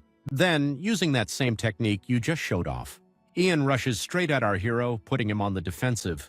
I noticed pretty quickly that our boy is trying to copy Brett's technique from earlier, and he actually praises him for pulling it off decently well. But his flow is all choppy and interrupted. Our boy barely manages to block when the headmaster suddenly comes at him from the side of the sneak attack. And once again, Ian calls out another flaw. Our boy's way too slow in switching from attacking to defending. Then this 95-year-old man just straight up punches our hero in the gut. Now look, the dude might be ancient, but don't forget he's the resident baddest grandpa of this series, so that punch hit like a truck. Our boy immediately drops to his knees. It's been a hot minute since he's taken into hell this bad. The headmaster is already going into lecture mode, telling our boy that in a real fight, there's no such thing as, now I'm attacking and now I'm defending. It all blends together. But our boy's stubborn as hell. He gets back up and charges a string and iron. hitting him with the sword of the sky. Up in the stands, Lance is having a full-blown existential crisis watching this. He literally can't believe what he's seen. The dude's wondering if he fell asleep and this is all just a dream or something. But Ayan is not impressed at all. For him, why our boy just pulled off was not too shabby at best. Then he suddenly launches this quick attack that's so powerful it sends our boy flying backwards. And just to add insult to injury, Old Man tells him his last attack was weak, though it was slightly better than his earlier attempts. So our boy's standing there completely gassed, reading heavily, when the headmaster tells him there's still one more thing Aaron hasn't shown him yet. And just like that, our boy gets into position. He closes his eyes, holds his sword in front of him, and starts meditating. The crowd's confused as hell at this point because both guys are just standing there with their eyes closed, not moving. But Lance already knows what's about to go down. Our boy's going to pull out that vertical slash he did during the final evaluation. A moment later, our boy opens his eyes and delivers the vertical slash, but unlike last time when it was this huge spectacle, this time you only feel these gusts of wind. Meanwhile, Ian is standing perfectly still, focusing his energy when he suddenly realizes what just happened. He quickly coaches Thor with aura and redirects our boy's attack, and man, the damage is insane. Almost half the arena is destroyed. Once the dust settles, everyone in the crowd is losing their minds because the old man just is losing their minds. Use an aura sword, something only a handful of people in the entire world can even do. Then he hears our boy that signature cheeky smile and tells him he never actually planned on using his aura sword. He praises our boy for being able to find his own blade. Our boy nods, but you can see in his eyes something bothering him, and picks up on it immediately. So he turns to the crowd and announces that's it for today. Mandy tells our boy he's sure there's a lot they need to talk about, and now that they had their conversation with swords, it's time for an actual conversation with words. So we cut to Ian's office sometime later, and man, Lulu's being adorable again. He's just hanging by Ian's desk, introducing himself and telling Ian he's our boy's second teacher. Ian's pretty surprised to see a talking cat, obviously, but asks if he should be using formal speech with him. Lulu tells him, "Ma, there's no me for that. They're both teachers, so they should just be friendly with each other."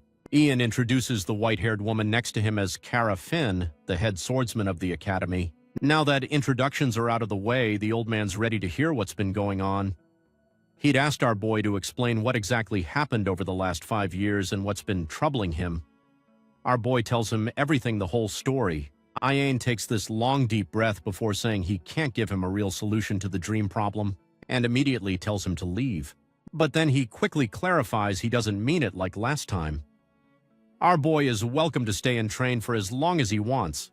He adds that if our boy can't suppress the old swordsman's will, he could just avoid situations that trigger it. But then he asks our boy if that's really what he wants to do. He tells our boy there are tons of different paths a swordsman can take, and just avoiding the old swordsman's what can be the only option. Then he drops some wisdom, telling our boy the world he knows right now is still pretty small. If he changes his environment, his perspective will change too. And once that happens, there's a chance it could lead to a change of heart. Maybe our boy might find something that'll strengthen his resolve even more. Or hell, he might end up choosing a completely different path with his sword. The possibilities are endless, but to actually see those possibilities, our boy has to go on a journey. He needs to see the world for himself, find his own answers, and learn more about this old swordsman haunting his dreams. After hearing all that, our boy just sits there in silence. The old man tells him he knows it's not an easy decision and to take his time thinking it over carefully. But now our boy doesn't hesitate for you in a second. He tells Anne he'll do it. The white-haired mommy's shocked at how fast he answered. Our boy explains that he's always been running away from things, avoiding stuff he was afraid of or didn't want to deal with, but not anymore. So we cut to Ayan and Kara chilling and talking about our boy after he left. I ask Kara what she thinks about her boy, and she tells him that our boy is certainly remarkable, but she can't call him the swordsman just yet. Ayan's way more chill about it, though, telling her to give the kids some time. The next day, our boy is about to dip from the academy to start his new adventure when Lance pulls him aside. He's telling him about heading west, saying the 5 Western kingdoms are packed with swordsmanship academies and famous coliseums. Oh, and Judith probably went that way too. As they're saying their goodbyes, Lance is sitting there feeling some type of way about losing to our boy. But before you can spiral into a full-on pity party, Kara walks up to him and tells him to get over his inferiority complex and grow up.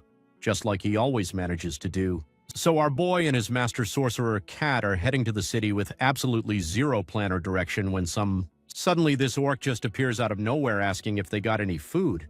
The orc recognizes our boy too and tells us he's the same dude who did that fortune-telling thing for him 5 years ago.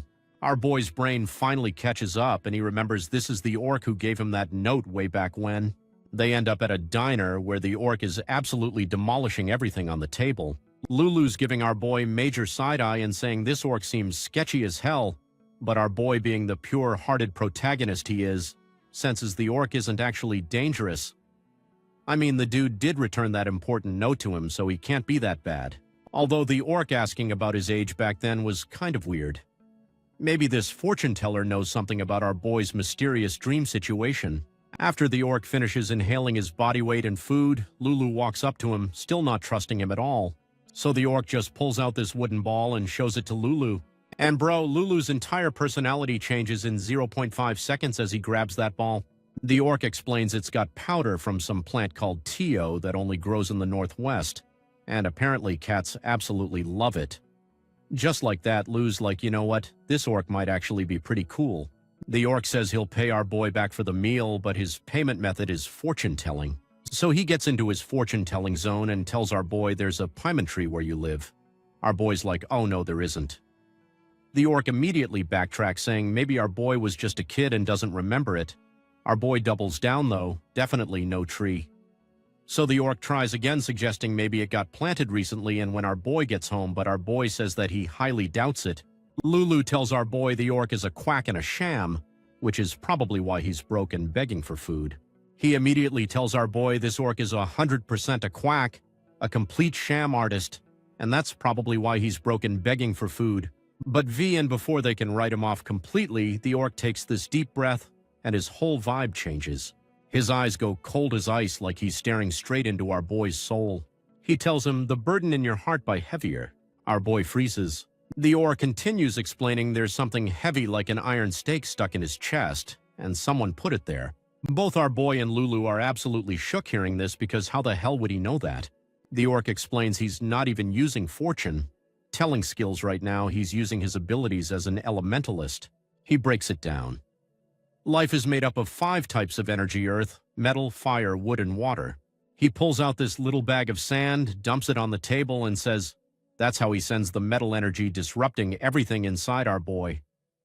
The iron stake is throwing off his whole energy balance, but he can't just remove it. He needs to achieve harmony, especially since one of our boy's energies is stupidly strong compared to the others. The orc says what our boy needs to do is borrow the power of an incompatible energy to control it.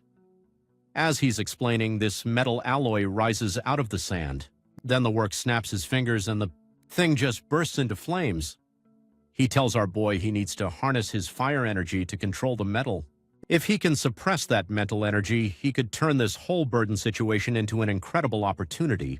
Right now, our boy sees it as a curse, but with flames, he could forge a sword so legendary everyone would want it. Then the orc smacks the flaming alloy between his hands and opens them to reveal a tiny sword. Our boy's convinced now and asks what he needs to do. The orc told him to intensify the fire burning in his heart. Right now, there's only a small flame inside him, which wasn't even there when they first met years ago. The orc tells him to keep moving, work hard, and eventually the fire will grow strong enough to handle that metal stake. With that, it's time to say goodbye, but as our boy and Lulu turn to leave, the orc suddenly calls out and asks if he can tag along with them. He tells them that he's been wandering the continent for the last decade so he could work as their guide. You know, as long as our boy gives him a little salary, and this is totally not about the money, guys, not at all.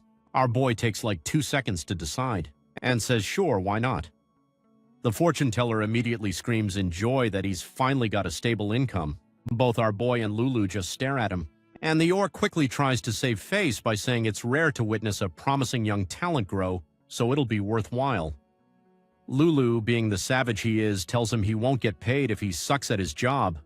The orc just promises he'll do his best.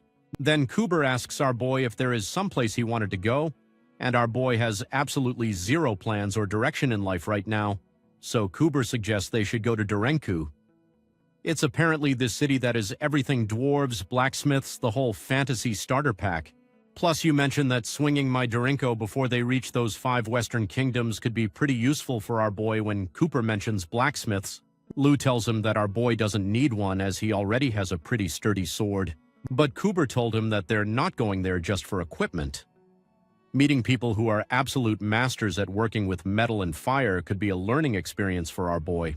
Watching them melt metal, shape it, and forge it into a sword, seeing the whole process up close might help him figure out how to control that fire energy in his heart. Now that the work puts it that way, Lulu actually agrees. He mentioned they use the same visualization trick in sorcery training, telling Aaron that it's way more effective if he has a clear mental image of what he wants to happen. Once our boy remembers the sword-making process, Lulu suggests using it for mental training, and since this isn't his first rodeo with sorcery, it should be easy peasy. Convince our boy decides they're heading to Dorinko and covers hike to lead them on a shortcut. Little did they know they were about to witness Coover's true power. Turns out this fortune-teller orc is an absolute beast at haggling. Our boy and Lulu washed in all as Coover went toe-to-toe with an innkeeper, threatening to cause a scene and yell until the poor guy had no choice but to give in. Once the innkeeper retreated inside, Coover casually told our boy to drop his stuff in their room and said he knows a good place to eat. At the restaurant, this man guilt-tripped the server into giving them free beer. You can't deny it. This Coover dude has skills. That night, as all 3 of them are lying in bed, Lulu asks Coover to tell them a funny story. Anyway, back to the present, Cooper asks our boy if he knows who the 10 strongest people on the continent are. Aaron says the only ones he knows are the old man from Chromos and the head of the Lined family. As for the rest, he has no clue.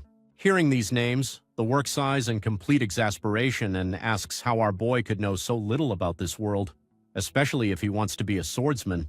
So he starts explaining the strongest warriors on the continent come from the 5 kingdoms of the West and the Holy Kingdom. That's been the case for generations, but there's one guy who stands out among them all. Head swordmaster, Ian from Chroma's Swordsmanship Academy. He's the leading figure among these powerhouses, which also include Captain Julius Fall of the Holy Kingdom's White Knights, Captain and Reverdal Clark of the Red Knights, the 5 heads of the major swordsman families, including Joshua Lind, and finally Karakam, the mighty orc warrior, so that's 10 of the strongest swordsmen on the continent. But Cooper also mentions that Ignat deserves to be on the list too, making 11. Our boy gets a little surprised as Ignat's name is mentioned, but before he could think of anything, Lulu asked Coover if he was tripping because he was still missing one person. Coover admits there's actually one more person considered the strongest, but he's not super familiar with him because of the old man's me to our rise. Even though the majority picks this guy as the strongest swordsman, Coover has a different opinion. He thinks Count is the strongest. And get this man became a swordmaster at the age of 70. Can you imagine becoming OP at 7 years old? Our boy suddenly sits up in bed and Lulu says the guy must have been Reed-Lie determined to pull that off. Kuvar continues saying this dude received tons of criticism and ridicule for his foolishness. I mean, understandable who in their right mind tries to become a swordmaster at 70. But he was BENT on achieving his dream, and now at 9B he's hailed as the strongest swordsman on the continent by some people. His story affected a lot of people, not just swordsmen. Hearing all this, our boy can't help but praise the guy, but then he adds something interesting. He says this legendary swordmaster must have been pretty impressive even at 50 back when he was still just an ordinary swordsman getting ridiculed left and right. Our boy adds that there must be tons of other people out there, just like him, people who haven't been recognized yet but keep moving forward anyway. They haven't bloomed yet, but someday they definitely will. Cooper grins at our boy's attitude and agrees there are plenty of people in this world who just haven't reached their time yet. But in his mind, he was thinking to himself how interesting it is that our boy's perspective isn't just limited to his blade. He's able to look at things from a broader angle, which is pretty damn rare. The next day, the trio sets out early. Cooper points out they just need to pass through the Alded Mountains to reach Dorenko, but the Kenches waltz through it because bandits roam the area. Our boy's surprised, but the orc sure is him. They only need to join a merchant group, and since our boy has a warrior card, there's nothing to worry about. Sure enough, our boy just flashes his warrior card and gets accepted into a group easily. Cooper joins another group just as smoothly, since many people consider fortune-teller orcs symbols of luck. As Lulu is in the middle of roasting Kuva, they heard a little girl offering to fix shoes, armor, or whatever they needed in exchange for payment. And man, she is cute and cheerful. And what you know, she even got the job. After collecting the equipment, she turned to our boys' group and skipped over excitedly. She stopped in front of them. She was all excited to see a talking cat. And then she introduced herself as Anya. She tells our boys she can fix their shoes, armor, or whatever they want as long as they pay her. Our boy politely declines. Aveni happily bounces away. As soon as she does, the master student Do senses she's actually a sorcerer. Then we cut to some moment later, the group was already keeping a forest. Seeing that Aaron was obviously worried about something, so they asked our boy if something was bothering him. Our boy asked them, "Can I use my sword against people?" Hoover's confused. So Aaron clarifies he's never killed anyone before, and today he feels like that need might arise. He's aware there will come a time when he has to do it even if he doesn't want to. But what he hesitates when the moment comes, can he really do it to fellow humans? After all, bandits are still humans, so scaring them off and chasing them away the right thing to do. But then again, if you let them go, they might continue hurting other people. So can you really say he did the right thing by sparing them? But Cooper just laughed and told our boy that he is overthinking something he shouldn't even worry about right now. But our boy, CA, and he'd help but worry, especially since he heard these bandits are led by some terrible man named Kazur. Kuva explains that Kazur wants to maintain peace and his group has been here for 5 years. As long as you pay them, they let you pass. The merchant groups hire escorts to intimidate bandits, not to fight them. So basically, these bandits are more like businessmen and their merchants don't really think of them as bad people. The best way Cooper can describe it, it's like paying taxes in the city. But our boy asks Cooper, doesn't that still make them bad people for taking money from merchants? And how come the surrounding kingdoms are okay with this? To be surprised, and other knight answers saying the merchants offer bribes to the surrounding territories and they've established a mutual understanding. All of this is giving Lulu a headache, and our boy says how it's pretty messed up, but Hoover shuts him down saying, well kid, that's how the world works. As you were saying that the bandit appears, so the merchants pulled out a bag full of gold saying that they have the money ready for the toll and don't want any trouble. But none. These bastards told them to leave their stuff behind and get lost before they kill them. Lulu asked Kuva what happened to mutual understanding. The merchants told the bandit leader that they'll pay in the toll as usual. Maybe a little more so, what was he sitting? But the bandit got mad and told them that he is not going to repeat himself, saying they are going to do things the old way from now on. Lulu hits Cooper on the head and the orc looks at Kazur in confusion, saying he's never been like this before. But our boy senses something odd about the bandit. He takes a step forward, so Lulu asks what's wrong. Aaron told him that he is sensing demonic energy coming from the bandit. Lulu asks if our boy's feeling like he's changing, like what happened during the expedition. Our hero told him that this demonic energy is pretty weak, which is why he still has a good hold on himself. Kuva asks what they're talking about, and our boy explains it has to do with that iron stake in his heart. His emotions get intense, but as soon as he senses demonic energy, making him lose control as rage takes over. But Kazur doesn't seem to have turned into a demon, which confuses our hero even more. Just then, this Blaney walks up to Kazak saying that he should not create unnecessary trouble. He draws his sword, and for some reason the merchants are buzzing. Apparently this cocky bastard is somewhat famous. He approaches Kazur and warns him they'll suffer damages if they fight here, so the bandits might as well let the merchant group pass. Wolfing draws his sword confidently, but Kazur just stares at the blade and goes, "Wow, nice sword, hand it over." Though this cocky bastard only listened the first half, I was feeling proud, saying how the lowly bandits should know their place. So he didn't see the huge hammer coming towards his face. His bastard gets smacked so hard he flies in the opposite direction and loses consciousness as soon as he hits a tree. The other merchants asked the other knights to do something, but the knights basically said, "Are you crazy, dude? Did you see Wolfing flying? There is no way we are fighting that." So now the merchants started panicking, saying how they can't hand over their stuff as their life depends on this, and if they hand it over, they are as good as dead. Seeing them quarreling, Kazar said not to bother with it anymore as he has changed his mind. He's just gonna take them all out since they pissed him off. And our boy namaste, and started walking towards him and told him to stop what he was doing because he was clearly not himself. But Kazur asks who the hell he is. Our boy introduces himself as Aaron Pereira, an official trainee from Kronos Lordsmanship Academy's 27th cohort. Hearing this, the merchants started talking among themselves. Wait, Kronos Swordsmanship Academy. Did he say 27th cohort? Isn't that the golden Kyo as your T? But this bastard didn't believe our boy and asked him if he thinks that he is a fool, saying what kind of training he is if he can't even bring a sword and Hargus straight in our boy. But our boy is too OP from this side character and decided to aura farm, so the casually stopped his giant hammer with one hand. The bandit leader shocked. But our boy just looks him in the eye and asks where he got that necklace from Cat, casually yanking the sword off of his hand. Then we are hit with a flashback. When our boy first woke up, we saw Carol talking to him about how he's not weak anymore, telling him to wipe that blank look off his face. Our boy thanks his sister for worrying about him. But being asunder, she was like, "Don't take it wrong, you fool. I'm not worried about you. I'm worried about other people." According to the sorceress, when you're strong, you have to let it be known. If you know people, take one look at your face, assume the wrong idea, then you'll have to keep teaching them the same lesson over and over again. Now back to the present.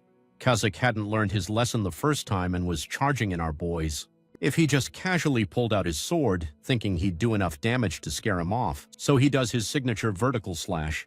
In the next second, Kazakh was on the ground begging for his life. Our boy reached over and snapped the necklace off him.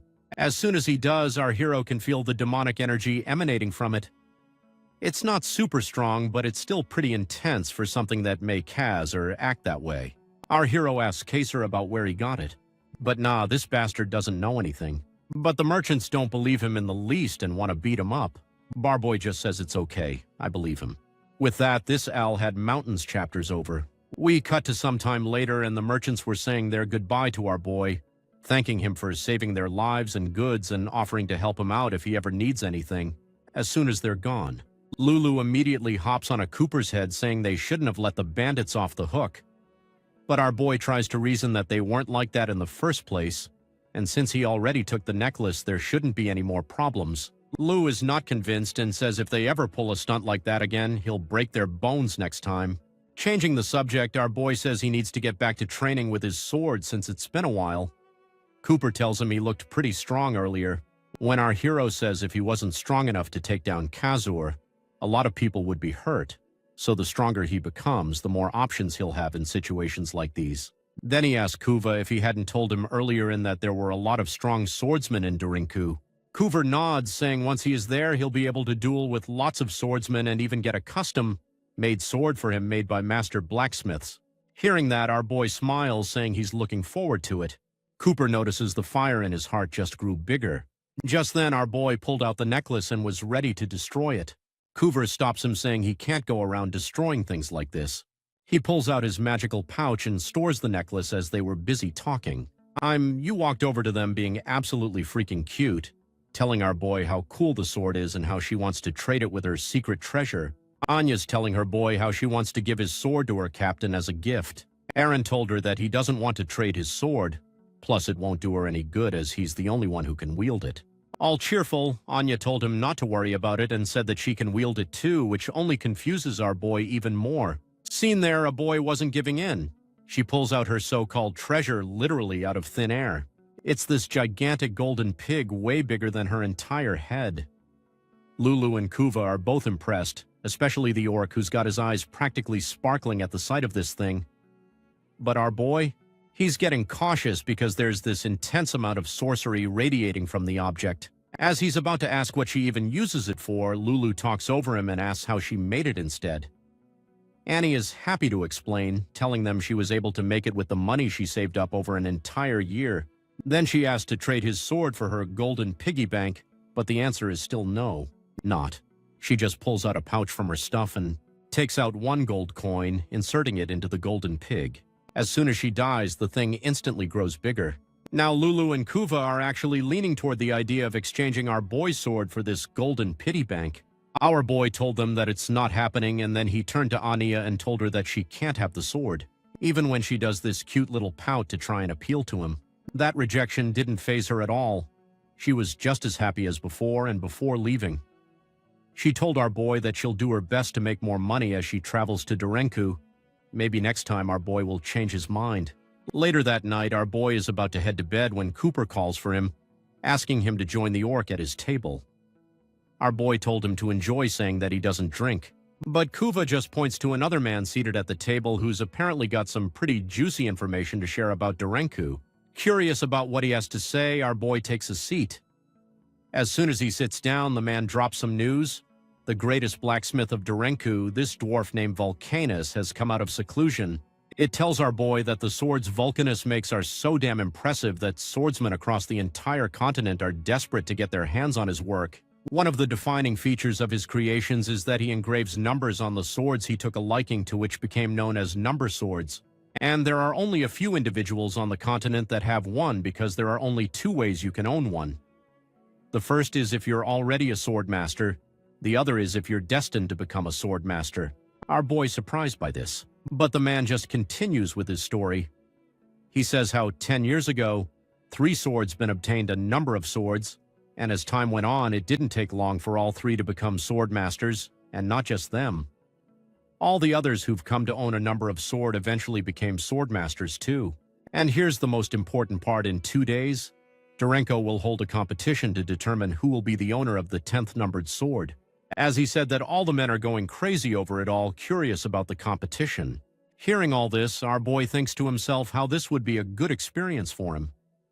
Regardless of whether it involves his sword or not, seeing that many swordsmen will probably be taking part, he decides he'll compete as well. As Wolfing hears this, he says how it would be pointless to participate in the competition if our boy is participating.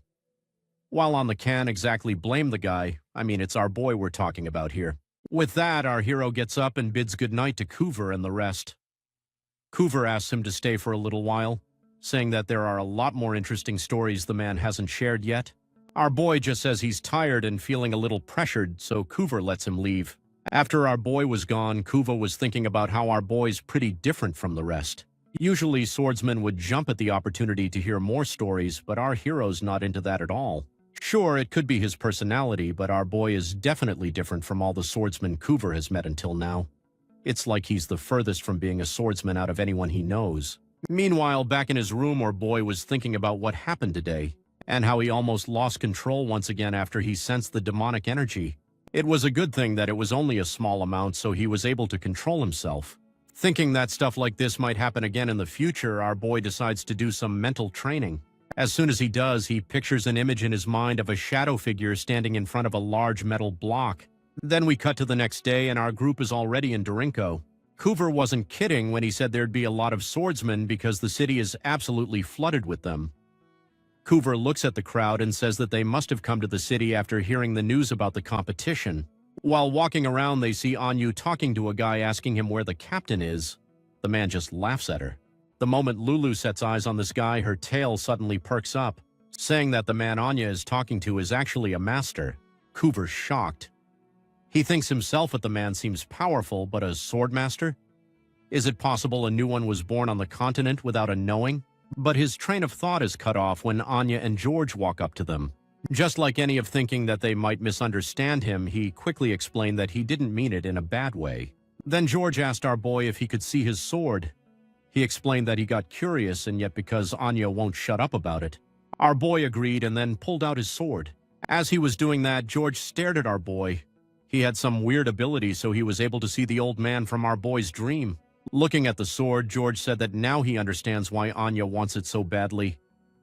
Anya looked at George all cheerful, asking him if now he gets why she wanted it for the captain. George told her that although he gets where she is coming from, she can go around taking other people's things, so it's... With that, they bid the group farewell and went on their way. After they were gone, our boy said how George looks strong, and now he's even more curious about what their captain is like. That person must be pretty amazing if they got these two as their underlings. As they were busy talking about this mysterious captain, the crowd went crazy because these twin swordsmen Charlotte and Victor showed up. As usual, our boy knows nothing, so he has to ask Kuver if the two are famous. Kuver nods to saying that they were famous and pretty strong together. It could even stand up against a master. Seeing how some pretty big names showed up for the competition, Kuber tells our hero that this won't be as easy as he initially thought, but our boy's all fired up knowing that George is also participating. This would be a good opportunity for him to learn, he says, explaining how he'll use this opportunity as a learning experience. Cooper paused for a second and told our boy you shouldn't just go around fighting others for the sake of learning from them. He then asked him if he thinks when Khan faced the old man, he was just thinking of it as a learning experience. Of course not. He was bent on beating An, and that was why he was able to reach the same level as An one day. Then Kuber tells our boy that if he wants to be a swordsman, he better compete with the intention to weigh in. So our boy's just standing there completely shook after hearing Kuber drop some real wisdom on him. Like the orc basically told him something so profound that dude's brain just blue screened for a second. Cover's immediately thinking, oh crap, did I go too hard on him? And starts backpedaling with apologies, but our hero just thanks him and says he finally gets what's been missing from his whole vibe. Back at the end, our boy is sitting on his bed doing the whole meditation thing, thinking about this concept of desire to win, and here's where he gets real. He admits he literally never thought about that before. Even back at the Kron Swordsmanship Academy, my guy was just trying to cosplay as the old man instead of actually wanting to beat people. Meanwhile, his friends Brett and Judith were out there with that killer instinct, actually trying to clap their opponents. Then he remembers the whole sorcery lecture about how the purest form of desire comes from mixing it with fighting spirit, and it clicks. That's why Cooper said what he said. But then our boy wonders if he's ever felt that before. He'd even wanted to overtake Ilya during midterm evaluations. The next morning, Coover is having a whole guilt trip session with himself, thinking he came on too strong and should have been more careful about our hero's feelings. But Lulu tells him to chill, and right on cue, our boy walks out. Lulu notices something's different, though the cat can't quite put its paw on what. Coover, on the other hand, can literally see the fire in our boy's heart is now burning like he chugged 5 energy drinks. They're all set, so the trio heads to the Darinkuyu arena. At the arena, it's basically Swordsman Comic-Con. You've got Double Blade, Kushu walking around the intimidating one, Strike Randall, and a whole bunch of other talents. They grab seats and Coover's doing commentary, saying Charlotte and Victor might not be guaranteed winners because there's too much competition. Then his absolute unit of a dwarf, Vulcan, walks in with his 2 dwarf homies. Without wasting time, my man introduces himself and explains the competition mechanics. 2 people step on stage and fight until one wins. Winner stays, loser leaves. If the winner taps out, 2 new challengers step up. Pretty straightforward, except the crowd's confused about how they'll decide an ultimate winner. But Vulcan told everyone that there is no ultimate champion. The whole point isn't to crown a winner, it's to find someone who will inspire him enough to forge the 10th numbering sword. The other 2 doors not like, yeah, that's the plan. The competition starts, and guess who steps up first? Victor and Randall. The crowd was absolutely feral because these 2 are supposed to be among the strongest. But Randall is not here for pleasantries. He tells Victor straight up that he despises pretenders like him, and can see all the wicked stuff he's hiding behind that smile. Victor's just vibing though, totally unbothered, even calling Randall his angry junior. Meanwhile, Lou's watching this drum unfold and asks what their beef is. Kuva explains that Victor and Charlotte are basically celebrity mercenaries. They destroyed demon nests, helped countryside folks for cheap, and saved merchants from monsters. But here's the thing about fame. The more popular you get, the more people want to take you down. Hence why Randall's got beef. Back on stage, Randall asks Vulcan, "Can I kill my opponent?" Vulcan's just like, "Sure, as long as your opponent agrees." And Victor says he doesn't mind the other as long as he overpowers Randall. Vulcan gives the signal, these 2 are already clashing swords. There's this live metallic CL, and something goes flying through the air and rain. The handle sword is shattered. Victor wins just like that. A crowd who's her minds. Meanwhile, in the stands, our boys are muttering about how strong Victor is. Meanwhile, Anya and George are watching from a distance. George is praising Victor's strength, and when Anya asks how strong, he casually drops that Victor's probably one of the top 200 swordsmen on the entire continent. But then George asks the important question, did Anya confirm it's those 2? She says yes, Victor and Charlotte are the targets. The gold lines turn red, which apparently means something significant. George tells her to leave a mark on them. But Annie is out here complaining about not wanting to waste 2 days' worth of whatever currency they're using. She pulls out these golden piggy banks and smashes them. Golden light shoots out and flies straight to Charlotte and Victor's foreheads, leaving golden symbols, and sends the light to Lulu. As the golden light hits Lulu, she makes this surprise sound and asks our boy to scratch his forehead. Our hero's probably confused as hell, while Kuva is just having the time of his life watching matches. Georgia standing there like, Why did you mark the key AT instead of the actual main character? And Annie just shrugs, saying it doesn't matter since they're always together anyway. George asks if she can only mark one person, and Anya explains it's harder to mark a sorcerer. George had just done at this point, wondering how this spoiled brat became such a powerful sorcerer. Turns out Anya has these magical pity banks that can grant any wish as long as the value doesn't exceed the money saved in them. So one by one, swordsmen are lining up to challenge Victor, thinking they've got a shot. But these poor souls are either getting their weapons shattered like cheap glass or being brought to their knees, while Victor's out here making it look easier than a tutorial level. By now, this man has demolished 17 opponents with single strikes. People in the crowd are already calling it. Same Victor's obviously winning, and everyone else should just pack up and go home. Since nobody's brave or stupid enough to step up anymore, Charlotte finally enters the stage. Victor looks at him and goes, "Finally a worthy opponent. Our battle will be legendary." Okay, he didn't say that exactly, but the energy is there. Charlotte glances over at Vulcan, trying to read the D-worse vibe. But Vulcan's just standing there with his arms crossed. And that's when our boy stands up. He has seen enough and is ready for a showdown now. So our hero walks to the stage, and the announcer is hyping up the new challenger. Victor sizes him up, thinking he's pretty strong. Our boy approaches Charlotte and offers to wait if Charlotte wants to fight first. But Charlotte's like, "Now you go ahead," and then immediately calls him out for forgetting a sword. Bro, can we Pilliers retire this joke? That guy literally gets roasted about his sword in every single arc, but Aaron calmly says he's got it with him. And Charlotte's just like, "All right, guess you've got tricks up your sleeve." Our boy steps onto the stage, thinking about how he finally understands the desire to win. And as soon as he does, well, and looks at him like he just saw a ghost.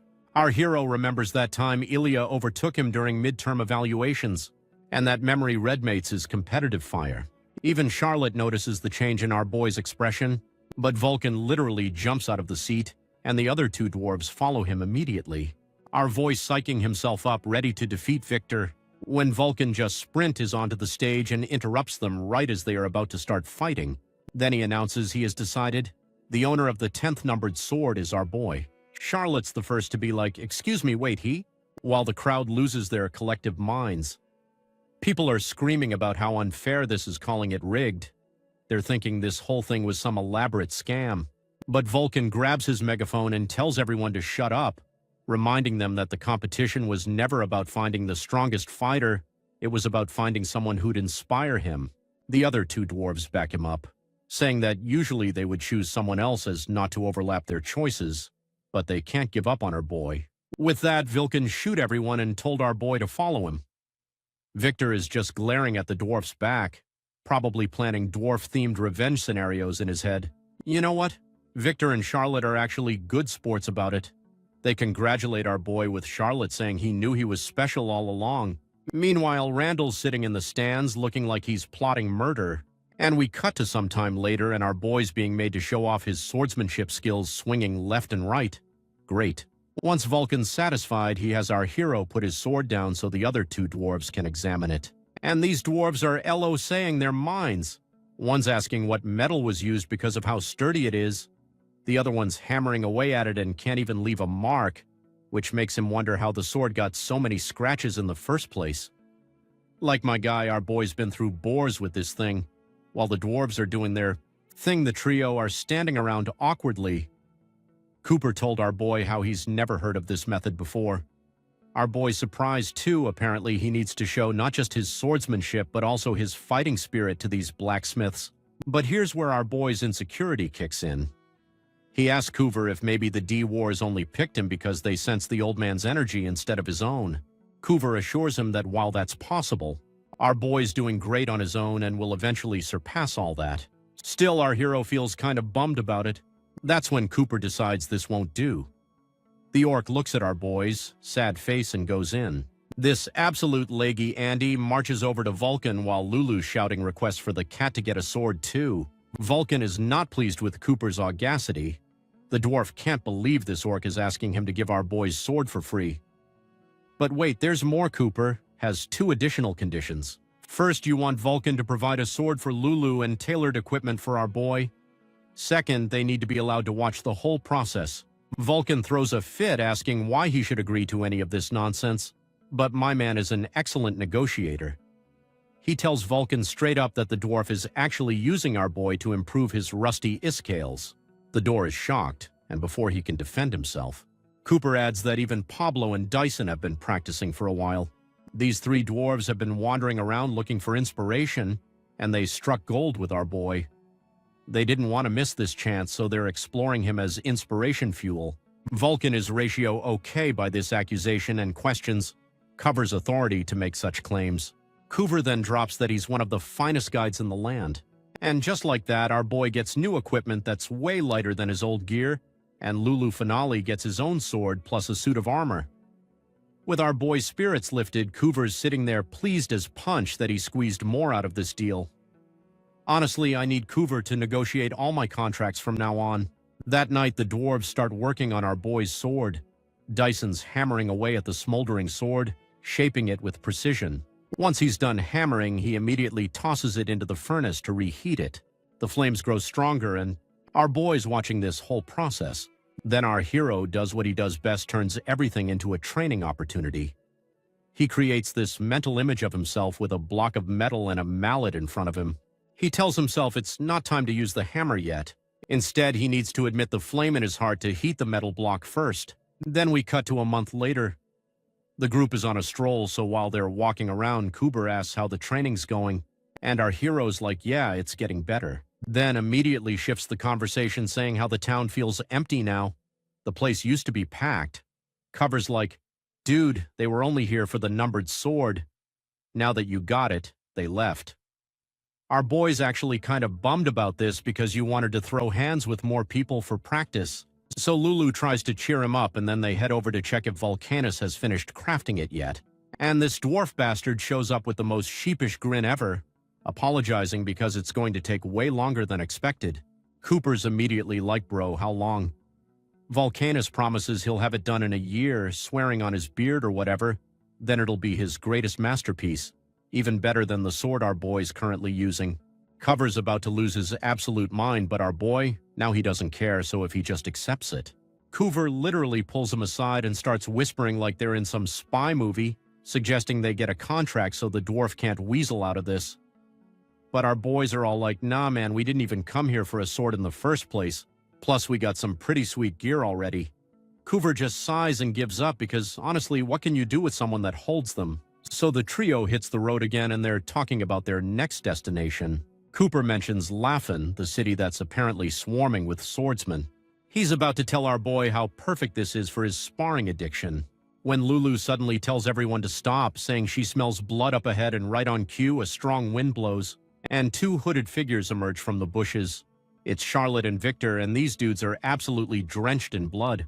Cooper, understandably freaked out, asks them what the hell happened. They casually say they've been waiting for them, and then Cooper notices one of them is holding something. Before you can even ask, Charlotte just yeets this thing at them and Randall's head. Cooper screaming, asking how they could kill someone. And these psychos just smile and say they got rid of a thief. No big deal, right? They explain that our boy's been a target for thieves, so they've been working overtime dealing with them all.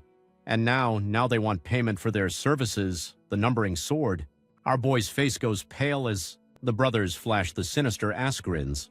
Lulu immediately jumps in, telling them they don't even have the sword because it's not finished yet. But Victor just tells the cat to shut up, convince our boys hiding it with magic.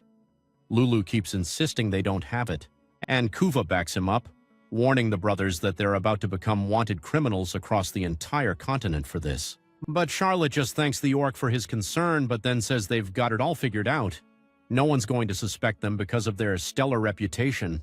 They've even got a cover story ready. A band of thieves attacked our boys' group, stole the sword, and the heroic brothers Victor and Charlotte arrived just a moment too late to save them. Our boy asked him why they were doing all this. He tells them he's heard all these stories about them, how they earned respect from other swordsmen, all their notable deeds, so why the hell are they doing this? He even says if they don't give him a proper answer or they're never getting that sword, even if it costs him his life. Victor just goes, "What are you saying, kid? The numbered sword is more important than everything else." Our boy loses it, asking them how they could kill people just for a sword. Now the psychos scream at our boy, saying that the numbered sword isn't any sword. and then start telling their tragic story of how they've been a swordsman for the past 30 years and hit their limit 20 years ago. And in the past 20 years, they've done everything necessary to advance, but nothing worked. Years after years passed and not even a zilch in the name of progress. They thought that they were trapped in hell. He says how our boy doesn't know anything, saying how they aren't the only ones who are facing this. There are thousands like them, but nah, our boy wasn't interested in their story. All he was thinking was how such intense demonic energy was coming from some humans, so now our boy already has his sword out. Because these two are no longer looking human, sensing the demonic energy, the old man from his dream materializes. Then the scene shifts to Anya and George. Anya is doing her magic things. She has used 2 of her golden and P-banks to open a portal. From the portal, someone walked in on the battlefield. These 2 bastards looked at the portal and they were absolutely scared, because out of the portal, the captain of the Black Knights, Ignat Crescencia, walks in. We're supposed to hate her for beating up Ilya's brother, but I'm having a change of heart. Ignat is looking like an absolute baddie. It's possible Ilya's brother wanted her to walk all over him and threw that fight on purpose. He might even be into that. I'm starting to think Ilya's brother might be the smartest guy in this whole story. Man saw his opportunity and took it. So our boys standing are absolutely stunned because the person Ilya was talking about just shown up and it's Ignat. But she's not even looking at him right now. She's laser-focused on the brothers, calling them out by name. She tells them straight up that they've gone way too far this time, and these bastards just glare at her and ask what the hell she's doing in a place like this. But instead of answering, she just takes off her cloak and reaches from her sword. She tells them she's being generous here, giving them one chance to explain themselves before things get ugly, saying that it's the last mercy she is doing them, but instead of answering, these bastards just pull out their swords and point them at. So in response, you realize her aura, and man, it's something else. Even our boy's shocked. Instead of running away, these bastards let out their demonic energy to counter her aura. Hagenet drops her sword, and in literally the blink of an eye, she launches herself off the cliff and appears right in Victor's face. Everyone's shocked by her speed. Victor tries to swing at her, but she just deflects his attack with her bare hand, and then Aidenet gives him this brutal kick that sends him flying like a rag doll in the opposite direction. Charlotte barely sees what happens next, and by the time he processes it, Agnik's already caught up to his airborne brother and delivers another that sends Victor crashing into a stone wall. Charlotte runs over as fast as he can, but by the time he gets there, all he hears is the lovely sound of crumbling rocks and breaking bones. He's completely speechless because it's just standing there next to Victor's limp body, which she's literally showed head first into the stone wall. Amit looks at Charlotte and tells him to take a goob look at the most pathetic way for his swordmaster to die, but instead of using his brain, his bastard charges straight in her. Even it casually slices off his arm. And while this bastard is standing there processing the fact that his hands are no longer attached to his body, Ignat's already behind him. As Charlotte turns to look at her, Ignat asks what is wrong with him and how a human could turn into such a thing. Then she tells Charlie it's time for him to go and crush his head with her foot. I mean, she steps on him, but not in a fun kind of way. Meanwhile, our boy is just looking at her all surprised, thinking how even though she's a swordmaster, she could kill 2 people so ruthlessly. The scene shifts back to Ignite and Anya skipping over to her, happily carrying Ignat's sword, asking her if she could clean her hands and shoes.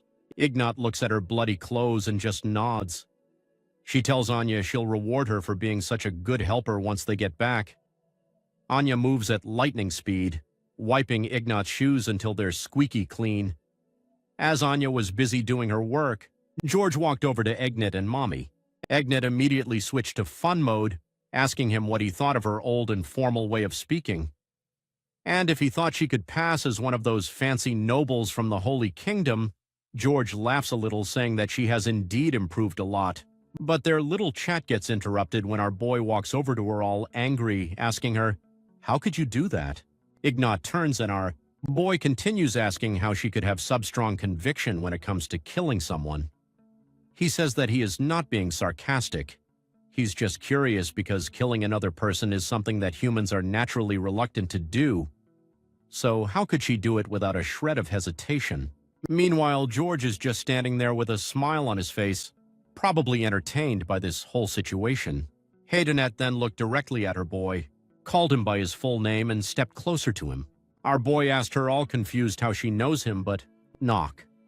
She doesn't care. She stops right in front of him and then announces that she's appointing him as a member of the Black Knights under the order of the Holy Kingdom of Arvalis. Man, this is hilarious. He wanted answers but got drafted instead. Meanwhile, Kuva is standing there wondering how the hell Aidenet knows our boy's name, and more importantly, why she wants to recruit him. Aidenetra stares at our boy, waiting for an answer, but before she can even blink, our boy straight up refuses. Lulu and Kuva both whip around in shock. But Ignite, she's just smiling, commenting on how swift that rejection was. She asks him what part of her offer he didn't like, but before our hero can explain, Ignite tries to sell him on the Holy Kingdom, saying it's actually a pretty good place. She attempts to list some perks, but man, she couldn't come up with one. She told him to give her a moment because she is not good with words. Our boy flat out refuses again, telling her that she could give him the moon, but he won't be joining the Knight's Order. Nick layers at him and feels this particular force emanating from her. Lulu quickly points out that Ignat's doing the same thing George did. She's taking a look inside our hero. It's over in a flash, and Ignat just sighs deeply and says, "Turns out the rumors were true about this young man with a lump of iron in his heart. And this isn't just any ordinary iron, but refined iron that even Vulcanus is dying to get his hands on." Hey Mid admits she wanted to go now that she's seen our boy up close. It looks like he still hasn't managed to become its owner. Our boy knows what she said is true and he's offended by it, but what can he do? Before he can even reply, it may appoint him as a Knight of the Black Knight's Order again. Except this time it's mandatory. Our boy is getting more pressured but still refuses. Aiden had told him that he has no choice but to join unless he risks getting swept away by this power, which would cause chaos in the whole continent. That's when our resident sorcery mascot jumps to his rescue. Lulu is in full cat mood right now, defending our boy, telling Ifnak to get the hell out of here and telling her that our boy is getting stronger by the day and won't get swept away by a power like that. Ingrid's mood suddenly changes and she tells Lulu she likes him, which makes Lua hide behind our boy's leg real quick. Seeing that Ignat has no intention of backing down, he told her that he's doing his best and told her that he can prove it to her. Ignite smiles and asks him exactly how he's planning to do that. So our boy brings up what happened with Vice Captain Hilbernet at the Hale Kingdom. Our boy told her everything that happened at that time, saying that even though he wasn't aware of it then, the lump of iron in his heart started manifesting when Hilbernet emitted this fierce fighting spirit similar to a demon's. So our hero tells Ignat that if she can unleash the same type of fighting spirit, he proved to her that he won't be swept away easily by the power in him. Then he casually drops his whole introduction and challenges Ignat to a duel. As he did, Kuva started thinking to himself how Agna has killed so many demons, so she'll definitely have the fighting spirit on par with a demon. So he is worried about how our boy is going to stand against her. He is wondering if our hero has some ace up his sleeve. Meanwhile, Aaron's standing on guard, anxious and thinking he's been feeling strange for a while now. He can't explain why he's so angry. Maybe it's because he knows Ignat's past with Ilya, but that's not quite either. It makes him even more frustrated since he doesn't understand his feelings and can only clench his sword tighter. And it's chill as ever and told our boy that once she emits her fighting spirit, that'll signal the beginning of the fight. Our boy nods. And as soon as he does, Ignite emits this powerful aura and draws her sword. Her aura gets even more powerful from before, and much like how she thought that old man had taken control of our boy. Now Mommy Ignat thinks that she was regular boy can control the power, but suddenly our boy remembers that he is the protagonist so he can easily handle this stuff. He calms himself thinking he should use this emotion on something else. In his mind, he's busy holding the lump of iron in his heart while using the flame within him. He notices that the amber he gets, the more the flame grows, and as you continue to hammer the lump of iron, the flame grows incredibly. The same flame now surrounds our boy's whole body, but he's too busy looking at the object right in front of him. There are radical changes in the lump of iron, so our hero thinks he can change it this time.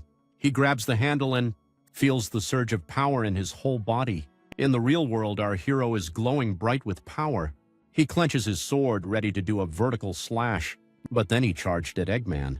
This dude is swinging his sword like his life depends on it, slacking left and right, and Eggnet dodge everything very easily. Our boy even admits she's fast. She's standing there completely unfazed. Then things get serious. Our hero's jumping around, delivering slash after slash, and Egnet's just backing away without breaking a sweat. George is watching with this little smile because a pair of the captains starting to fight back. Meanwhile, Cooper and Lulu are standing there in shock because Evenet literally blew our boy's sword away with one hand. But wait, it gets worse. Ignat swings again and the impact is so intense that the ground literally starts caving in. Our boy manages to block it, but had so much power behind it that he was flying across the battlefield after that, so now Aaron is struggling to find his footing when he hears a voice behind him. And of course it's Ignite. She asks if he has the luxury to look away during your duel, then proceeds to disarm him with one swing. Our boy manages to hold onto the handle at the last second and swings at her with one hand, but Ignite just raises her sword defensively, tells him not to get cocky, and punches him in the gut. The man straight up flew in the opposite direction. Now that the duo was over, Lulu and Kuva ran towards our boy, while George asked Egnet if she'd take our boy with her. Egnet smiled and asked George if he wanted her to be a liar. Aaron proved himself and even managed to impress her because in the duel our boy actually went all out. He was fighting to defeat her, which earned him some points in Mommy Egnet's book. Then we cut to some time later. Aaron wakes up Lulu and Kuva asks in a few.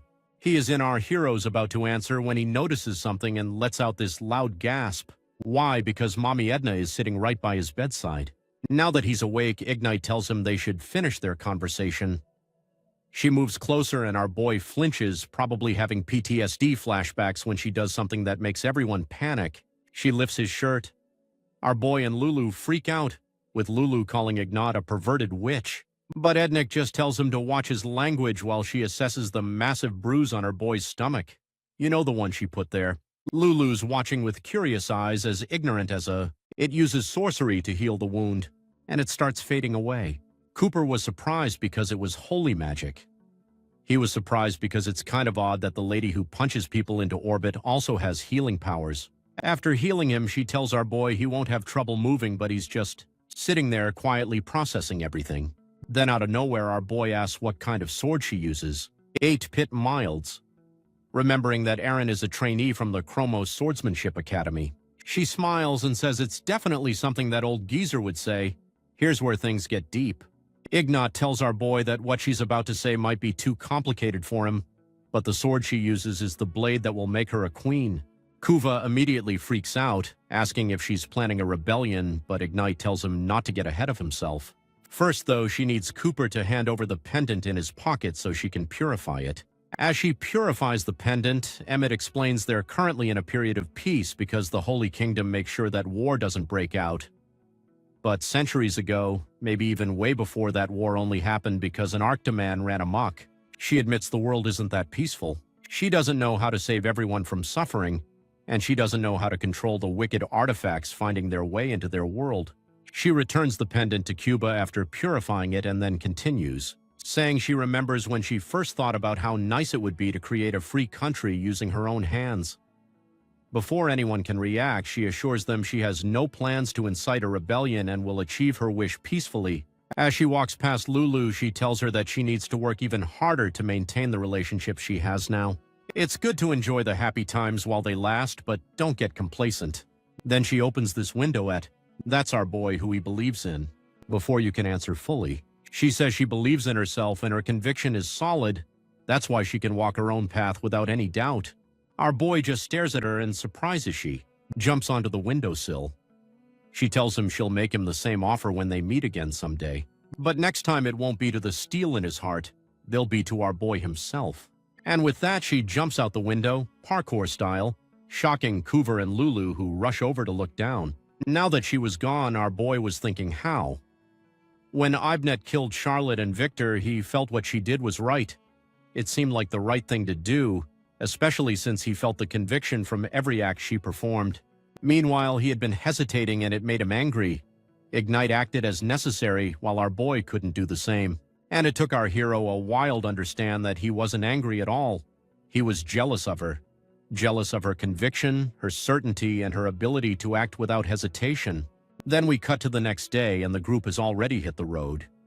This time they got their own carriage with Cooper handling the Rians. Our boys continue in his mental training while Lou is washing over him. The cat staring at him intently as our boy sweats bullets while sitting completely still. In his mind, he's still trying to mold that steel.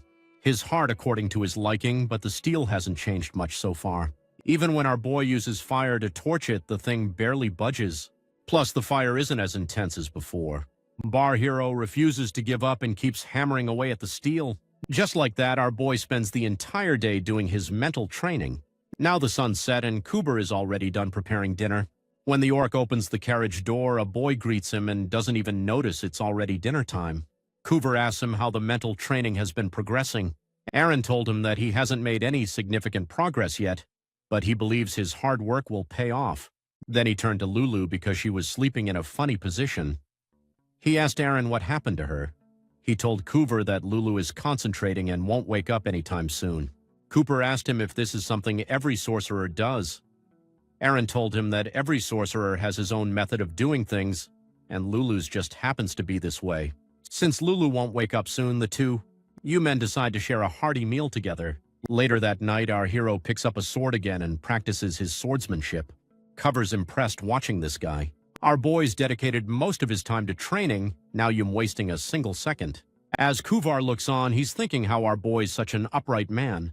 Seeing him work his butt off day and night just makes Kuvar feel like a slob next to him. After their long days on the road, our trio finally reaches a new town. Kuvar explains they'll arrive at Laffin sometime tomorrow. It check into a nearby inn with Lulu and Kuva literally racing each other to get to the bathroom first. Meanwhile, our boy makes himself comfortable and sits at one of the tables.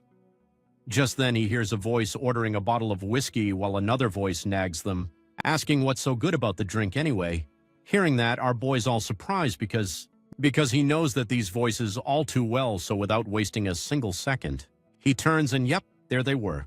His Sonic and Knuckles. These guys are busy bickering and roasting each other. Just then Judith sensed that some idiot was staring at her. She looked up and was all surprised, so surprised that she grabbed Brett's shoulder. And then she started questioning the reality, wondering if she was in a dream or something. Seeing her acting weirdly, Brett turned too and was all surprised and happy to see our boy. Man, finally the gang's back together. Brett's just about to ask what he's doing here when Covert and Lulu appear out of nowhere. They get into defensive positions, asking who these people are and what they're trying to do with our boy. Judith's anything but intimidated, and she's shocked to see Lulu the talking cat. Hoover still has his guard up as he looks at Brett and Judith warily, saying they're pretty strong, like exceptionally strong. But before things could get worse, Aaron told them to calm down and then introduce Lulu and Kuva to his friends as his teacher Kuva, the fortune-teller orc, and Lulu his sorcery master. After learning that they were his friends, Kuva's attitude changed real quick, apologized for jumping to conclusions. So now it's their turn to introduce themselves, so while Brett is getting all buddy-buddy with Kuva, due to the approaches, our boy, telling him how he has gotten stronger and then proceeds to put him in a headlock, asking him where he has been and why he hadn't contacted him all this while, saying that they had thought he had died or something. Seeing this tough love, Lulu asks Aaron if he is sure they are friends, but he was busy explaining this hot red of the situation, saying that it's a long story. Judith releases our boy from her headlock, saying they can just talk later, but for now they need to have a match first. They'd all head outside and decide on one of the training grounds that's no longer being used. The first to face off is Judith and our boy. They get on the stage and Judith pulls and does not see him carrying his sword on his back. She's thinking maybe he changed his primary weapon after all these years. Our boy told her that it's nothing like that and then casually pulled the sword out of nowhere, but not. It was not enough to impress Judith. After giving him an auto approval, she charged straight at him with that signature, aggressive sword style of hers. But our boy countered it with her technique. But before she could freak out, he stepped back, spun a whole circle, and delivered one of Brett's attacks, knocking her back, and then immediately followed back with her technique. After seeing that spectacle, Brett's 100% sure that our boy was using their techniques, but the main question is how so? Judith can't help but ask him what he's been up to for the last few years. In reply, our boy smiles and asks her if she wasn't the one who said that they could talk later. Meanwhile, Brett comes running, saying that after seeing that he can't wait for a single second more, so they are now going to have a three-way sparring. Man, look at the smile on our boy's face. Then the three of them just go at each other like it's the best day of their lives. After trading a bunch of blows, Brett's already questioning our boy about how he managed to copy everything after seeing it once. But our hero just tells him they'll talk later, before Brett can push it. Judith comes flying in, asking these idiots how they can run their mouths in the middle of fight. Our boy jumps back to dodge for strike and instantly comes down with a vertical slash when he left. Lands, but even while she's off balance, Judith still manages to fire back with hit after hit. Retries to join in again, but dodges a huge slash from our hero. And as he's finding his footing, he notices our boy already spinning toward him for another swing. Brett dodges that too, with the ground sure doesn't. There's this loud crack as the stage starts snapping under the force of our boy's attack. Brett can't help pointing out how ridiculously strong this guy has gotten, while Coover's on the side watching the three maniacs go at it non-stop like none of them even knows what giving up means. What shocks him even more is how much you're all enjoying this. They keep going for a while until Judith tells our boy he's way better than she expected. Our boy told them the same thing, saying that they have gotten far stronger than he imagined. Brett finally calls it for the day before the two lunatics decide to keep going anyway. Judith is about to argue, but Brett just points out the sun's already gone. That's when she finally realizes that they have been going at it for a while, but before heading back, she asks her boy to show her that vertical slash he used way back during the final evaluation. With a small smile, our boy gets ready, drops into that calm zone and just second shocking the two of them, and delivers that iconic slash, and almost splits the stage in half. They're both standing there stunned at us. How much stronger it looks now. On their way back to the end, Brett starts catching him up on everything he missed, saying he returned to the academy, but our boy tells him he already knew because Lance and the old man told him. Hearing that, Brett asks if he went back there himself. Meanwhile, Lulu ends up walking next to Judith, telling her that she was strong, and then pulls out these shiny red jewels that match Judith's hair, trying to give them to her. But Judith declines, saying that there was no need for that.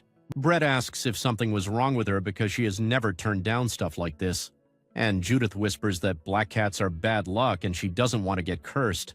Unfortunately, Lulu hears it all, her eyes go all watery, and she runs straight into our boy's arms crying. The scene shifts and they're at the end now. Judith and Brett asked our boy if Cooper and Lulu are joining them. Aaron told them that they are giving them some space to talk. Brett starts off by saying Cooper and Lulu are good people. Well, an orc and a cat, as Judith immediately asked our boy what happened after he got back from the academy. Our boy thinks for a bit before opening up about everything from the start, all the way back to when he kept dreaming about the old man before even joining the academy. It takes a while, but he explains everything right up to the part where the old man told him to leave the academy and start his journey. Atu sit quietly for a moment, and our boy worries he must sound ridiculous. But Judith just tells him it must have been rough. He's surprised, but she keeps going, saying she was actually pissed when she first heard his story because she always thought she was the strongest in the academy, and looking back now, it's absurd to think that when someone like Hen was right there. She admits she felt cheated because he gets someone guiding him, someone helping him, but she also realized he works twice as hard just to overcome the man in his dreams. I more even expect that kind of empathy from Judith. But she cheers him on and acknowledges how hard he's been working this whole time. But before they could get emotional, Brett butts in on their conversation, being all proud, saying he turned into a decent person. The two start bickering again while our hero watches them fondly, even noticing Brett looks brighter than before. Speaking of Brett, you asked our boy if he wants to travel together since he's on a personal journey, and Judith immediately agrees. That suggestion catches our boy off guard. He doesn't mind, but he's low, key worried about whether these two will get along with Kuva and Lulu. Fast forward a couple drinks, and Cooper's now best friends with Brett because they both love alcohol. Brett's thrilled he finally has a drinking buddy since Judith's such a lightweight. She gets annoyed and tries to start another fight, but Brett just brushes her off. The scene shifts and we see a drunk Judith clinging to Lulu and apologizing over and over to Lulu for calling her bad luck. Berries are facing to Lulu, saying how she's a cat that brings good luck. While Lulu hadn't expected this much affection, he was looking at our boy, all hopeful, telling him to get him out of there. Aaron looks at this peaceful scene and thinks to himself how he was worried over nothing. The next day rolls around and the gang heads out again with no real plan on where to go. When Brett and Judith heard the Aaron was thinking of going to Lufen, they immediately told him to forget it because the place sucked, or at least that's how those 2 minutes sound. Our boy asked why they were being so dramatic, and Judith said it was because nobody wanted to spar with them back then. Even the swordsmanship academies didn't want them around, and the famous swordsmen were too stuck up to even acknowledge them. Cooper asked if they actually showed their certification cards from Chroma's 27th cohort, and Judith said of course they did. Well, that explained everything. Cooper told them that people basically call their year the Golden Hort, so anyone losing to them would have their pride smashed instantly. Judith got annoyed, but Lulu hopped on our boy's head and asked where they want to go next. Bright then suggested Partisan, a new city where swordsmen and all kinds of free folk gathered, and the group agreed right away. It spent the next week traveling together and getting closer. Coover kept cooking for everyone, and Brett became a huge fan of his food. Judith was the same as always, dragging our hero for post-lunch training sessions. The more they fought, the more our boy got used to her moves, but she wasn't bothered at all. Instead, her sword suddenly started glowing bright red, shocking Kuva. We thought it was an aura sword. Brett quickly explains she was only emitting a bit of aura, which wasn't the same thing. As Judith and her boy kept clashing, Rhett added that she was still practicing that ability, which was why it didn't have a set form yet, but you can't deny it added pressure on anyone fighting her. While the two kept sparring, Brett realized you might finally understand the nature of auras, and meanwhile our boy already had 2 order applications down manifestation and focus. That made Brett think our hero was the most likely to become a swordmaster out of the 3 of them. Their fight ended with our boy admitting defeat, which made Judith incredibly happy. The score was now 9-1, giving her a clean 90% win rate. As he tried to catch his breath, our boy couldn't help thinking he was the weakest of the 3. He expected it, but still it stung. His thoughts got cut off when Brett suddenly called off the physical sparring and told him to fight with words instead. Our boy had no clue what he meant, but Brett immediately started talking about his second sparring day with Judith, explaining how she dodged to the side every time he changed his attack first. That same habit showed up whenever she got flustered. Judith admitted it and said she watched out for it from now on. Meanwhile, Aaron was listening all surprised when Brett turned to him and asked him what he thought of their sword analysis, but since it was his first time seeing these 2 breakdown fights like this, our hero said he'd sit this one out and just learn. Once again, our boy thought about how amazing his friends were and said he couldn't wait to get stronger so he could join these discussions properly. Next time. Later that night, Kuva noticed our boy wasn't eating dinner and asked what was up. He said he trained through the night and come back by morning. Judith heard that and instantly decided she wasn't letting him get ahead, so she went to train too. Seeing her leave, Brett followed after them, and Kuvar could only ask what their deal was. Brad explained that whenever our boy showed serious conviction, he grew like crazy, and Judith knew this, so she worked hard to keep up. Brett even asked Kuber if this happened during their journey, and the orc laughed, saying it did. Outside, our boy practices vertical slash, remembering what Ian had told him there was no point in copying others forever.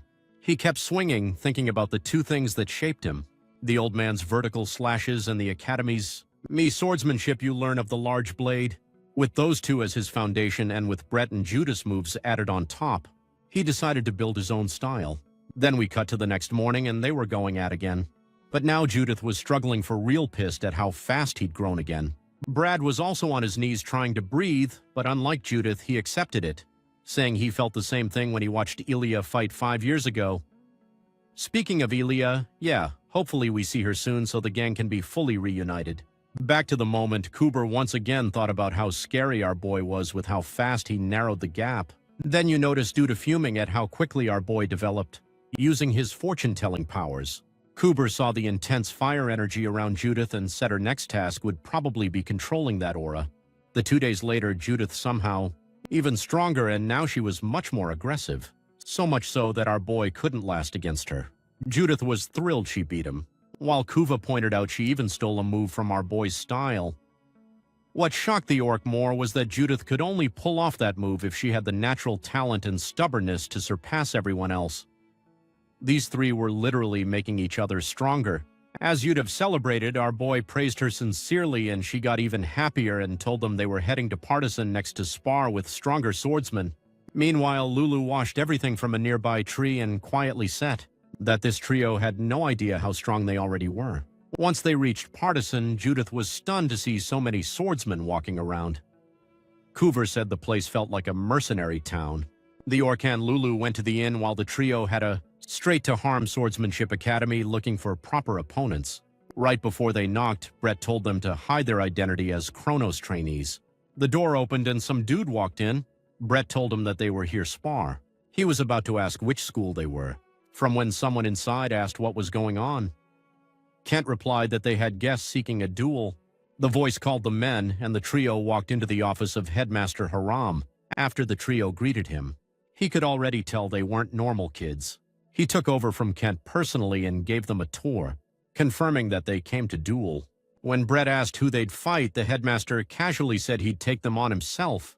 Kent was shocked, while Judith was hyped. At his office, the headmaster asked who wanted to go first. And to everyone's surprise, our boy stepped forward. He even checked with his friends first. Brett said it was unexpected from him, but they let him take the lead. The headmaster suggested wooden swords to avoid injuries, and our hero agreed. Once they stood apart, the headmaster gave the signal in charge that me. He was curious to see how strong our boy was, and then immediately got bumped into the head with one clean swing. So Instructor Kent comes running over to help the headmaster, and our boy's just standing there like, what the hell just happened? Judith's freaking out, screaming that he just killed the headmaster. Our hero is in a full panic, saying, I didn't, I swear, while Kent shakes the old man. Obviously, nobody actually murdered anyone, so now all three of them are sitting in the headmaster's office. Our boy apologizes again, but Headmaster Haram, now rocking a fresh bandage on his head, tells him to chill. It was a fair fight, no hard feelings. With this smile on his face, he asks if they're from the academy. The group goes quiet for a second, before Brett says they're all from Chroma Swordsmanship Academy. The headmaster's eyes light up. Wait, are you guys from the 27th cohort? You know, the one everyone calls the Golden Cohort? Suddenly everything clicks for Headmaster Haram. He's like, oh, that makes sense. Kronos is the only place that could produce monsters like you three. Then adds that at first he had a thought that they were here to mess with him. Our boy immediately panicked, telling him that it wasn't their intention, but thankfully, the headmaster is a good sport. He believes them when they say they were genuinely just looking for a decent sparring match. Now that awkwardness is out of the way, Headmaster Haram finally addresses the elephant in the room. These three idiots have no clue how strong they actually are. To explain, he asks them what level most swordsmen aim for. Normal people would say swordmaster, but for actual swordsmen, they probably answer expert level. Realistically speaking, that's the highest level someone with average talent, background, and effort can reach. But the expert level might seem like too much of a title for some people. In fact, all the head teachers in the academy are at the expert level. He tells the trio that none of the instructors in the academy could handle them. At best, maybe 4 or 5 people in the entire institution could give them a good fight, and even then, our boy and his friends would eventually win. The headmaster tells them they should be proud of this, but Judith does the opposite. She just sighs, looking completely defeated. Seeing her reaction makes the headmaster grin, and that's when he drops the real news. There's one person in the partisan who's stronger than all three of them combined. Judith slams her hands on his desk, nearly breaking it. By the way, demanding to know how strong this person is and if they're a master. The headmaster literally jumps back from her intensity and says, no, this person isn't a master.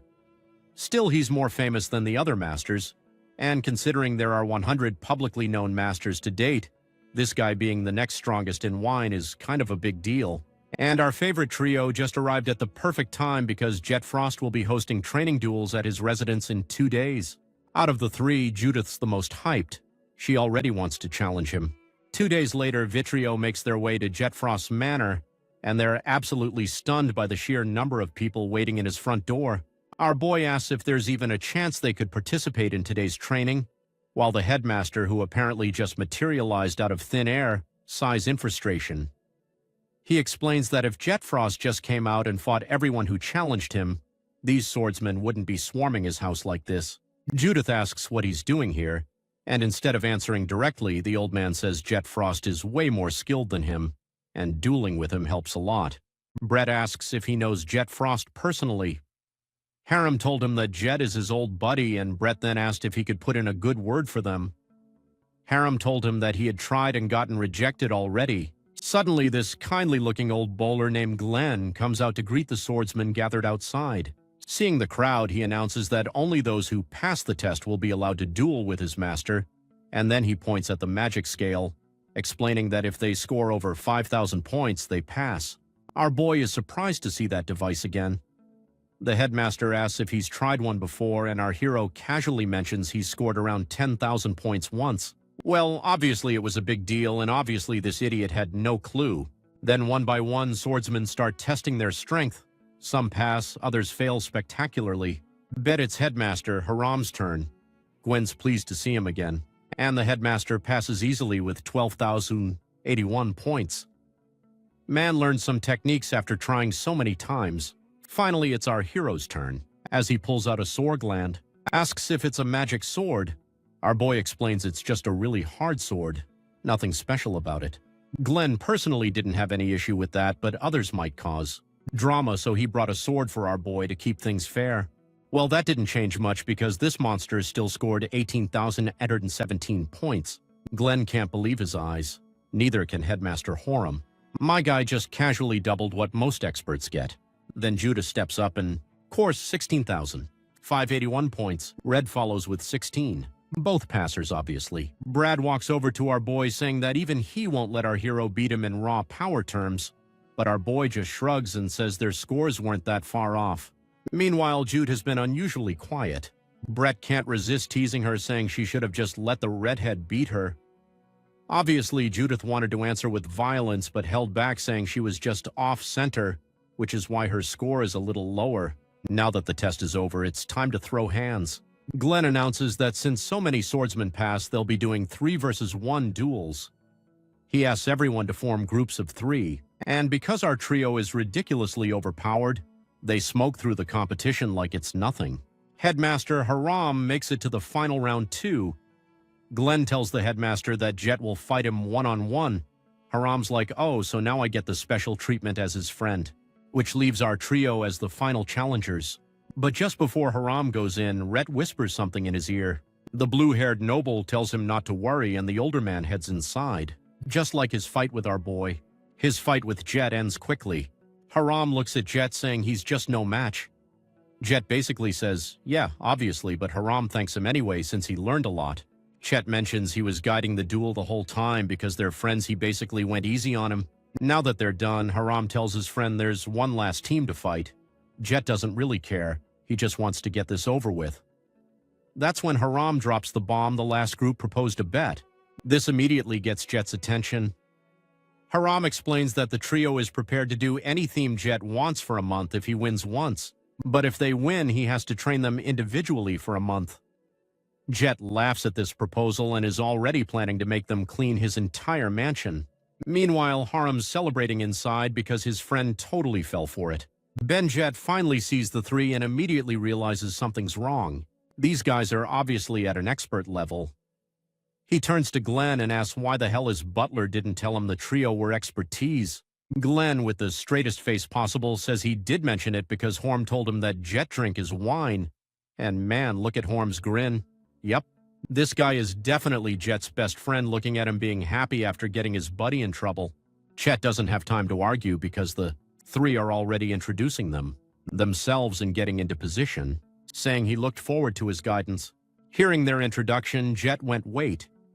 Did they just say Chrono's Swordsmanship Academy's 27th cohort? The rumored golden cohort? Before Jet Frost could even process if he made the right call taking this bet, the 3-year-old start, and suddenly, our boy's already in his face about to swing. Jet barely raises his sword in time to block. Their blades clash, and a sheer impact makes the old man think, how the hell is this kid so strong? Jet pushes back hard, fending off our boy's attack and slashing him, but then another attack comes, forcing his guard open. It's prepped with a quick slash, and our boy's already winding up right behind him. As Jet's about to counter, he feels so in behind him, it's Judith almost taking his head off. The old man's reflexes kick in and he dashes away, creating distance. He looks back thinking these 3 have insane teamwork. He needs to turn this into one-on-one duels. But he doesn't get to finish that thought because someone's blade is already coming in his face. He leans back just in time, or he might have lost half his head. But as he's trying to get into position, our boy's already about to cut it down. Jet uses his footwork to get himself out of the attack zone just in time for Brett to catch him off balance. The old man spins around the noble, thinking these kids aren't giving him time to breathe. There's this loud clash of blades. Glenn's watching in awe, seeing his master struggling. Haram's grinning, clearly enjoying the show, saying this bet was totally worth it. This is getting too intense for Jet's liking. He's grating his teeth, thinking he might actually end up teaching these 3 if this keeps up. With that thought, Jeff finds renewed energy and releases this intense, or that even the trio feels instantly. The former Kronos training stopped dead in their tracks as Jet keeps releasing more and more power. He acknowledges their strength and decides to return the favor by fighting seriously. Based on his look alone, things are about to get real. Brett's struggling with Jet's heavy aura. It's making it harder to move, like he's about to get cut by the pressure alone. But Judith doesn't let it stop her. Charges Strigan him, but then that throws his sword at her. She blocks it, but it was just a distraction. But still looking at where the old man was, thinking he magically disappeared when he notices at the last second that Chet's right above him. And the bastard's got another blade. Jet unsheaths his second sword. Brett hesitates since he can't rid the old man's next move, slash or thrust. Brett thinks he needs to block, but Jet uses that hesitation against him and releases this sinister aura that freezes the noble in fear. Then Jet just taps the tip of his blade to Brett's chest. That's one down. As he raises his blade, Jet sees our boy in the reflection trying to sneak up behind him. The old man kicks our heroes. Hardy flies backward. Meanwhile, Judith lunges at M-Buddy, is already 2 steps ahead. He jumps out of her way and lands behind her and slides his bleed inches from her neck. But that too are done as down and only our boy's left. But before moving on, Jet calls out to Brett and starts praising him, saying how his swordsmanship is and how his technique is pretty developed for his age. But he's quick to point out Brett lacks insight. Maybe he's just too cautious. Brett says there's no way he could avoid that attack. Jet tells him he only put enough force that Brett could handle. He's committed to his role in these guidance duels. Plus, Brett backed away from losing composure. Jet turns to Judith, saying her attacks are simple. She looks confused. He asks if she forgot how to thrust, pointing out she only used slashing techniques. By doing that, she's not using her sword to its full potential. Now Jet turns to our boy, saying he'll have more fun with him since he's the last one, so he told our boy that he can have the first strike. He says that our boy's attacks are heavy, so he wants to see what he can do and tells him to come at him with full power. Hearing this, Brett and Judith start laughing. Haram just looks at them strangely, wondering what's so funny. Our boy gets worried, saying he might damage the place. The old man just smiles, saying it's a risk he needs to take in a duel, since Jet gave you care. Your boy suddenly gets into the zone and starts meditating in his usual stance. His aura flares up and Jet is now standing there, all shocked to see our boy controlling it. Meanwhile, our boy's thinking Jet's way too strong. He overpowered all 3 without tapping his full power, so we'll use this opportunity to get trained by him. As he thinks this, the blaze from his aura gets more intense. You won't pass this chance up. Our boy raises his sword, his golden aura crackling around him.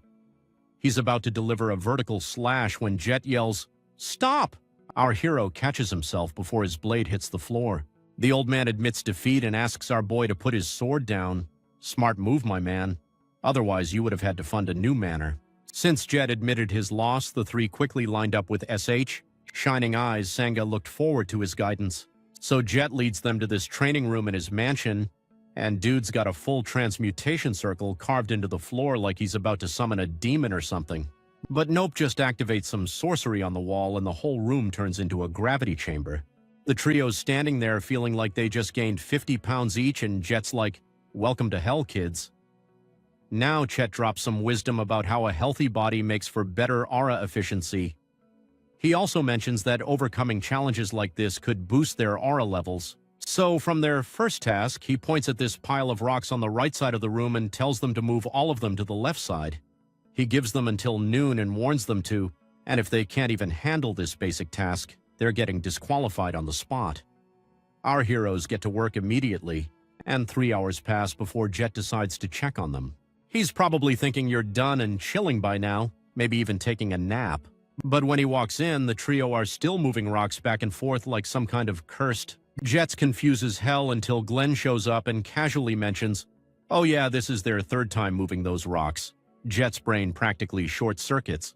Glenn explains that the tree had finished before 11 a.m., but since they don't like sitting around doing nothing, they just kept going.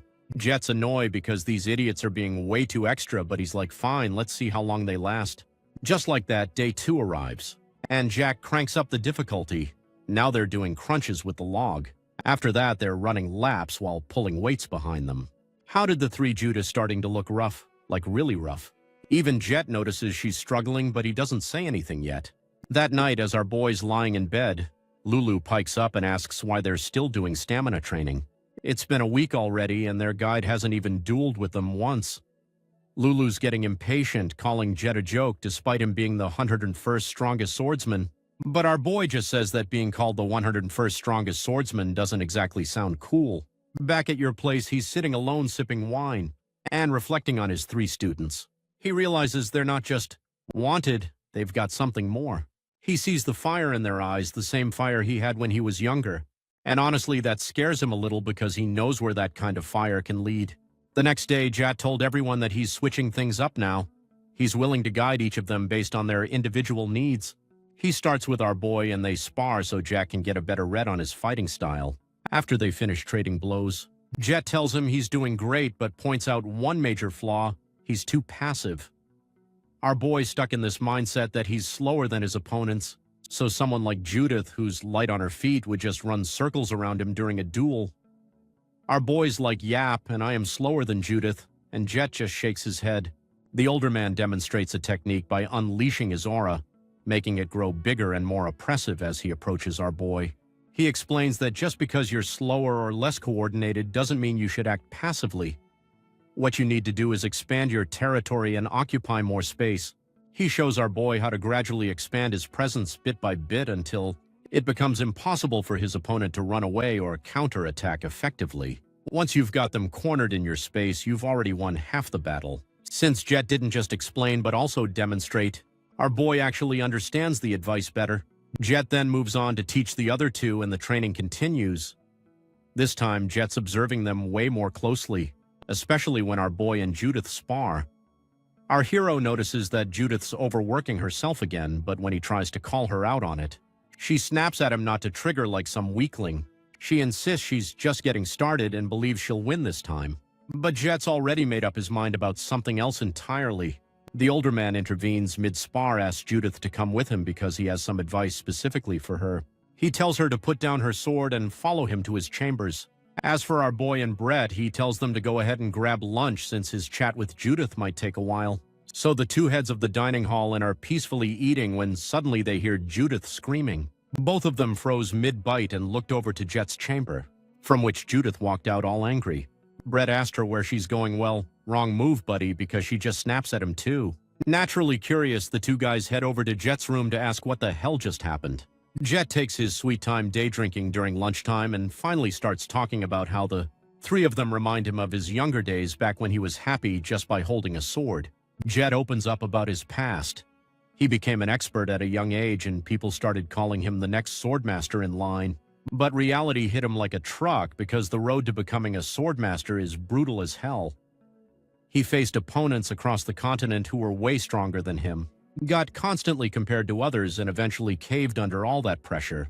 The comparisons, the competitions, the desperate desire to win it all became too much until he couldn't even focus on his swordsmanship anymore. Looking back now, Jet wishes he'd had better control over those fiery emotions back then. But in the world of swordsmanship, there's no such thing as moderation when it comes to competition. Plus, for her, things are even worse because she has these 2 geniuses as her comparisons.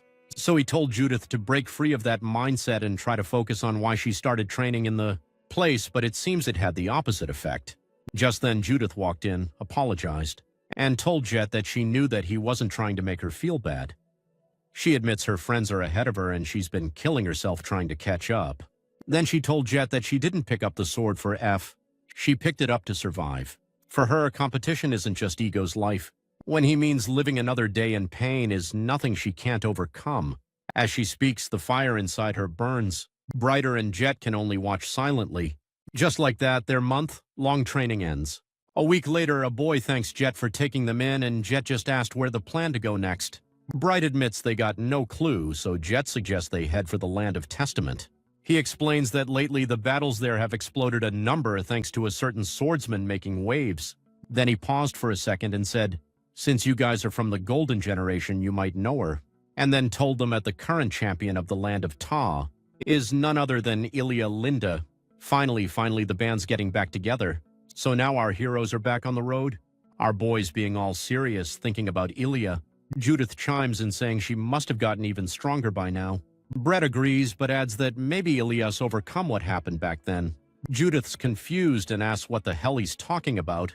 So Brett tells her that when Ilya returned home from the academy, or brother, the crown prince of the Line family disappeared without a trace. Our boy's jaw hits the floor. What's really weird is there were no clues at all, like you've got whisked away by sorcery or something. But the family's resident magician couldn't find any traces of him either. Hilya was obviously frustrated as hell, and the family kept searching for the next 3 months with zero progress, and rumors started spreading that Carl might be dead. And all the rival families who've been jealous of the Linda started talking shit about the family's future. Our boy's speechless. He had no idea Ilya went through something like that. But Brett tells them she's probably fine now since she became the champion of the Land of a Testament. She wouldn't have earned that title if she let what people said get her. Plus, he is hyped because he thinks that he can beat her this time. Judith quickly agrees. Soon enough, they reach Asen in the Card Kingdom's battle city. Lulu's hype seeing this many people. While our boy novices, the place seems packed with rich folks. Then again, Lu points out there are also tons of beggars on the streets. Coover just shrugs and says that's how it is. Asen's got many battle arenas beside the Land of a Testament, which makes betting and gambling super popular here. Right then, some merchant pops up in front of them. He sees they look interested in duels, and before our boy can even explain anything, the guy talks over him. He's got something many people want: 4 tickets to the champion battle. At the Land of a Testament happening at 4 p.m. today, so obviously our boy buys them. They make their way inside this absolutely massive arena, way bigger than any they've been to before. Brett's pretty happy about how huge the place is and how packed it is with people. Judith's seatmate starts making small talk, asking who they place their bet on. The guy says he bet on Aaliyah for obvious reasons. Not only is she the youngest champion in history, but she also became a swordmaster at 18. Judith turns to the man when she hears this, but her attention should to the main stage as the announcer welcomes everyone. The challenger this time is Cedric Cooper, who's ranked 2nd among all swordsmen at the king level. Then he gets all excited, introducing his opponent, the undefeated swordsman, undeniable talent, Yumba's champion ever and swordmaster, Ilya Linde. She steps onto the stage and draws her sword. There's this certain force already surrounding it that, and Judith recognizing, immediately an aura sword. Our boy is shocked but says nothing as Ilya walks out, making the crowd go absolutely wild. And damn, she's prettier than ever too. With both swordsmen in position, Media makes the first move. In a split second, she's already in front of Cedric. This catches him completely off guard, but he has to move fast because Ilya unleashes a barrage of attacks that leave him defending for his life. He's thinking he can barely dodge her attack when suddenly prepares for a stronger strike, hitting Cedric in the chest and allowing him across the stage. Lucky for him, he had his sword up when she did that, but his blade's already chipped and starting to crack. He realizes if he takes one more blow from that aura sword, his weapon will be destroyed for sure. He can't let this duel end without landing at least one attack, so he decides to go on offense. He's about to thrust his blade when Ilya spins out of range. Engine slashes his sword, breaking in half. Just like that, it's over in less than a minute. Ilya is already walking away as she's declared champion once again. Cooper can't believe it since this wasn't Yuma challenge. He asked the trio if she was really training like them. All three are speechless, but Cooper notices our boy doesn't look too good. Our boy just stands up and tells Cooper he needs to go for a walk. Now that he's out of the arena, our boy can help but wonder what that was all about. Was he imagining things? No, he sure resents it clearly. Dark demon-like energy coming from Ilya. So he knows he has to meet her as soon as possible, but first he needs information. He remembers Coover used to get info from pubs, so he makes his way to Asen Pub. As soon as he steps in, all eyes are staring at him. Our boy doesn't care and goes straight to the bartender and asks him for the information. The bartender told him that this is no ordinary pub and told our boy to leave if he does more trouble. Our boy says he'll compensate him for his troubles, though not by much. The bartender keeps wiping glasses without even looking at him. Our boy asks where he needs to go if he wants to meet the champion of the Land of a Testament, Ilya Linde. Some bastard heard our boy and told him that he'll tell him what he wants before. First, our boy has to make a bet with him, so Aaron asks him what kind of bet. This dude told him that they'll take turns punching each other. Whoever lasts longer wins. If someone gives up or faints, they lose. Our boy finds it weird, but then thinks maybe Maybe this is how they do things here, and nods. As he did that, the bastards punched Landon, straight our boy. And this video started laughing, thinking our boy was done. But nothing happened. Then this bastard grinned, saying how the match wouldn't be interesting if our boy had fainted in just one punch. And then our boy said that it was his turn, and then bam, our boy hits his stupid face with the most satisfying punch possible, sent him flying straight to the walls, and now our boy is just standing there thinking, maybe he should add one punch man to his title. So now this idiot's lackeys are freaking out. They ran straight to their boss, who is checking the temperature of the ground. One of them gets up all tough about to swing in our boy for what he did. When this voice cuts through the crowd, enter Hinch, appointed ear reporter dude. One of the goons tries to act hard, but Hinch just gives him the looking cat. Usually threatens to plaster this whole pub brawl on tomorrow's front page, and what do you know? The goon backs down immediately. Hinch drags our boy outside and introduces himself as the chief reporter of some weekly arena magazine. He clocks Aaron's whole swordsman getup and asks for his name. Our boy introduces himself, and Hinch immediately goes, "Oh, you're not from the West, huh?" Aaron asks Hinch why he was helping him, and Hinch can't exactly say, "I need my next big scoop for clicks." So if he just goes with, "Let's help each other out, bro." They start walking, and Hinch asks if Aaron's some fanboy trying to meet Ilya.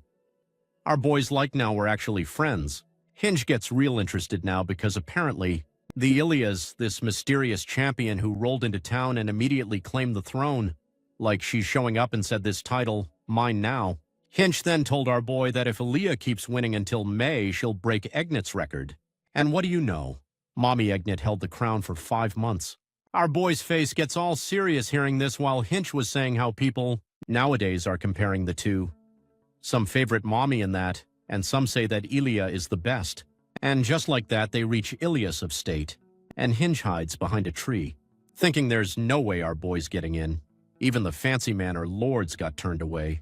Our boy walks up, introduces himself, and whips out the platinum card he received from Ilya earlier.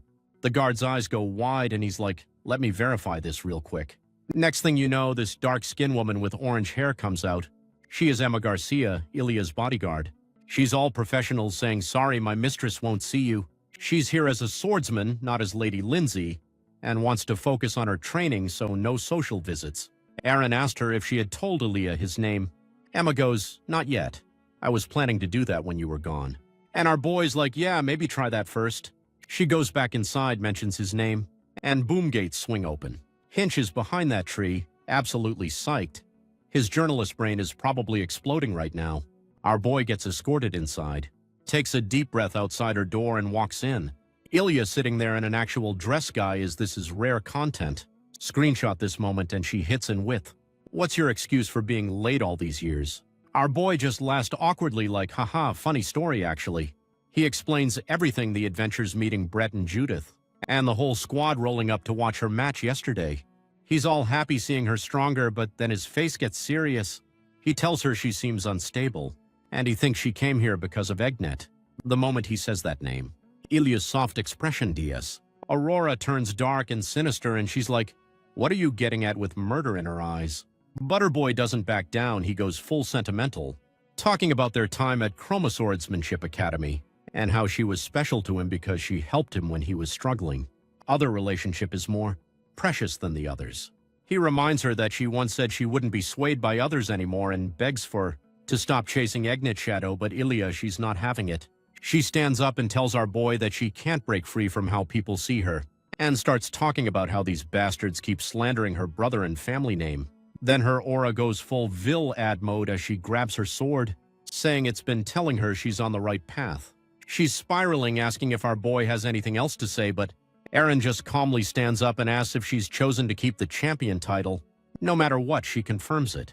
Our boy looks her dead in the eyes and says there are 120 days left before you break Ignite's record. And before that happens, he's going to take her down no matter what it takes. Ilya is still inged, and our boy, he's never looked more serious in his life. Man just declared war on his own friend. This is about to get spiced by. For a second, Ilya is standing there stunned, and our boy doubles down. He tells her straight up 4 months from now and she has to defend that title, he'll take her down, and man, she can barely process it, asking if he's actually serious. Our boy confirms dead serious. He even admits that, yeah, with his current skill level, he can't beat her. But that's exactly why he's going to train his ass off for the next 4 months. He apologizes for how awkward this got, especially since they haven't seen each other in forever, then hits her with the emotional damage. Here's still my most precious friend, even if it's embarrassing to say out loud. With that, he walks out. Then we cut to the inn. We got Coover and Brett chilling at the table while Judas on the bed with Lulu. He'd been thought about Ilya. She knew that she would get stronger, but Swordmaster level is just insane.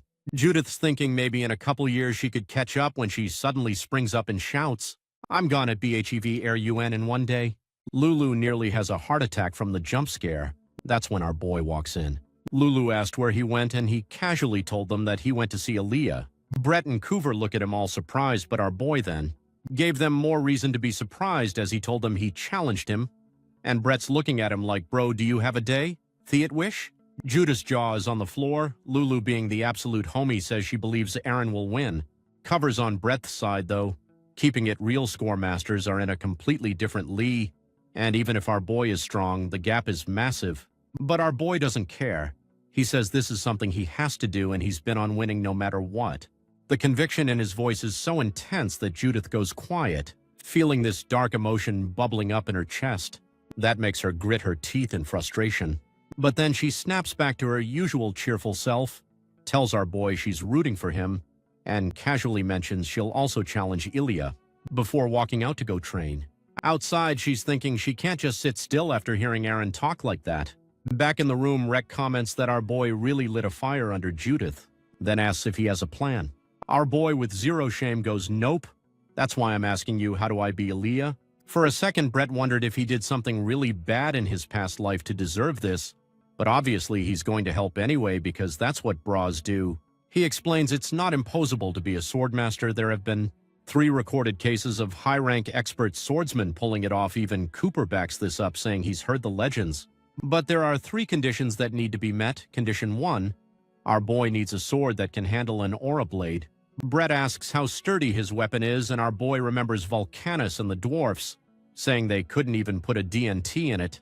So he just tells Brett his blade won't break, and Brett gives the green light. Condition 2, our boy needs his own signature technique, something unpredictable. Brett says for Aaron, that's obviously his vertical slash. He needs to refine until he can whip it out freely mid-fight. Our boy promises to work hard, fully committed to beating Ilya. Brett points out that hard work doesn't always equal results, but since it's Aaron we're talking about, who knows what will happen. Condition 3, the most important one, our boy's swordsmanship needs to be on par with the swordmaster. Brad emphasizes that Ilya became a swordmaster through pure dedication, not luck. She perfected her swordsmanship before completing her aura, making her a true swordmaster. If our boy can't narrow that skill gap, he's cooked.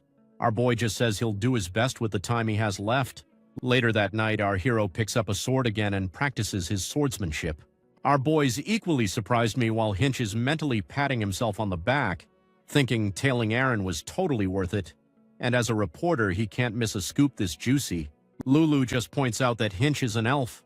He introduces himself to the group, but Brett throws him the most bombastic side-eye while wiping beer off his face, asking if this pointy-eared dude was eavesdropping.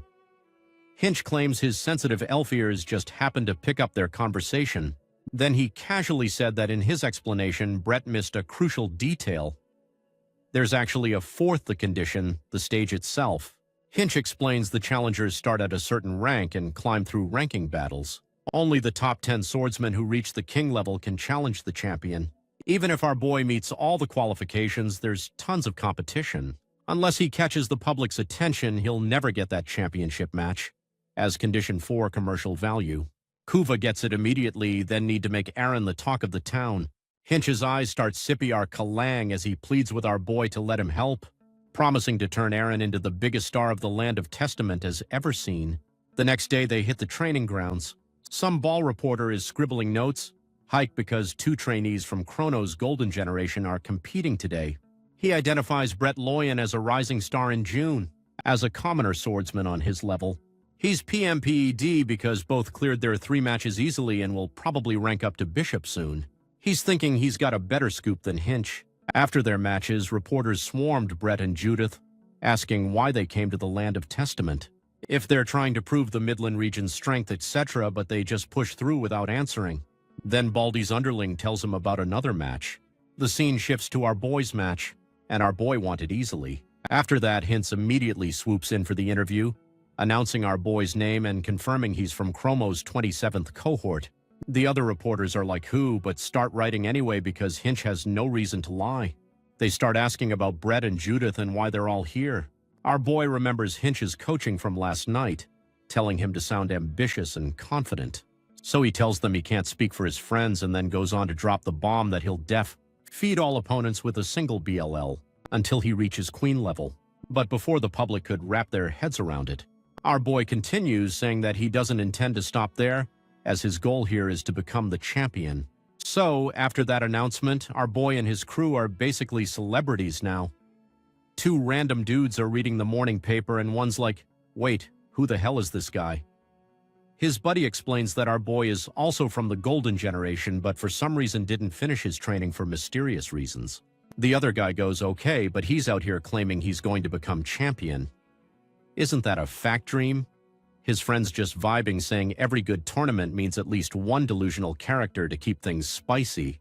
Meanwhile, back at the end, Hinch is great, ear to ear, because the interview he did with Aaron is blowing up. So he gets back to work to do a follow-up story. As soon as he's gone, our boy asks Brett where Judith went, and apparently she's off doing solo training. Brett sits down and gets serious, telling Aaron he's noticed something. Our boy has been hella restless lately, even during the interview. He wants to know why he is so serious about beating Ilya. Aaron goes quiet for a second, then told Brent everything, saying how he thinks that Ilya might be turning into a demon. Brett's jaw hits the floor and our boy explains the whole thing. Basically, when someone bottles up enough negative emotions, rage, hatred, all that fun stuff, they can transform into a demon. Remember Victor and Charlotte? Same deal. Some people can fight it off like Jet did, but Ilya, Aaron's sensing straight up demonic energy coming from her. That's why he's obsessed with beating her now before she completely loses herself to it. If he doesn't stop her soon, she'll be gone for good. After hearing a whole story, Brett tells him to keep this between them because Judith would probably lose her mind if she found out. But he also points out the obvious. Defeating Ilya with only 4 months of training is basically impossible. Our boy's like, yeah, if I have to try anyway. Suddenly, Lulu pops out from the top bunk yelling at Aaron for not mentioning this earlier, and then he hops down, asking our boy if he wants to be way stronger in just a few months. When Aaron asks if there's anything they can do, Lulu says sorcery can help. Then he is all excited and says that it's time for a special lesson and tells our boy that from now on, whenever he swings, he'll do it with strength and a wish in mind.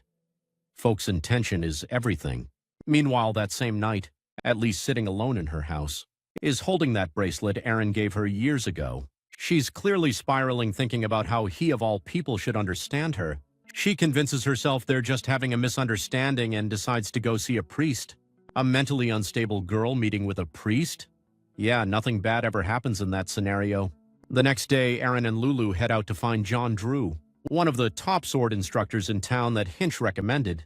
They showed up at his estate and holy shit, there was a whole crowd of people at the gates, all hoping to train with this guy, so without wasting a single second, he walked over to the guard, telling him that Hinch had sent him here, so the guard immediately recognized him and escorted him inside. And listen, this place is so massive. They have to take a carriage just to get from the gates to the reception room. In the carriage, the guard asked our boy why he was here. He told him everything, and the guard told him that John Drew is loaded and pretty much content with his cushy life. So convincing him to take on a student isn't easy. He loves money, sure, but he's not desperate for it. Aaron and Lulu are on phase, though. When they finally meet this Count John Drew, the dude immediately comments that Aaron's younger than he expected. Our boy introduces himself, confirms Hinch sent him, and John gets straight to business, asking if Aaron's prepared to pay top dollar for his services.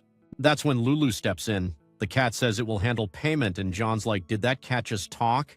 Lulu whips out some golden mice using sorcery, and John's eyes light up. But it's not enough yet. His greedy ass is showing. So Lulu just casually summons an entire mountain of gold. And man, this greedy bastard couldn't resist. He immediately agrees to train Aaron, bowing and promising to do his absolute best. Lulu is just sitting there like, yeah, this is exactly what money's for. They move to a bigger training room, and John tells Aaron to show him everything, his swordsmanship techniques, all of it. He explains he needs to analyze our boy's physical abilities, battle sense, habits, and mannerisms to figure out the best training approach. Eren glances at Lulu, who gives the nod. Quick flashback. Before they came here, Lulu made our boy practice swimming with one rule. Every single swing has to carry the earnest wish to save Ilia. That intention needs to be embedded in every movement. Back in the present, Eren closes his eyes, takes a deep breath, and starts swinging. Meanwhile, Ilia is kneeling in front of some hooded priest on an altar somewhere. She's praying, asking if everything she's done has been meaningful or if it's all been pointless. She admits she's not sure if she's still on the right path. As our boy continues swinging with pure intention, the priest tells Ilia not to be afraid. He taps her head, saying she's silence envy, jealousy, criticism, and ridicule, and she shouldn't be swayed by a simple breeze. At the exact same time, Eren takes a massive swing, declaring he'll get stronger, and suddenly this force field of energy builds around him. A blue sphere forms, and he's created his own training space using sorcery. John and Lulu are shocked. Meanwhile, this bastard had done something. He smiles this sinister ass smile and tells Iliad to keep devoting herself until all the wind in the world disappears.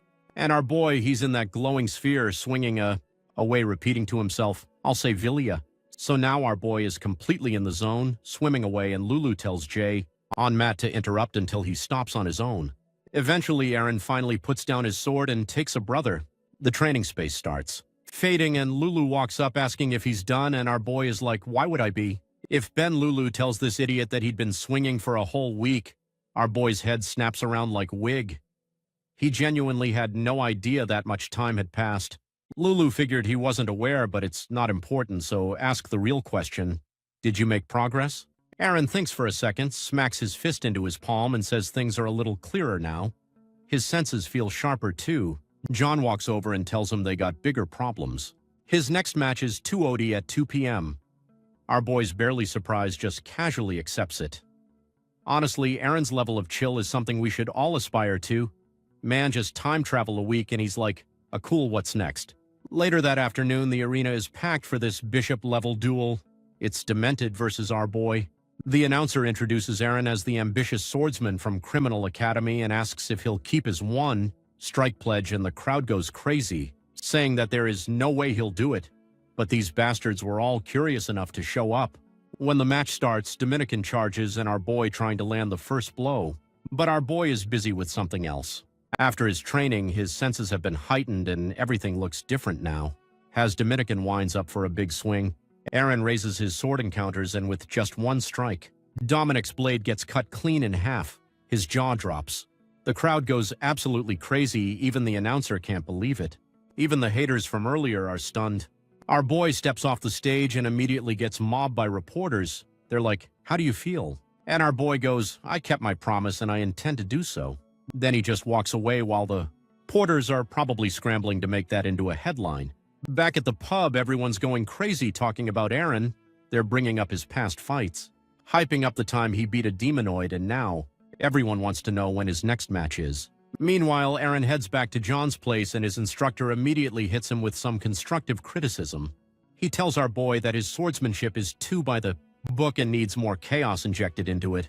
Then John does something absolutely fun while he spits at Eren like in full-on lubalunch. Our boy dodges it and John's just standing there like, haha, just a prank, bro. Then he offers Eren a handshake with the hand, Coviarity, and spit. But before Eren can process the buy, warfare John just attempted. The old man's already got a bleed pointed at him. John explains that real swordsmanship isn't just about technique. It's about mind games, tricks, and being a general menace. He's basically teaching our boy how to fight dirty and, hey, you bastard, don't grow up, my boy. So for the next 10 days, John puts Eren through boot camp, teaching him every underhanded tactic in the book. Our boy eats it all up and masters everything in record time. John standing there amazed that Eren learned everything in just 10 days and got stronger on top of it. That night, Eren has another one of those weird dreams with the mysterious old sword guy. Except this time, the dude looks even older, which makes our boy wonder if the dream guy is aging in real time. Eren gets into his meditation pose and basically tells the old man telepathically, "Look, I'll take your help if you're offering. What if you're going to be a problem amount?" Then he starts glowing with that golden aura, and even Lulu's watching a sleep leg. This kid doing image training in his dreams now? Has this man ever take a break? Even God rested on the seventh day. Then we cut to the next fight in surprise. Our boy wins with one strike again. But this time he also destroys his opponent's sword just to flex a little. This becomes a pattern. 3 days, 3 fights, all wins, and just like that, Eren hits rook level. The crowd's going wild. He's got fans now. People are probably making banners with his face on them. But in the midst of all this celebration, there's Judith just standing there speechless. The announcer declares that there's literally no one left to challenge Eren in the land of opportunity. So congrats, he's officially queen level Ma, which means our boy's moving on to the land of glory. Meanwhile, up in the stands, Kuber, Lulu, and Brett are basically having a proud parent moment, beaming with pride watching their friend dominate. Brett's admitting he can't believe how strong our boy has gotten, and he's about to ask Judith what she thinks about all this when she just hands up and walks away without saying a word. After seeing our boy fight and his progress, she's having this whole internal crisis. The girl thought she had the strongest will and the most tenacity, and that she'd never lose to anyone in terms of determination. But watching our boy achieve all this stuff lately, it's got her questioning everything. She's so deep in her feelings that she's not even watching where she's going and bummed straight into some dude making him drop his book. Judith picks up the book, apologizes, and hands it back to this hooded figure. She turns to leave when the guy calls out to her, and removes his hood with a smile, asking if she's got a minute to spare. Man, it's the same bastard that got to Ilya and ran Judith run. Back to our boy, he's already moving on to his next match. His opponent raises his sword and straight up slashes the ground. Eren was just standing on, sending rocks and debris flying everywhere. His opponent follows up with this barrage of attacks that our boy just casually dodges, which obviously pisses the guy off. So he decides to go for the class surprise attack from behind. But Eren already saw this coming a mile away. His bastard was thinking that he was being clever, so he makes this big dramatic swing, and just as his blade's about to connect with our boy, he disappears. Now it's our boy's turn for a surprise attack, popping up behind the older dude and sending a thrust his way. The older man can only scream in fright as Eren stops his attack with his sword literally millimeters from cutting his opponent. With that, the match ended. The crowd loses their minds as the announcer is basically saying our heroes win. Strick shows no signs of stopping, saying how he just needs one more win before getting promoted to king level. Later that night, Kuva and Brad are sitting together, low-key celebrating all of our boys' wins. They're talking about how famous you're starting to get, and then Kuva casually mentions that Judith is almost a queen level herself. Brett nods and tells him that her next match is actually a promotion duel. Seeing how he's not even that hecked about it, Kuva asked him why he's not as obsessed with dueling as his other two friends, especially when they live and read this stuff. Brett just smiles and drifts into a mess of his graduation day back when our boy walked into the old man's office expecting some insane quest for trial, only for the old man to say that Brett already had everything he needed, and there was no tests required, signing his graduation on the spot. Snapping back to reality, Kuber is going on about how amazing Brett is when Judy walks in looking all down and drained. Brett goes up to her and asks if she's done training. Out of nowhere, she asked him for a duel. He's completely caught off guard, but there's no way he can say no to her. So the two of them head outside to fight. Brett tries to break the tension with some small talk, asking how she even found this place. But Judith shuts that down quickly and tells him to stop messing around and get serious. Meanwhile, our boy stays locked in on his own training, and this time he can really feel something changing. His body starts glowing and he tells Lulu that he can actually see it now and he can feel it. Lulu is shocked and asks if he's talking about his aura, wondering if he seriously hasn't been able to see it all this time. He admits that he could only barely sense it before but never actually see it clearly. Just then, a servant sprints in, completely panicked, and tells Eren that his next match has already been set, and the way he's acting makes it seem like it's something huge. Our boy asks when it's happening, and the servant says it's tomorrow and that his opponent is a real big shot. Then we cut to the next day, and the whole place is buzzing as the announcer hypes up the main event, introducing the star rookie of the Coliseum, our boy himself. And for his opponent, everyone's favorite redhead. On top of that, she's the one who challenged him. Up in the stands, Brett's deep in thought while the announcer goes on about how this is an inescapable clash between comrades. The crowd is losing it, dying to see who's going to come out on top. As our boy steps onto the stage, he asks Judith what's going on in her head and why she challenged him like this. She just laughs and calls him a dummy, telling him it's obvious that he's not a dumb person. She challenged him because she wants to fight, and today's the day she's going to finally surpass him before going after Ilya. The bell rings and she charges in. Their swords collide and the sheer impact tears apart half the arena. While pushing against her with all his strength, our boy tells her that he's not holding anything back either. So if she wants to win, she better give him absolutely everything she's got. Judith comes in with one insane swing and sends our boy flying all the way across the arena. And before anyone can even blink, she's already sprinting at him again. Her blade crashes into him once more, and she follows that up with a relentless storm of lightning-fast attacks, kicking up so much dust and debris that a whole cloud forms around our boy. When she finally stops to see if she landed a clean hit, she freezes because his sword is right there, just a breath away from her face. The crowd absolutely loses it at that sight, calling it a ridiculous level of skill. Even Brett has to admit that Eren is straight up overpowering her. Our boy tells Judith to get ready because now it's his turn to attack. She manages to block and parry his strikes, but anyone can see she's having a rough time keeping up. She can't understand how his power has skyrocketed like this. She thinks back to when they used to train together at Kronos and how he was nowhere near this level. What the hell has he been doing all this time? One mistake and her sword could go flying, and it's already starting to crack under the pressure. In her heart, she knows that this is a level she just can't handle. Even defending herself is becoming a nightmare. With a final heavy blow, our boy sends Judith stumbling back, and that's when she truly realizes how massive the gap between them is. She's gasping for air, barely able to stand straight while he's still calm and steady like nothing even happened. She starts questioning herself, wondering what she could possibly do to win or if she even can. But instead of giving up, she clenches her teeth and charges again, deciding she'll just keep coming at him until he drops. Their swords collide once more with the force that shakes the arena. Judith leaps into the air, hoping to catch him off guard with an overhead strike. But our boy swings back just as hard in the night.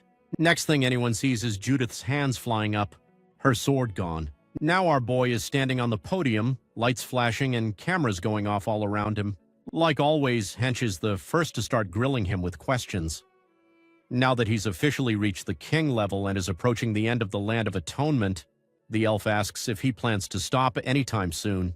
Our boy says his goal hasn't changed even a little and he won't stop until he reaches it. He also throws out that he'll take down anyone who tries to block his path, then wraps up the interview like it's nothing. As he steps down, Coover, Lulu, and Brett are already there waiting. Lulu congratulates him on making it to the king level, and Brett cracks a joke about how comfortable he looks in front of the cameras, even commenting on his appearance, but Eren just brushes it all off. What he really wants to know is where Judith went. Brett goes quiet for a second before saying she disappeared right after the match. He figures the loss hit her hard and tells our boy it's probably best to just give her some space for now, and Eren reluctantly agrees. 2 days pass and it's already night again, but Judith still hasn't returned. Brett sits on his bed sighing, thinking that the defeat must have really messed her up this time. Not too long ago, she was almost on the same level as our boy, and now the gap is just painful to look at, especially since she was dead serious about winning. He remembers how restless she seemed the day before the match, how grim she looked, and then it clicks. He remembers the talk he had with our boy about how negative emotions like rage and despair could trigger a transformation. Without wasting another second, Brett bolts out into the night to look for her, terrified that something bad might have happened. He searches all over, even checking the arena again, but there's no trace of her. Out of breath, he drops to his knees and racks his brain, until one place comes to mind: the forest training grounds. He takes off running again, praying his worst fears aren't true. Meanwhile, the priest is sitting and having his dinner. Remembering when he invited Judith to pray with him a few days back, he finally reaches the clearing and spots her sitting on top of a massive rock, completely still. He calls out her name with that, stops when he sees her state. Cut back to the priest, sipping on his wine, thinking how unfortunate. It is that the red-headed swordswoman turned him down, saying she had other plans. Back to our boy, he was looking at Judith and she was crying her eyes out, telling Brett how from the very first clash, she already knew she couldn't beat our boy. Then she snaps, shouting that she's been trying her hardest this whole time to catch up to him, to surpass him. But no matter what she does, the gap only keeps getting bigger. She breaks down completely, stopping as Brett moves closer. When she looks up at him, her eyes are full of tears, but man, she was looking cute as hell. Then she grabs him and starts crying her heart out. While standing there, Brett was thinking about how Judith was never going to change. His mind flashes back to the day he stood in the old man's office asking to delay his own graduation because he wanted to go on a journey to figure some things out, promising that one day he would return with Judith. Then he remembers his talk with Coover, telling him that he found something more important than the sword. Now in the present, while Judith continues to sob in his arms, Brett reaches out to her, comforting her while thinking to himself that if she's not going to change, he's going to protect her. And man, our ship has finally officially sailed.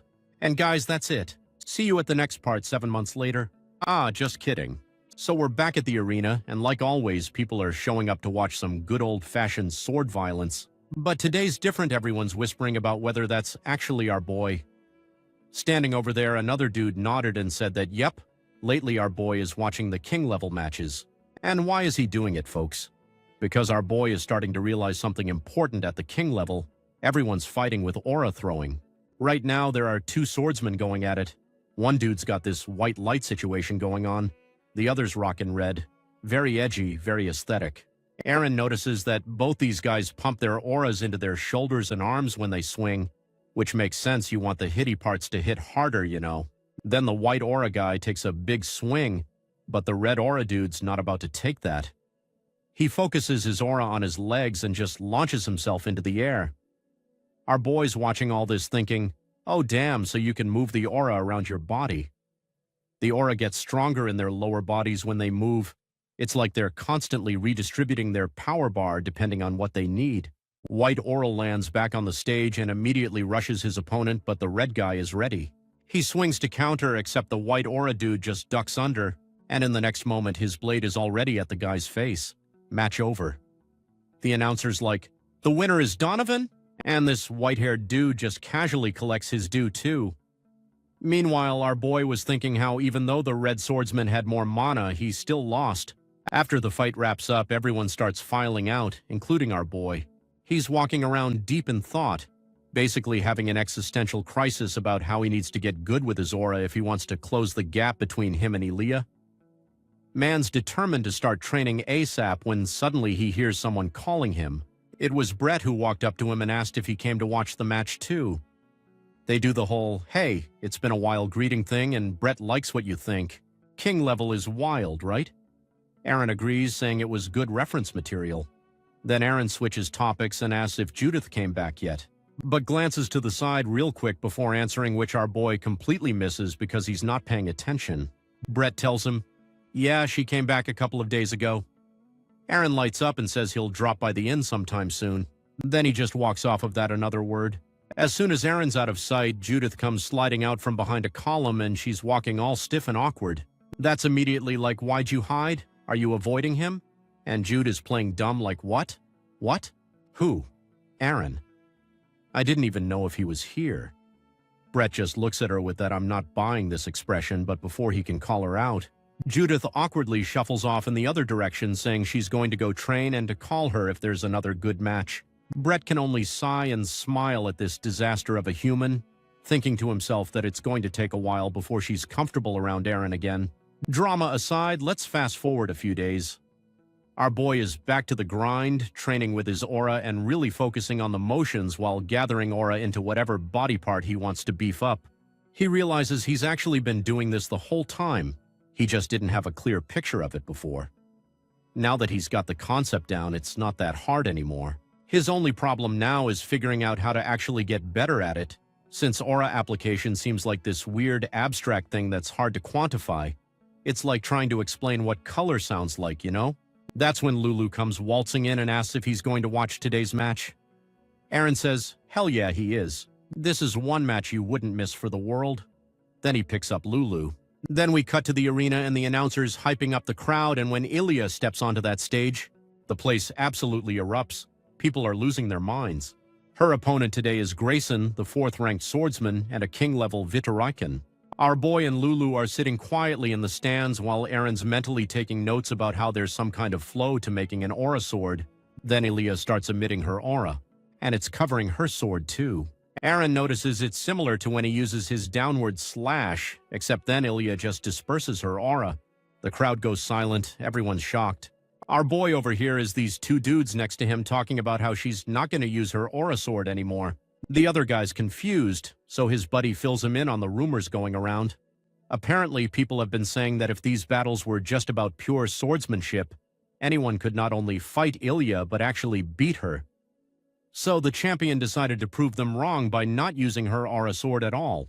Back on the stage, Grayson's like, "Are you being arrogant right now?" And Ilya is just like, "Nope," before the announcer can even officially start the match. Both of them make their move, charging at each other. Air is watching closely and notices something different this time. The moment they swing their swords, they strengthen their auras in exactly the right spots, just where they need it. Both Ilya and Grays only have auras on their arms and fingers. Then Ilya takes a swing at Grayson, who manages to block it. Our boy notices that Grayson only concentrated his aura at the exact point where Ilya's strike was coming. That's how he managed to defend against it. Aaron can't help but be impressed. Grayson's aura application is on a whole different level. This dude's using the least amount of aura with maximum efficiency. But even that's not enough to stop Ilya, who's now going full combo mode. She's relentless, hitting him with this buried you consecutive attacks. And with every hit, she's managing to inflict these small cuts on Grayson's body, and this bastard was getting overpowered. You can see the dread filling his face as he asks himself if this is his limit. Grayson's having this whole internal monologue about how Ilya surpasses him in everything. Strength, speed, stamina, you name it. He didn't think the gap between them would be this huge. Then he starts having that classic old guy moment like, maybe if I were younger I could have won. But even he doesn't believe it. He thinks maybe he wouldn't win even if he were younger. And because he's too busy having his midlife crisis, Ilya sees the opening and goes in with a powerful swing that breaks his blade in half. Then we cut to 4 days later. Our boy decided to pay Grayson a visit, and Kuva was all surprised, asking our boy why he wanted to meet him. He points out that the guy might still be salty since it's only been a few days since he got his ass handed to him. Aaron explains he wants to ask the older swordsman for a favor, but since it's so sudden, he's not sure if Grayson will even agree to it. Cover just waves it off and says, "Don't worry about it. He's good drinking buddies with Grayson, so Aaron just needs to trust him." Plus, Cover adds that it'll be easy to win the guy over if our boy promises to treat him to drinks. At this, Aaron can't help but feel grateful he's got Cover in his corner. He's thinking you might actually be able to learn how to train his aura application soon. They finally reach Grayson's place, but when they're still a few meters away, our boy just stops, dead in his tracks.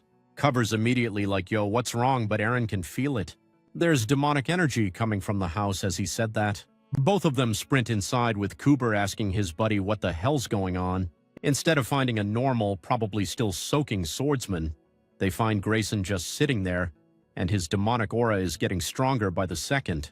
There's blood streaming down his cheeks, and he's glaring at them with these intense eyes, asking who the hell they are and adding that he doesn't recall inviting anyone over. So the room is absolutely reeking of demonic energy. And it's all coming from Grayson as the two of them step inside. Hoover's in complete shock. He can't believe his drinking buddy is turning into a demonoid. But our boy is surprisingly chill about it, saying it's fine because Grayson hasn't fully transformed yet. There's still time to save this dude. With that, he summons his sword and starts walking toward Grayson. That's when the Kuva notices something different about Aaron's energy. It's not like rough steel anymore, it's denser and way more refined. And he's perfectly controlling it to match the old man's energy. Our boy's been leveling up, apparently. As Aaron walks toward Grayson, he stands right in front of the dude. Grayson's like, "Why did you come here?" And our boy, in the most casual way possible, says he heard that people in Azen like to duel and bet. So he's proposing a duel. The condition: simple, the loser has to listen to the winner's requests. At this, Grayson starts standing up, looking genuinely interested. He smirks and, without another word, grabs his sword. The demonic aura around his body instantly intensifies, and he tells Aaron that what he wants is our boy's life. As soon as Grayson grabs his sword, he just dashes straight at Aaron, throwing multiple powerful slashes at him. But our boy, he's fending them off without breaking a sweat. Grayson decides to go for another powerful slash, and Aaron's still calm as hell, blocking it just fine. Seeing that all of his attacks aren't having any effect on our boy, Grayson decided to change tactics. and came in from the above, but Aaron just casually sidestepped out of the attack area. The moment he does, Grayson lunges toward him and swings his sword like a whip. Our boy notices the old man's fighting style uses these irregular snake-like movements that make it super hard to predict where the next attack is coming from. Luckily for Aaron, he trained with Discount John Drew. He says to himself that he wouldn't be able to react to Grayson's attacks. If it weren't for that training, and for some time, this back and forth continues. But there's one obvious difference from this fight compared to all his previous ones. Aaron can now see the flow of aura, and once he could see it, he starts to counter because he can see Grayson's feints and true intentions. Then our boy charges at him, taking that bastard by surprise. Kuvar, watching from the sidelines, is shot. The attack literally blows Grayson away, and the tile floors start flying around like they're in a tornado. For a second, Grayson can't believe what just happened. But our boy's not done. He follows it up with another powerful swing. This time Grayson manages to block it, but he's confused as hell. No. Why is he being overpowered? This should be happening. Can you imagine being a Vitarican swordsman and losing to kids twice in the same week? Man, my pride would be absolutely shattered. I'd probably just retire and become a hermit at that point. So now this bastard's bastardly inferiority complex kicked in, and his demonic power went off the roof, and he's being more and more demon by the second. Cooper told our boy to watch out, but our boy just told him not to worry as he kept his position. Instead of raising his sword for another attack, Aaron closes his eyes and takes a stance. He says he's no longer afraid of demonic energy, and his aura produces this golden glow around him. When he opened his eyes, he saw Grayson standing in front of him about to bring down his sword, but our boy moved in a second. Both of their aura collided, and in the next second, Grayson's sword broke in half. With the sword gone, Grayson began to turn back into his human form. He fell to the ground, being all dramatic, thinking about how it's all over now. But our boy knelt in front of him. Grayson thanked our boy, saying how it was because of him that he could spend his last few moments as a human. Meanwhile, Coover was looking at his drinking buddy with sad eyes. He could see the fire inside Grayson dying down and thought that it was over for him. As soon as he said that, our boy went, who decided he'd be the aide. His aura got all intense as he looked at Grayson and told him how his fight had inspired him and that he wanted to be as strong as him. With that, he touched him on the chest, thanking him. And as soon as he did, all the traces of the demonic energy disappeared and the flame inside him became strong. Cooper was all surprised to see this. Wait, what's this? Can our boy transfer life force now? Did he just unlock a new ability by being aggressively wholesome? Aaron then reminds Grayson of their bet that the loser has to do what the winner wants.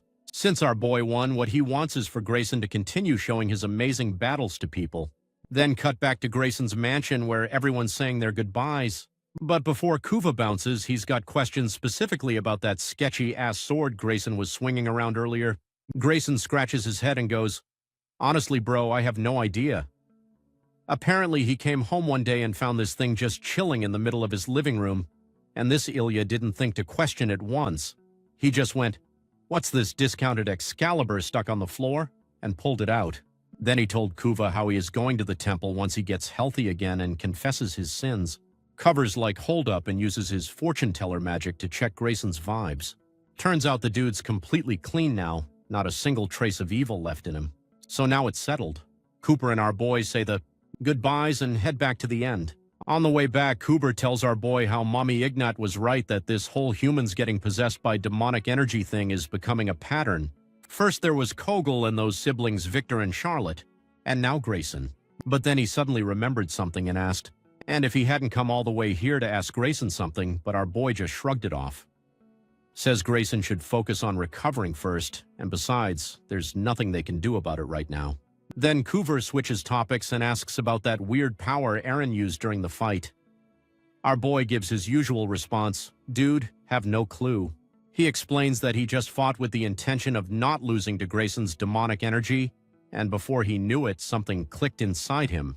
He's wondering if maybe he could use this same power to help Ilya. Meanwhile, Cover's just staring at him, thinking hard about Aaron's new abilities and energy that purifies demonic auras and flames that restore life force. Cooper's wondering how his master would react if he saw what Aaron can do now. Cut to the inn where Brett's giving Judith an earful because his waifu is skipping a meal. And while they were in mid-conversation, our boy walked in, already pulling up the chair next to her. Judith freezes, clearly not expecting this ambush. She manages an awkward hey while shooting Brett the most murderous look imaginable. Brett just comments about how it's getting hot in here and uses that as an excuse to grab some beers.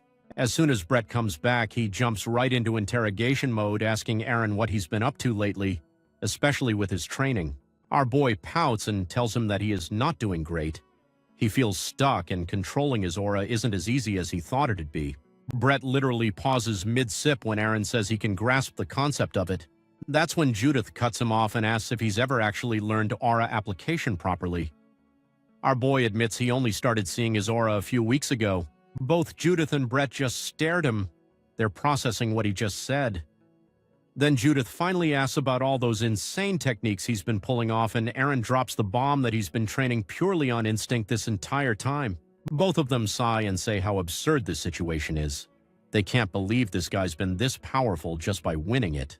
And then they start explaining that aura application is taught during the later parts of training at Kronos Academy, and even then, not everyone can pull it off.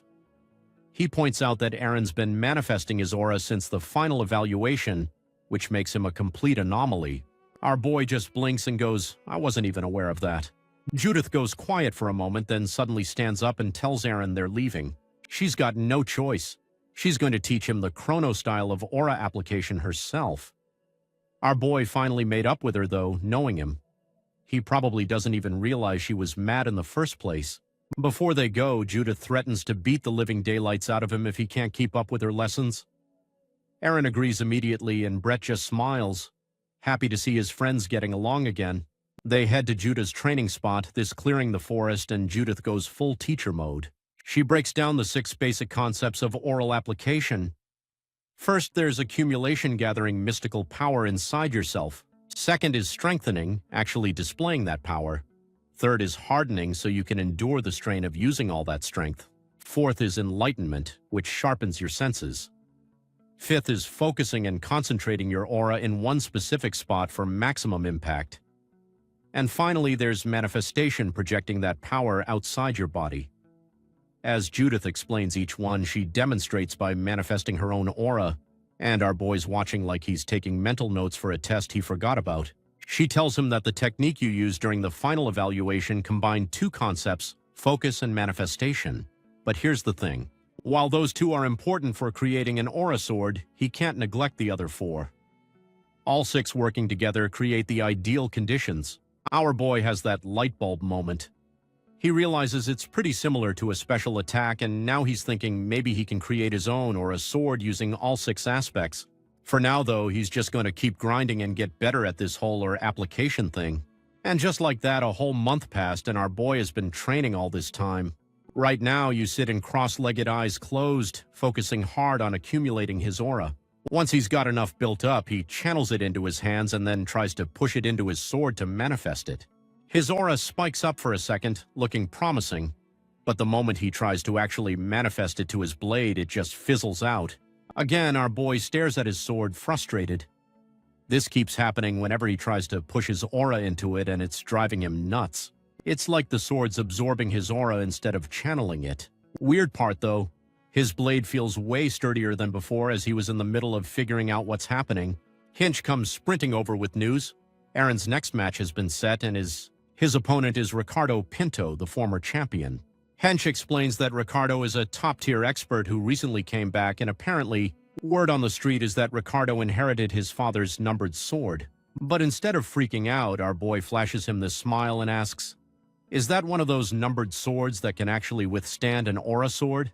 Hinch confirms it, but adds that if Aaron wins this match, he'll earn the right to challenge the champion. Hench warns him this won't be an easy win, but our boy just smiles. Then we cut to match day, and as usual, the crowd's absolutely hyped.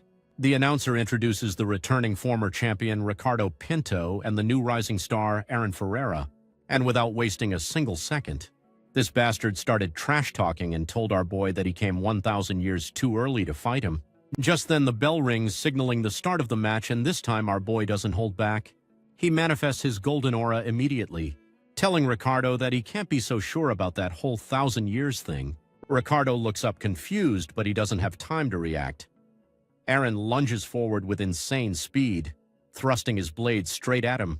Ricardo barely manages to block, thinking to himself that our boy's got some serious speed. But Aaron used a feint and suddenly he's behind Ricardo. This bastard barely got enough time to read, or what happened before a boy charged at him again. He somehow managed to block it, but got sent to the other side of the ring with the impact alone. He barely got enough time to collect his thoughts when Aaron closed the gap between them and went for another big slash. Ricardo managed to block it, but this time something's different. Ricardo's arm is literally trembling. The dude standing there realizing that Aaron's strength just keeps climbing and his aura, man, it's getting more intense by the second. Before Ricardo can even process what's happening, Aaron's already in his face. Nav Ricardo, being the former champ and all, has no choice but to go full defense mode. And here's the thing, he's actually impressed. He's looking at Aaron's focus and technique thinking, okay, this kid's not just swinging wildly. His skill application is actually pretty advanced. Ricardo realizes he better start taking this seriously or he's going to get swept, and nobody wants that kind of embarrassment. So he tells Aaron, all right, you're now, I'll talk after all. The two of them start trading blows with sparks flying everywhere and debris shooting off in all directions. The announcer is losing his mind, screaming about how these two are putting on a spectacular show. The crowd is going absolutely wild because honestly, it's hard to believe these guys just started fighting. They're already going at it like it's the final boss battle. Announcer gives Ricardo his props because, hey dude's the former champion for a reason. Up in the balcony, Ilya and her bodyguard Emma are watching everything unfold. Then it's Aaron's turn to get praised. The announcer is like, yo, this kid took a 40-day break and he's still fighting on par with Ricardo. Meanwhile, Ricardo's face is showing signs of struggle. You could tell he's getting pressured. And what's really getting under his skin is that Aaron keeps doing this one annoying thing. Our boy keeps aiming for Ricardo's sword, like specifically targeting the blade. The announcer catches on to this pattern. Aaron's giving these extra heavy blows directly to Ricardo's weapon. One hit is so powerful that creates this massive cloud of dust from the impact alone. The announcer starts wondering out loud if Aaron's actual strategy is to win by breaking Ricardo's numbering sword, and the crowd are looking at each other like, wait, is that even possible? Over on the sidelines, Brett points out something wild. Aaron thinks he can take on an aura sword once he breaks that numbering sword, which, let's be real, makes this whole stunt even more insane. I mean, who wakes up and thinks, you know what, I'm going to break a legendary weapon with my bare hands and willpower? But Ricardo's not about to let some upstart kid disrespect his blade like that. He scowls at Aaron, basically saying, you think you can break my numbering sword? Then he taunts him, telling Aaron to give it everything he's got. And you know what? That's exactly what Aaron does. Because this absolute madman doesn't know when to quit. Aaron goes full breaker mode, landing blow after blow on Ricardo's sword. But Ricardo's not just standing there taking it. He's fighting back with everything he has. Every time their swords clash, you get these sparks of red and blue flying everywhere like a fireworks show. This dude just keeps going, hitting Ricardo's sword with the same blunt force over and over. What's even crazier, he never loses his cool. Meanwhile, Ricardo's starting to sweat, stress showing on his face as Aaron tells himself, he's not going to lose. Our boy's putting his entire desire to win into every single swing. The spectators can actually see Ricardo being pushed back, which shocks everyone because, again, this is the former Champayo we're talking about. But Aaron doesn't let up, despite landing one powerful blow after another. The energy he's putting into each swing stays consistent. Aaron's thinking to himself that whatever obstacles come his way, he's going to win. And let me tell you, his aura is getting more intense with every attack. Our boy tells Ilya to wait for him, and with his next swing, he does the unthinkable. He cracks the numbered sword. The announcer is screaming about how Aaron's overpowering the former champion, and every spectator has their eyes glued to the fight. That crack and recard a sword, everyone can see it. The next clash sounds different enough that even the crowd knows something's wrong. Judith and Brad are holding their breath as Ricardo pulls back to check the damage. The crack is getting bigger and you can see the fear settling into the former champion's eyes. But Aaron, our boy's all business. He's not stopping for dramatic effect or trash talk. For his final attack, Aaron braces himself and lunges at Ricardo so fast that nobody can even track the movement, and in the next second, Ricardo's numbered sword shatters right in front of him like glass. A crowd's jaws drop. The crowd can't believe it. Even Judith and Brett can't believe what they just witnessed. Our boy actually pulled it off. As the announcer tells everyone that the championship match is happening next month, Aaron's not celebrating. He's staring straight at Ilya, and she too is looking right back at him. Then the scene shifts and our boy is back at it again, training. The whole gang is there together in Judith's personal training ground deep inside the forest. Aaron takes a deep breath and tries to force his aura onto his sword, but nope, still not working. Based on what he's seeing, it looks like the sword's just absorbing the aura instead of, actually doing what it's supposed to do. Judith notices he's trying to make an aura sword, but our boy admits he's been at this for days with zero progress. Seeing Aaron struggle and hit this wall gives the redhead some serious satisfaction. She's actually enjoying this, mockingly asking him if he really thought he could master something like this in just a few months. Judith's really rumming in his face that what he's trying to pull off is extremely difficult, and honestly, she's having the time of her life watching him fail. Aaron can only stand there wondering why she's acting like this, but it gets worse. Judith goes full petty mode and starts acting like a child, straight up taunting him. Unknown to her, though, a certain blue-haired gentleman named Brett is watching from the sidelines, finding her whole act pretty cute. Meanwhile, Lou's side, eyeing him suspiciously because Brett the Simp is finally showing his true colors. Now let's hop over to the champion's estate. Unlike our boys' crew who are keeping things light-hearted, Illy has been training like her life depends on it. Her bodyguard, Emma, is looking at her with serious concern, and honestly, I would too. Illy has been going hard for a week straight now. She looks completely worn out, and Emma can't help but wish her mistress would stop overworking herself like this. Back with our boy and the sun starting to set, his Aaron sits by himself on this large boulder in the forest clearing. He's deep in thought, wondering if he can really bring back the old Ilya. Just then, a voice tells him not to doubt himself. He looks up and sees Judith looking at him with a smile. Aaron asks if it was that obvious he was wallowing in self-doubt, and she straight up says yes. There's this moment of silence before Judith admits something. The past couple of days she's been annoyed at him for a few reasons. First, there's the fact that our boy got stronger in such a short time.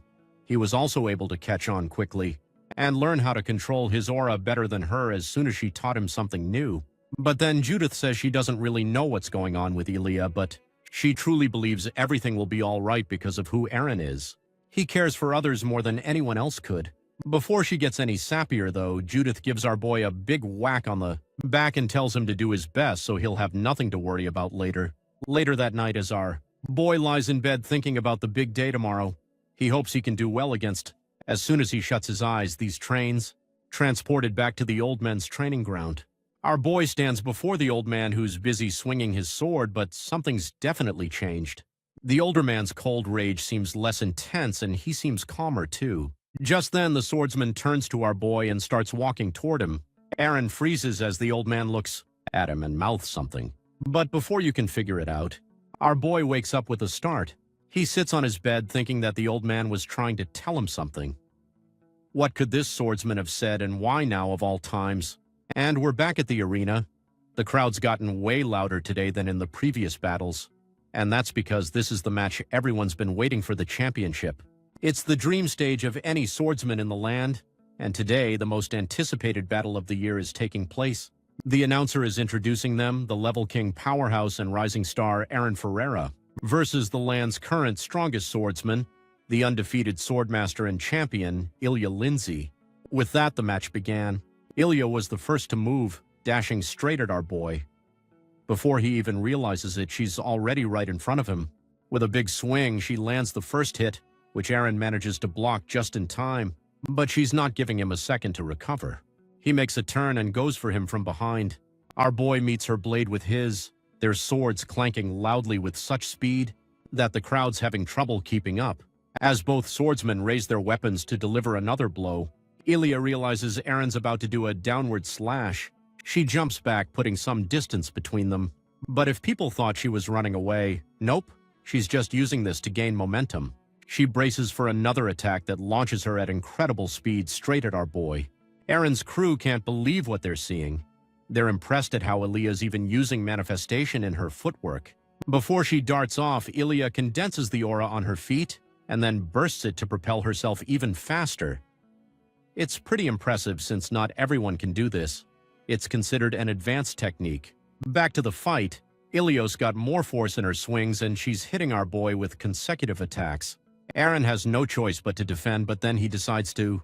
Besides, he's not going to be her punching bag anymore. He deflects her attack with one big swing. This was unexpected.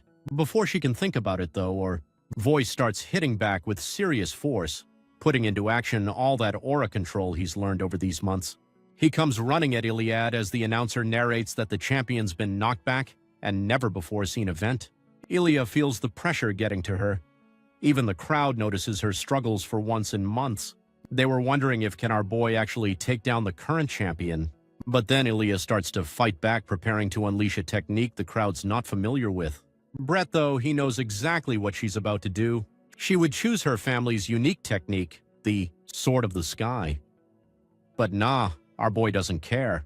He stands his ground and braces himself to counter it, doing something that no one here expected. Not even Brett and Judith, he counters Ilya's technique using the Sword of the Sky as well. Their techniques clashed into one another so hard in the arena with debris, smoke, and dust all mixed together. Everyone is shocked. Even Brett and Judith can't believe their eyes at their friend pulling a technique like this out of nowhere. As soon as the dust settles, Ilia is all surprised and shocked. She is thinking, how did our boy use her family's sword technique? As she was thinking that, our boy asked Ilia how long she was going to hold back and told her to bring out her or a sword. But our boy is not impressed. Homeboy knows Ilia's holding back. He straight up tells her to whip out her aura sword and threatens to break her blade if she keeps playing around. Iliad gets pissed and boom, how comes the aura sword? The crowd was absolutely crazy. The announcer's doing his thing, hyping everyone up about how the champion's finally getting serious, and people are already placing bets on an even crazier fight. Even a creepy priest is watching from the stands, and get this, a ton of people are actually betting on Eren to win. Back to the action. Ilia unleashes her aura sword. And before our boy can even blink, she's right in his face, swinging. Thankfully, Eren's got those protagonist reflexes in, dodges by bending backwards like he's in the Matrix. But Ilia's not letting up. She's already launching a whole combo before he can even catch his balance. Judith is watching from the sidelines like, okay, maybe we spoke too soon about Eren dominating this. But Lulu? Nah, she's got faith. She's convinced our boy's got this in the bag. Eren's not showing any signs of giving up. In fact, he's matching Ilia swing for swing with equal force. Then he decides to take the lead and charges. Straight at her with this massive downward slash. Ilia manages to dodge, but the sheer power and technique behind that one move has everyone pointing out these two are neck and neck. For Ilia, though, her pride is taking a beating. She can't believe she's struggling this much against an expert. But come on, don't feel bad, girl. This isn't just any expert, this is our boy. Before she spirals too hard, Ilia decides she needs to end this quick. Can't have the public seeing her struggle like this. She goes on the offensive again, clashing with Eren, who's ready and waiting. Even Brett's noticing from the stands that Ilia is getting impatient. Meanwhile, Lulu's been quiet this whole time, just analyzing everything. She points out that, yeah, Ilia's technically got better skills, but Eren's putting up one hell of a fight thanks to all that training. Plus, he's literally powered up by the dark energy coming off Ilia. In her current state, Eren's basically her worst nightmare. These two once again charged at each other, clashing their swords. Ilia jumps back to check the damage, and when the smoke clears, there's Eren walking out like nothing happened. This pisses off Ilia so much that her violet aura starts crackling even harder around her body. She charges at him again, slashing away while he blocks. Now here's where it gets emotional. While they're fighting, Eren's having this whole internal moment about how thankful he's always been to Ilia. The aura around his sword starts crackling as he thinks about how she had reached out and helped him back then. He never would have gotten this far. He's genuinely grateful to her. Real wholesome stuff while they're trying to kill each other. You know, normal animes things. But Ilia, she's not having a feel-good moment. She's struggling, thrusting her sword at Eren, who keeps dodging. Our boy's still in his thoughts, though, saying it's his turn to help Ilia now. And as he says this, his sword starts glowing. There's this whole transformation happening inside Eren. He's literally reforming and improving his blade in real time, his mind. When is he done? His sword's got a completely new look. The crowd loses it because nobody expected to witness the birth of an aura sword right in the middle of a championship match. Brad and Judith are in the stands like, did our boy just pull off an aura sword mid-fight? There's a bright flash, a loud clap, and then the announcer screams about what an upset this is. Because when everyone looks, Ilya's sword is broken clean in half. Eren wins. Just like that. And of course our boy ends it with a hero pose because why wouldn't he? Bro literally just became the newest swordmaster and the new champion of the Land of Testament. The crowd's chanting, A-A-R-O-N, A-A-R-O-N, A-A-R-O-N, while Ilya's kneeling on stage, processing everything. Now that it's over, she's hit with this wave of anxiety and thoughts like, what do I even do now? But before she can wallow in self-pity, Eren calls out to her with his aura still glowing. He walks closer and asks if they can make up. Seeing Eren smile like that with his hand extended, Ilya, he smiles and takes his hand. Meanwhile, in the stands, everyone is celebrating except for one person. The creepy priest stands up without a word and bumps into his seatmate. The bald guy doesn't appreciate that and grabs the priest by the shoulder, ready to throw hands over some basic manners. But then this bastard does something. A violet aura comes off the priest and completely wipes the bald dude's memory of what just happened. The priest is not happy about how this all turned out. He's especially bothered seeing Ilya with an aura that's now clear as day. But the thing he's most shocked about is our boy and his anti-demonic powers. But then Ilya speaks up and basically says, "Nah, I accepted my defeat fair and square." And just like that, all the controversy dies down. The Land of Testament officially welcomes its new champion. But then Ilya speaks up and basically says, "Nah, I accepted my defeat fair and square." And just like that, all the controversy dies down. And just like that, the Land of Testament officially welcomes its new champion. Judith is the first one to lose her mind over this. She's going all a faff about how stupid it is that people are complaining about what our boy did. Brett's doing his best to calm her down while Cover's just sitting there quietly, thinking about how amazing Eren is. The orcs are genuinely impressed by how our boy makes the impossible possible, facing every challenge head-on with unbreakable determination. Coover starts comparing the Eren from back then to now, noticing how much he's changed. But every time he looks at him, there's this bitter feeling he can't quite place. He's wondering where that's even coming from. Back to the main trio, Brett asks our boy what happened to his sword during the match. Eren tells him the store kept its new form, but he has zero clue why it suddenly transformed in the first place. Kuvar says that maybe it has something to do with that dream he had, and our boy's like, yeah, could be. I'll ask next time. Judith's confused. Ask who? And our boy was like, I'll ask the man of my dreams. And Judith is shocked our boy can even do that. But Eren just shrugs and says he's got a feeling he'll be able to now. Fast forward a week later at the champion's estate. Our boy shows up to visit Ilya with a bouquet in hand asking how she's doing. Before she can answer, she notices he brought her Adana's her favorite flowers. She's smiling sweetly while Eren's all shy, explaining he wasn't sure what to get her but remembered she liked these. Helia tells him she loves them and invites him inside. Folks, is our ship sailing? Because it looks like it's sailing. They sit down for a talk and Eren drops the news he's leaving the Land of Testament. No specific destination, but he's made up his mind and plans to leave in a couple days. Then he asks what she plans to do from here on out. Ilya goes quiet for a moment, clenching her hands before admitting she has no idea. After their match, she realized a lot of things, mainly how far astray she'd gone. A goal she'd been chasing all along, the one related to Agnet, was too much for her. Now that the path she's been following disappeared, Ilya straight up doesn't know what to do anymore. She looks genuinely worried saying all this. And you know what happens next, right? Our boy tells her to come with him. Ilya blushes hard, clearly hoping for something like this. But Eren explains all seriously like that they're both in the same boat. He's still figuring out what he needs to do and where to go next to. He adds with a smile that the only thing keeping him going is the people who believe in him, and he thinks it's the same for her. Ilya's blushing even harder now as Eren continues. He got this far because she believed in him all those years ago. So now he wants to return the favor and believe in her. He tells her not to worry because he knows she can do it, telling her again to come with him. Ilya agrees this time, and then we cut to the end. Our boy was about to go. Hey, good news, everyone. Iliad's joining us, but Brett's against it. Everyone's confused, even Judith's shocked. Ilias got her head hung low while Brett goes off. He says how she was fine being alone all this time. So what made her suddenly want to join a group now? Our boy tries to defend her, saying they're part of the same cohort and train together. but Brett ignores him completely. He looks straight at Ilya and asks if she ever considered him and Judith as comrades. She doesn't answer. Brett continues saying how she only ever trusted Aaron before. Judith starts calling Brett out for running his mouth, but he doesn't back down. Instead, he proposes they try getting closer first. He smiles at Ilya, and both women are surprised by this sudden turn. Brett says people get closer by sharing secrets as he'll go first. With complete seriousness, this dude goes, "Do you know that Judith believed in Santa Claus until she was 14?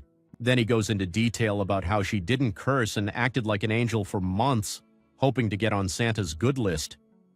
Everyone's too shocked to say anything because, honestly, Judith believing in Santa at 14 is shocking enough, but her not cursing and acting like an angel is even more unbelievable.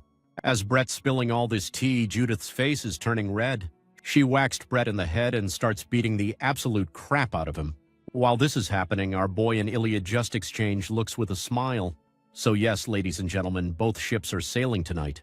Rhett, now poorly drawn character thanks to the beating he received, is hanging by Judith's hand as she told everyone else needs to spill their secrets too. She refuses to go down alone, so she's riding everyone with her. Later that night, everyone's asleep in their own beds, including our boy. He gets transported to the usual place where the old man swings his sword. For the first time ever, Aaron approaches him immediately and asks who he is. He also wants to know why he keeps showing up in his dreams and what he was trying to tell him before the fight with Ilya. The old man just stares at him and gets into position. Our boy's newly forged sword appears between them, lodged in the ground. Our boys smile and realize what's happening. He says how this old man is also swordsman. Before anything else, the language they should speak is through their blades. Finally realizing this, our boy pulls his sword from the ground, accepting the old man's challenge. The old man makes the first move, lunging straight at Aaron with his sword already mid-swing. A clash, dust and smoke flying everywhere. Now there's letting up. Aaron braces himself while the old man stays completely calm. And now they both manifested their golden auras. Then the old man makes a massive swing and slashes. Ashes at Aaron, who manages to block but gets pushed back out of breath. Our boy tells the old man he's pretty strong, and that he can tell he spent countless days practicing to reach this level. He says how he wants to be like him before dashing straight at him. As our boy gets closer, he focuses his aura on his hands, amplifying his grip on the blade as he prepares for a downward slash. There's a flash of light like lightning, and the next thing the old man sees is his blade shattering, right before his eyes with the tip of Aaron's sword pointing at him. Surprisingly, the old man speaks for the very first time. He looks at our boy fondly, taps his shoulder and says he'll be rooting for him. As soon as he says this, he starts vanishing into thin air. While this was the first time this old dude was talking to him, so naturally our boy had some questions like, "Why are you so obsessed with me and all?" But no, Pessy tried grabbing him, the dude vanished and he woke up from the dream. Then we cut to some time after and her boy was telling the group what happened.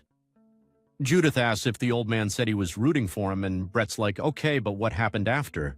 Aaron explains the guy literally disappeared like smoke. But what's really eating at him is this gut feeling that he's never going to see this mysterious old dude again. Coover just stares at him, processing all this. When suddenly the orc drops a suggestion, how about they head to Drukali next? Everyone's looking at Kuva like Ro where. Brett answers saying it's an orc city up northwest. Kuva explains it's his hometown and more importantly, his teacher lives there, this fortune teller orc called Grugu, who's basically the grand sage of all orc tribes. Kuvar thinks this guy might be able to figure out what's up with Aaron's dreams. That catches our boy's attention real quick. Brett gives the green light saying he's cool with going to Drukali and then asks Judith what she thinks. Thanks. She's down for a 2, but honestly the girl's just happy she gets to fight the 2 strongest people in the group every day. As long as she can keep throwing hands with Aaron and Ilya, she's living her best life. Ilya's also fine with a plan and Lou's all excited because she has never been to an orc village before. With that settled, the group wastes no time packing up and dipping from the Land of Atonement the very next day. Before they bounce, though, Ilya says goodbye to Emma, telling her bodyguard to send word to her parents and asks her where the priest is since he wanted to give him a visit before going. Amma tells her not to worry, that dude already left a couple days ago for some emergency and sent his regards through her. Ilya doesn't think too much of it, and finally says her goodbyes as her carriage rolls into the distance. Lulu waves one last time, telling everyone to take care. Cut to some time later, our heroes had decided to camp for the day since Drew Colley is pretty far away and nobody's in a rush. The group was feeling grateful, so they told Cooper the rest for the day but offered to drive the carriage. Judith jumps in too, saying she'll handle lunch today. Brett promises they'll take care of everything this time, and man, they absolutely cannot take care of everything. A little while later, Aaron's staring at whenever Judith cooked, genuinely questioning if this thing's even edible. Thankfully, Ilias whoops in to save the day, offering them soup instead. Coover, Rhett, and Aaron are genuinely impressed that the former champion has some actual cooking skills. But now, whenever she cooked, could be considered a biological weapon. Ilya can't believe they're calling her soup poison. See how both ladies are absolutely useless in the kitchen. Cooper just smiled and told them that he's taking over again. He tells them to get out of the way unless he calls for help. While the orc gets busy preparing an actual edible dinner, Ilya starts guiding Judith on how to manifest her aura into her sword.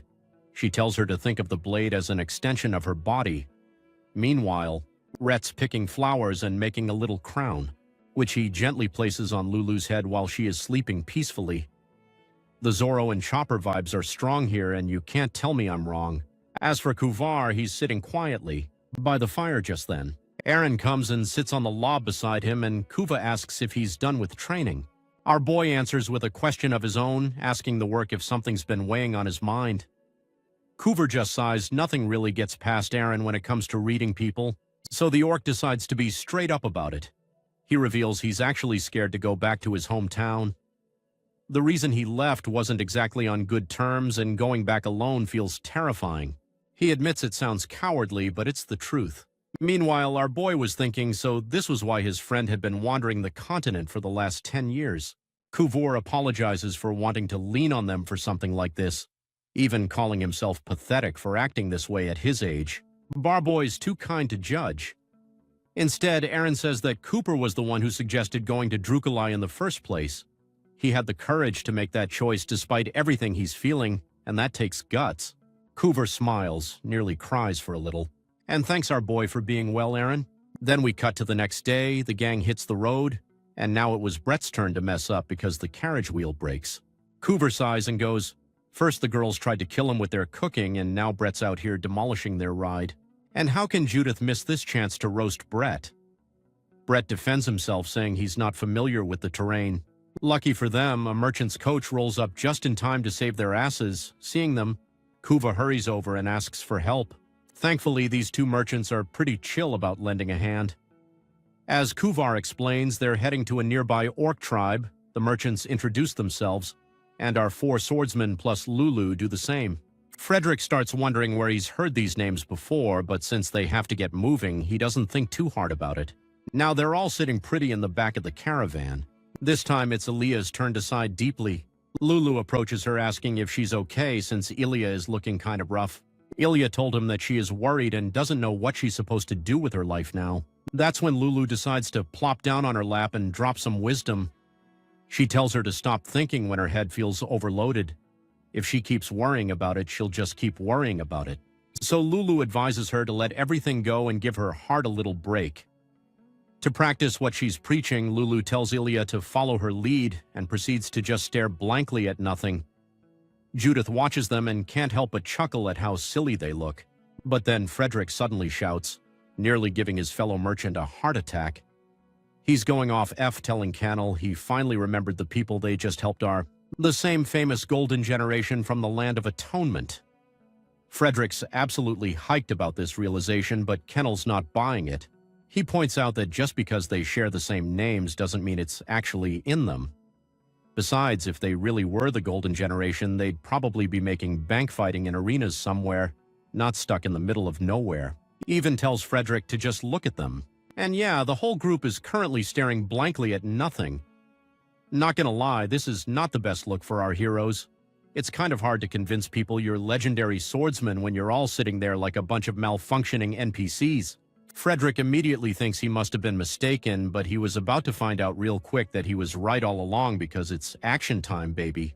The merchant is trembling with fear. Cooper looks at him and asks him what happened, dude.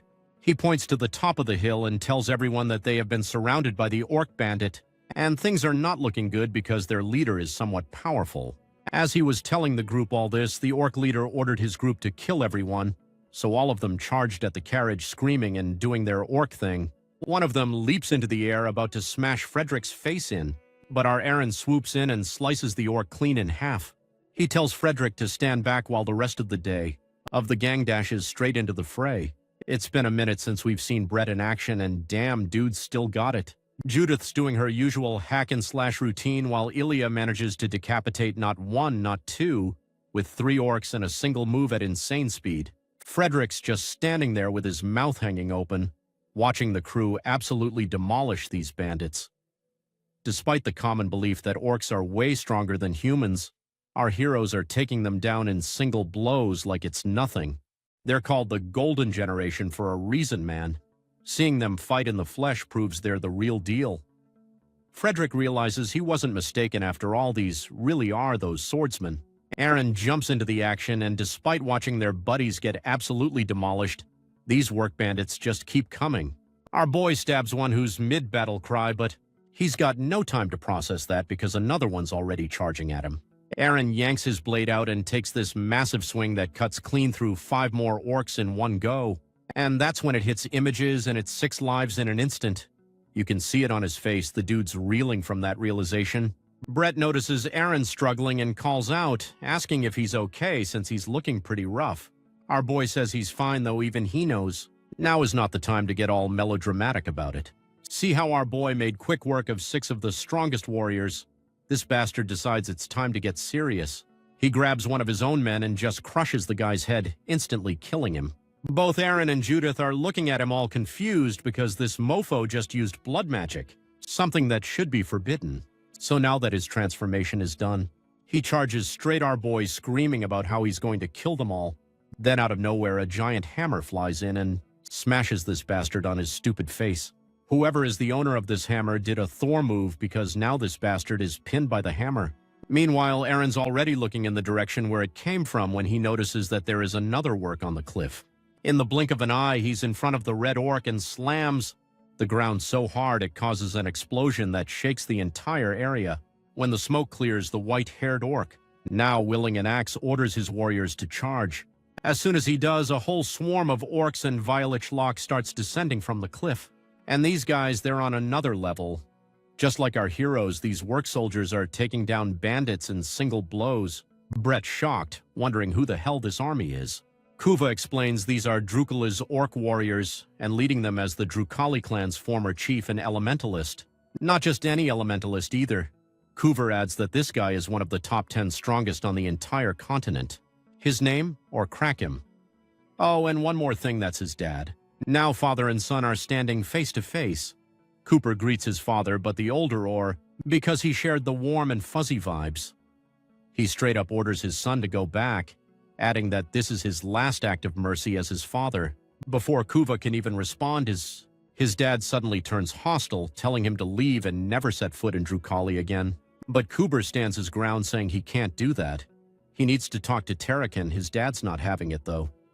Seeing that this old dude is not exactly friendly, our boy decided to back his friend, telling his dad how Kuber mustered a lot of courage to return and asking his dad if he could at least consider talking to him first.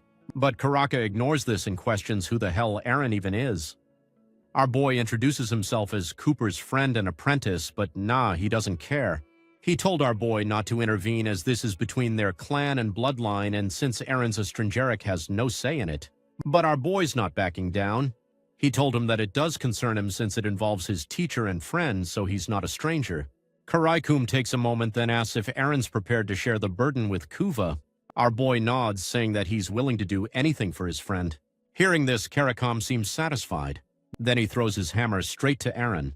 Fortunately, our boy manages to block it in time, though it does knock him off his feet. But Karakam's already lunging toward him, attacking with his axe. His bastard was still not done yet. He pulls his hand back, calling his hammer to return and smash our boy from behind. Aaron shocked the hammers moving by itself and gets blown away from the impact. Here it comes, thinking our boy's doing pretty fucking well, softening his attacks by covering himself in aura. Aaron starts emitting that golden glow, and even Karakam admits he's doing a good job utilizing his metal energy. But before our boy, the Karakam comes at him again, Wondering just how long Eren can last, he manages to blow the weapon out of our hero's hands, telling him how impressed he is that he blocked these attacks with his human body. Despite the effort, though, Karakam tells him to give up. Ben Irang conjures his sword out of thin air, completely surprising Karakam, whose wide-open mid-swing hairboy catches him by surprise, sending him flying back. So now this old bastard is interested in our boy. He's wondering if our boy used magic to bring his sword back. Then he told our boy that he acknowledges Eren's strength, admitting it won't be easy to win if he doesn't get serious, and for some reason it made him mad. He got all serious and told our boy that it's his last chance to back down, and if they were fuse, he'll make sure that he can never swing the sword again. And this made Lulu mad. She started glowing and told this old bastard that if he dares do anything to our boy, he'll have to deal with her. And then in the next second, Lulu turned into a loli. Lulu's got horns and wings popping out. Man, the look on Brett and Judith's faces is priceless. Because at this point, they're genuinely wondering if their talking cat friend just spun her way into becoming a full-on dragon. And even Lulu herself is freaking out at the sight of her own reflection, especially those wings, because they're stiff and weird and absolutely not the fluffy kind she had in mind.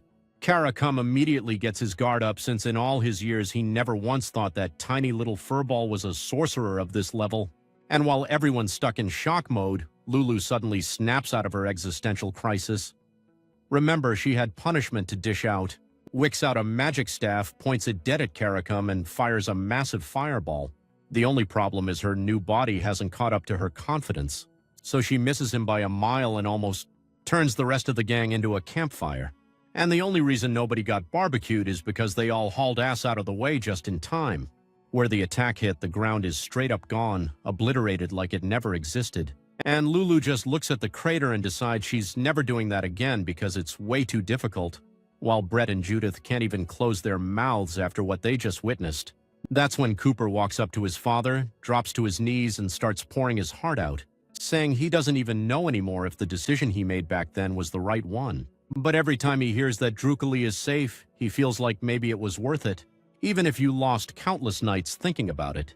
And then he tells Karakam that his unworthy son has finally returned to the hospital to give him his greetings after 17 long years. And the old man finally gives in, turns away, and tells everyone to follow him. Once things finally settle down, Lulu shrinks back to her cat form and instantly hops into our boy's arms.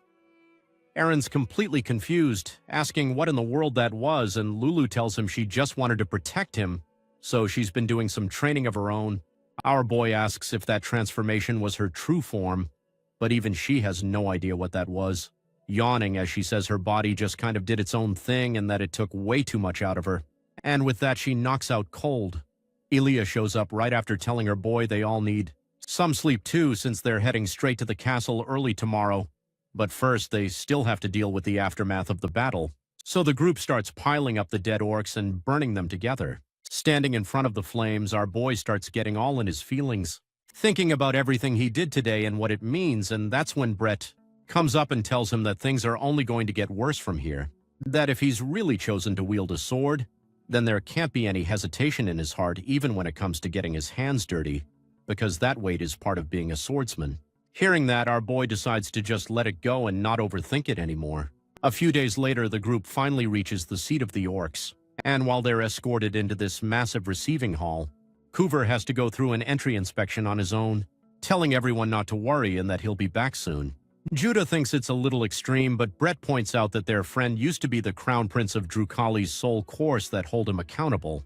Now, long after Cooper leaves, another orc shows up and tells the group to follow him, saying that Lord Tarakan is waiting for them.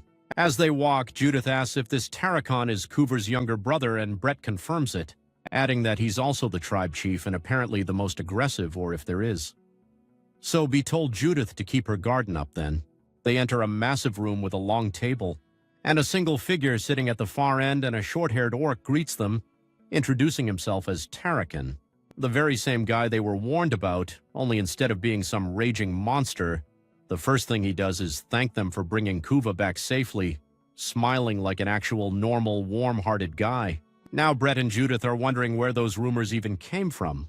While our boy starts to ask about the inspection, Tarashan explains that Kuva has already been cleared and is just dealing with some administrative stuff now. Then he asked him how much he knows about the current situation. Our boy told him that he basically doesn't have a clue, so Tarakan decided to fill the group in on some more politics. He starts talking about how his father had two wives and how his own mother couldn't have a child at first while Cooper's mother did, making Cooper the heir. Until years later, his mother gave birth to him, creating a split between the people who supported the firstborn and those who supported the legitimate son. Even though the two brothers themselves were always on good terms, the factions backing them weren't. To avoid bloodshed, Cooper chose to disappear, but now that he has returned after a few years, after 17 years, attention has flared up again. And yet Tarakan can't help but respect the courage it took for his brother to come back, which was made possible because of our heroes. He decides to reward them. Lulu immediately jumps on his table, demanding a reward too, fully back to her fluffy, chaotic self. And the next thing they know, they're being led into another room where everyone just freezes in shock because they've been brought to Drukali's legendary treasure chamber, packed with weapons and artifacts from dreams and legends, and Tarakan straight up tells them to take whatever they want. So now our boy and the guy are standing in this armory, absolutely losing their minds. This place is packed with weapons.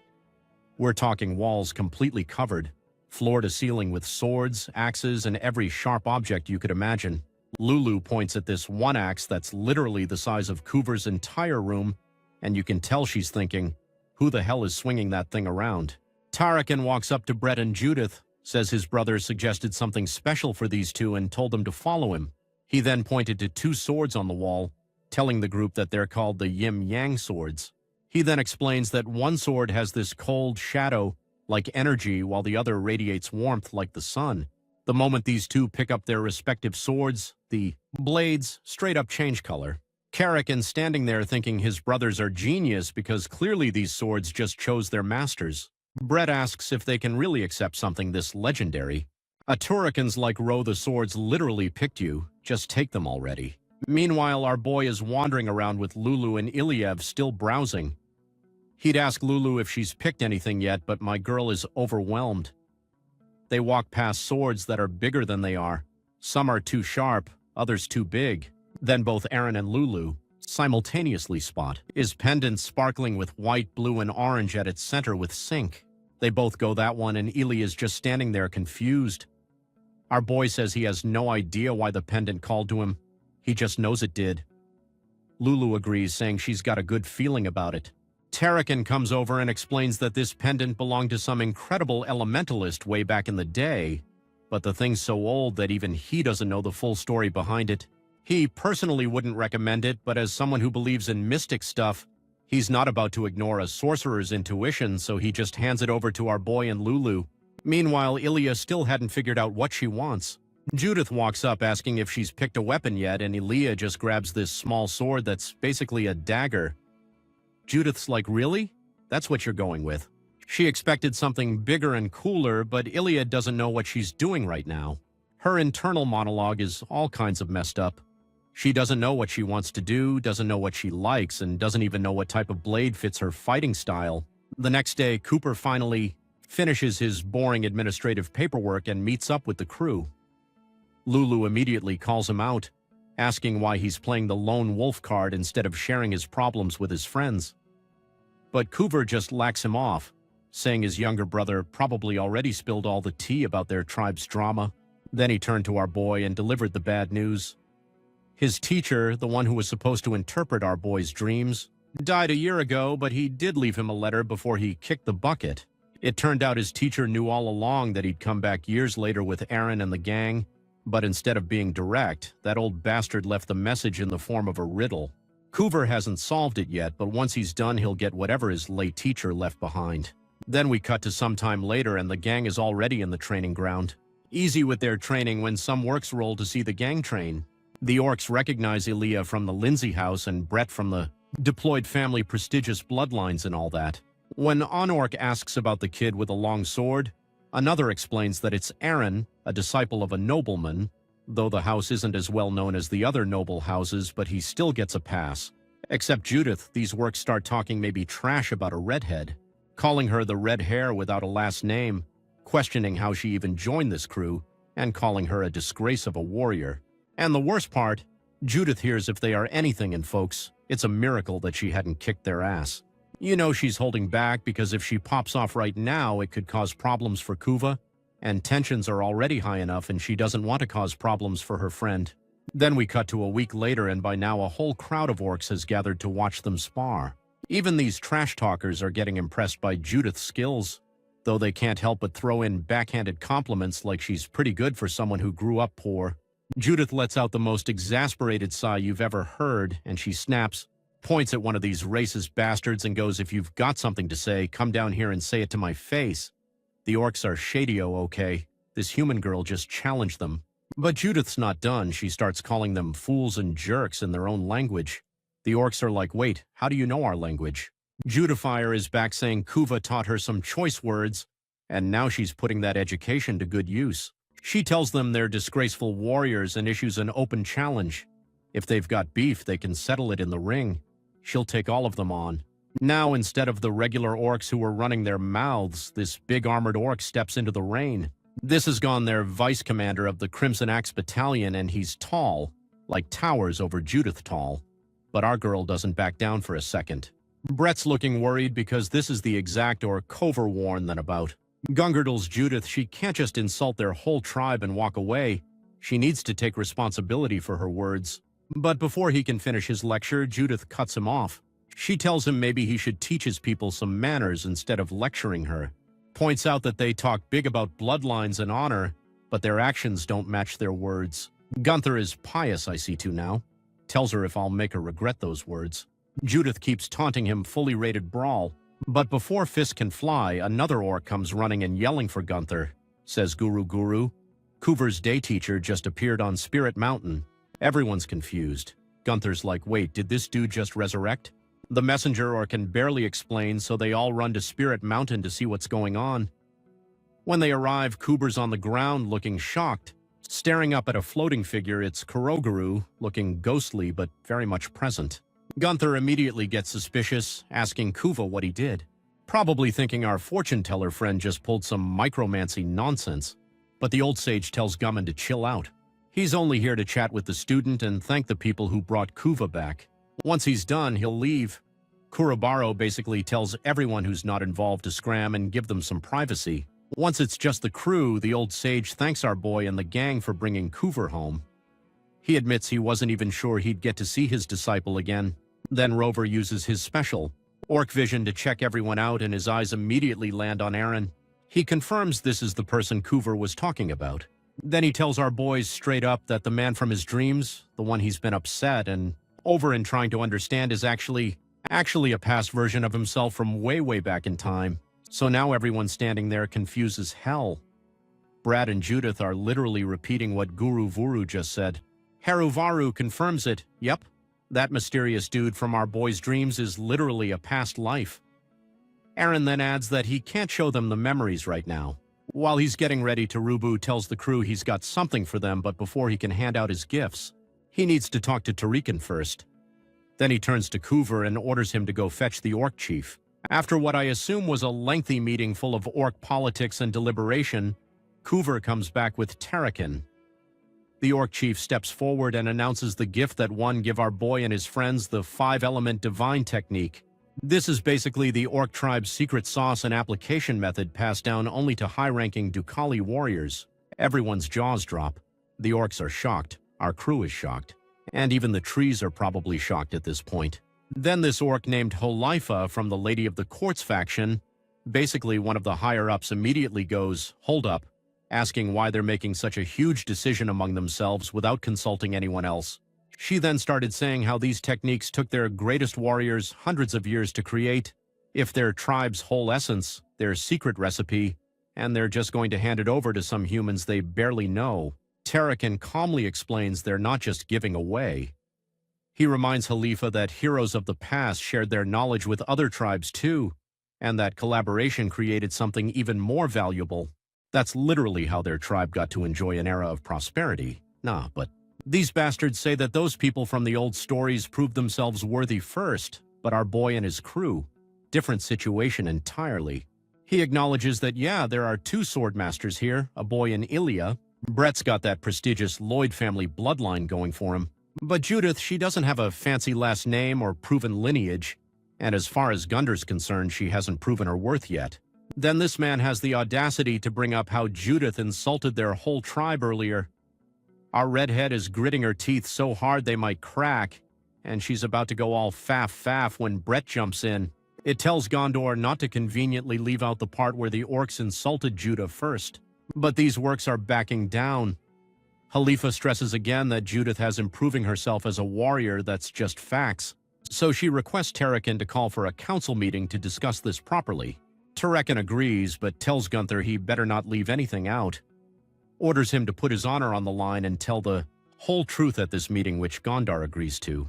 Since the council meeting is top priority, Karakan tells our boy and the crew to wait again, waiting for the council to finish when Judith suddenly does something that no one had ever thought was possible. She apologizes. Yes, she says it's all her fault and she should have kept her mouth shut. Now everyone has to suffer because of her big mouth, and since she can't undo it, she'll take responsibility and fix it. Our boy can't believe what he's hearing. He asks if she's really Judith because the Judith he knows doesn't apologize. His common snaps are short, tempered queen right back to normal, and she's about to tear into him when Tarakan and the works return. The council meeting is over. Tarikan starts by saying he heard about everything from Gunther, and as the tribe's representative, he apologizes to Judah for how his people acted, but aside from that, they did acknowledge her qualifications during the meeting, so she wants to learn the secret technique. She first has to prove herself in the warrior's trail. Then we cut to the next day and this whole arena is packed. The announcer explains the gist of how the warrior trial works. You need to prove yourself as a skilled warrior through hand-to-hand combat to win you after face off against and bat 3 high-ranking warriors in a row. Only then will you be acknowledged. So we kick some butt. Our resident redhead ditches her cloak and armor, now sporting a comfortable outfit as she ties her hair in a ponytail. Lulu's cheering from the sidelines with all her might. For the first round, it's our girl versus that bastard man. This is going to be satisfying. This bastard was still acting all high and mighty of saying how it will show Judith what a true warrior is. With that, they got the signal to start the match. As soon as the bell rang, this bastard charged straight at her. Judith leaps up and punches him so hard that for a second, this bastard was questioning reality. He then regains control and tries to throw another punch in her, but gets hit in the face multiple times. So now this bastard has no choice but to go into full defense mode with his arms up. The sick honey does that. Judith kicks him hard in the ribs. Seeing that this bastard was struggling with only this much, Judith asked him if this is really all he got and tells him to do better since all his friends are watching. This obviously pisses off this bastard, but before he could do anything, she appears right behind him and catches him in a chokehold. And in the next second, this bastard was down. As that bastard hit the floor, of the entire orc crown went dead silent. These dudes seriously could not believe that a human just folded an ore-bare-handed man. But Brett Ona, this man is having the time of his life, screaming at the top of his lungs for his girl. The silence barely lasts a few seconds before Judith's next opponent steps into the ring, talking about how Gunther got careless and how he won't be making the same mistake. As soon as this dude sets foot inside the arena, the crowd loses it all over again because this guy is apparently the strongest out of the 3.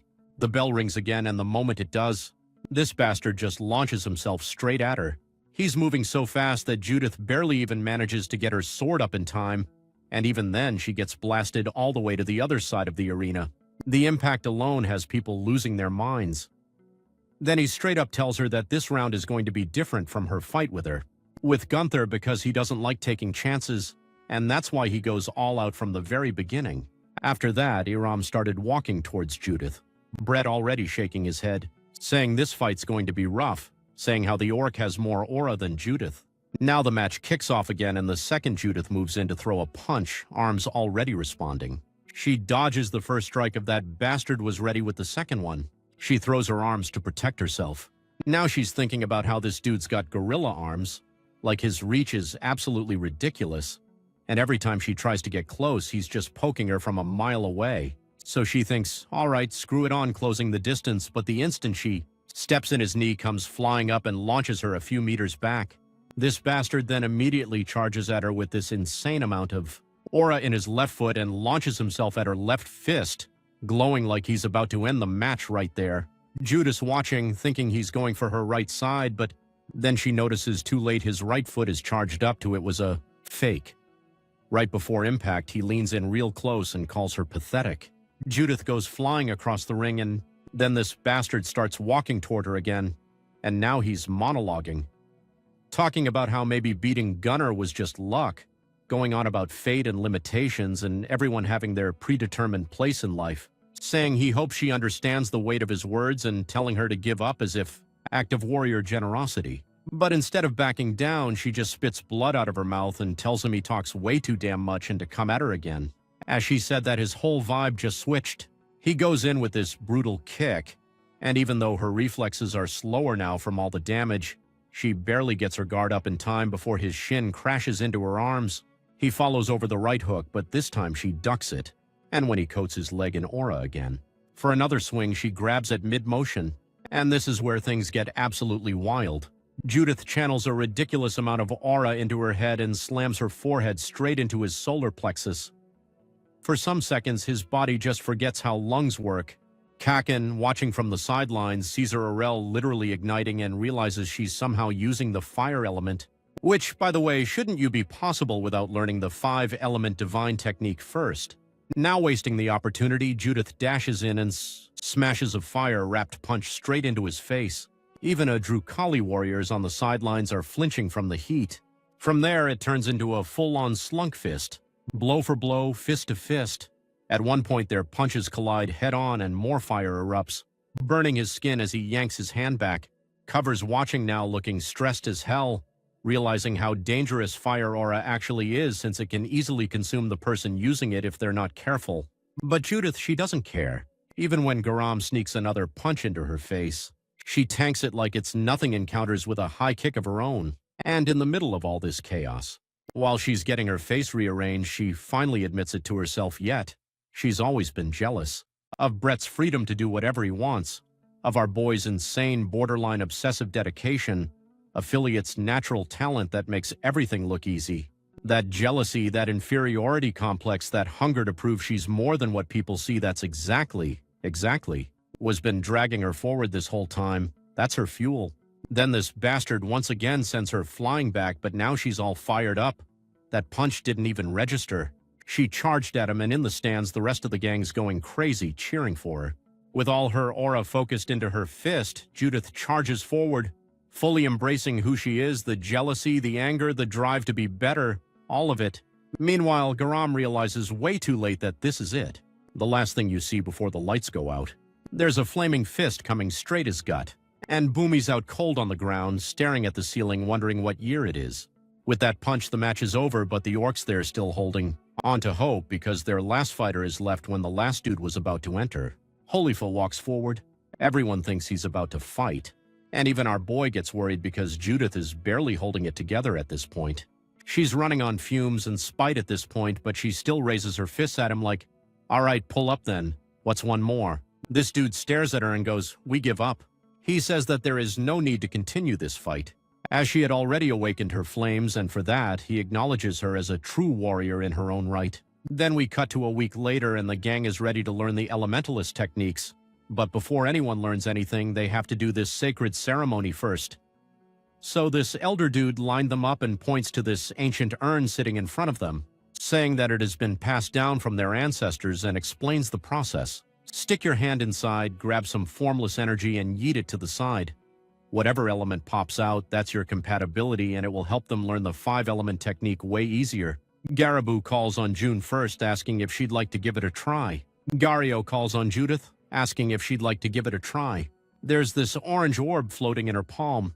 Garawa tells her to throw it, and as soon as she does, the orb explodes into this blazing torch that shoots up at least 10 feet in the air. Everyone's just standing there stunned, including Coover's father. When the flames finally die down, Judith turns to Garowell like, "Did I do it right?" But the elder orc looks like he just saw a ghost. He tells her that the flame she just summoned is the largest he's ever seen during a 5-element ceremony. He adds that he sensed it before during her trial. She's naturally blessed when it comes to the fire element. "Step aside, Mary Elena, we've got another fire prodigy." Since she's done, Judith steps aside and Gario calls our boy next. The second he dunks his hand into the urn, he quickly throws the energy to the side and streaks of fire blaze out. forming the circular pattern on the ground. But here's where it gets wild. In the middle of those circular, the sword comes out of the ground. What in the full mental alchemist is this? If Karakun was surprised by Judith's energy, he's even more shocked by our boy's. He's looking at this kid's energy and realizes it's metal, wielding fire. The flames on the ground refine themselves into this massive metal energy, which is absolutely insane. Even Gario can't believe it. As if manifesting two elements wasn't impressive enough, our boy was able to create metal with such a distinct shape that it made the Elder wonder just who the hell is this kid? Curiosity getting the better of him, the Elder Orc asks our boy if he's learned elementalism before. Our boy casually says he learned the basic theory from Coover. Hearing this makes the Elder even more shocked. Now he understands why Varuguru wanted to pass on the technique to them. Unlike the Orc Elders, who are low-key losing their minds at seeing Judith and her boy's energy, the two of them seem pretty chill about it. But Judith's quick to point out that her flame was bigger than our boy's. This catches Aaron off guard because he's not following her logic. But Judith just explains that she'll never lose when it comes to fire, no matter what. Our boy just looks at her. What do you mean it's a completely different thing, which annoys her even more? Meanwhile, Bree was feeling relieved because Judith had been feeling down ever since she had lost to our boy. But now she seems to be back to her usual self. Seeing her laughing again, Brett thinks to himself how proud he is of her. Then, like an absolute idiot, he lets slip out loud, "Judith looks so cute when she smiles." Oh no, too bad for him. Healy is within Urshat and just gives him this incredulous stare. Brett slaps his hand over his mouth pretty hard to shut himself up and try to explain that it was all a misunderstanding. But Ilya just backs away from him slowly while our boy and Judith are standing there wondering what the hell their friends are doing. Brett and my guy, you just fumbled so hard. Moving forward, Garvo calls on Ilya next. She drew the fire element as well. It's only the guy who fumbled who is different from the rest, and with that, the ceremony ends. Garawa told everyone how these guys are exceptional and all, and that they'll help them develop their energy even further. Just then, Karakum looked at our boy and told him that he'll train him personally. Just then, one of the orcs comes running and tells Karakam that he has a message from Guru Guru. He just finishes preparations to look into our boy's past life and is asking them to bring him and the rest of the gang back to Spirit Mountain. Then we cut to the Spirit Mountain standing in front of a Beeb magic circle. Kuva points at the stone slabs and tells the group that they all mean to lie down. Juruvara floats above, telling our boy that it's time for him to finally meet the man in his dream who's been leaving him confused all this time. As our heroes each lie on the respective stone slabs, Garu asks our boy one last time if he's all right with sharing his past life with the others. Our boy says he has no problem sharing it with them. Since that's settled, Judith asks Garu what they're supposed to do while the ceremony takes place. Kuroguru snapped, and in the next second they were fast asleep. Now our heroes are off to Dreamland. It's dark at first. Then someone starts blinking, and in front of them stand two armored soldiers addressing whoever's there as their lord and asking him if he's ready to leave. Then the camera pans to his dude who looked dead inside. "My guy who hurt you?" This dude looked at the guards and said that he is ready. The scene shifts and people are talking, saying they can't believe this person is actually leaving his territory right when it's infested by demonic creatures. Someone adds that he had heard that this man is said to be possessed by a demon that even killed his own child. And who knows, maybe himself is already a demonoid after this. It doesn't take long for people to start shouting and blaming the man for bringing demons into their town a couple months ago. They start calling him a coward because now, of all times, he's choosing to leave the town right when the people need him most. One of the townsfolk even steps forward trembling with a pitchfork in his hand, asking his lord to speak, asking if their lord is truly the one who brought the demons into their town. The man lets out a sigh and says, "I was a fool to believe I could leave quietly." He then looks at the man holding the pitchfork and says, "I don't know if you'll believe me, but I'll tell you everything." Then we cut to a week ago. This couple is freaking out because their newborn son just stopped breathing. As the lore was about to call a doctor, they heard a sinister laugh followed by a red smokescreen and a voice asking if you'd like to save his child. The couple looked absolutely horrified because from the smokescreen emerged the clown demon. This bastard did his absolute best demon impression before addressing the man as Kalen Winker, telling him that the life of his child is in his hands now and could spare him, but Kalen has to make a choice. It could either be his son or his wife. Kalen asks the bastard if he is serious because he has no clue why he had to make such a tough decision and listen to the demon's demands, but instead of answering, this bastard gave another sinister laugh, this time asking if he'd ever stop to wonder if it was just a mere coincidence that demons started appearing in his territory. What's even worse is that this demon claims that whatever is happening to the territory right now, as well as to his child, is all Kalen's fault. And Kalen is all confused, asking this bastard what he means but not. This demon enjoyed tormenting people, so he told him to accept his fate and make his choice, but man, how could he? So his wife decided to make things easier for him. She headed him the baby and ran to the window. She takes one last look at their territory. And as Kalen rushes over to stop her from what she's about to do, she gives him one last smile and tells him to take care of their child and then jumps down. Before Kalen could even process what just happened, he heard his baby crying. As he turns to look, he sees that the demon has his baby in its arms, saying it was against the rules and that his wife's actions weren't part of the choices, so he'll give him another choice. And this time it'll be easier. All he has to do is to choose between his baby or the people of this territory. So with that, Kalen finishes his story, and the townspeople blocking his path are just standing there, probably feeling like absolute garbage. Our boy lost his wife and kid on the same day, and he's out here explaining himself so naturally that the crowd starts crying, not angry tears this time, but that ugly, crushing sadness. But wait, it gets worse because Kalen drops another bomb. A clown demon told him he's cursed. He tells the people that if he sticks around, some disaster is going to wipe out the territory again. So he tells the townspeople, "Look, I'm not asking for your help or your pity, just move." And he walks off into the sunset. Fast forward, and Kalen's been wandering alone. After taking everything from him, this bastard was still not happy, so now he was following him. He was just floating there, giggling and asking why nobody's following him anymore. The demon starts running its mouth. "Wow, so the townspeople just let you leave after you sacrificed everything? You should totally murder them all, my guy. They deserve it." But Kalen doesn't even look at the bastard and just keeps walking. But the demon's not done. He keeps yapping, saying stuff like they should lose their families too so they understand his pain. And then, because demons apparently watch too much anime, it flips upside down right in Kalen's face and goes, "Hey, want to make a contract? Become a demonoid, slaughter everyone. It'll be fun." But no, Kalen just walks past it. And the demon's like, "Wow, okay, boring. Maybe I picked the wrong guy. Should have just sent the monsters to the next territory over instead." That makes Kalen stop. He turns around and asks, "Wait, what do you mean, next territory over?" Now the demon's interested again. "Oh, you do have emotions."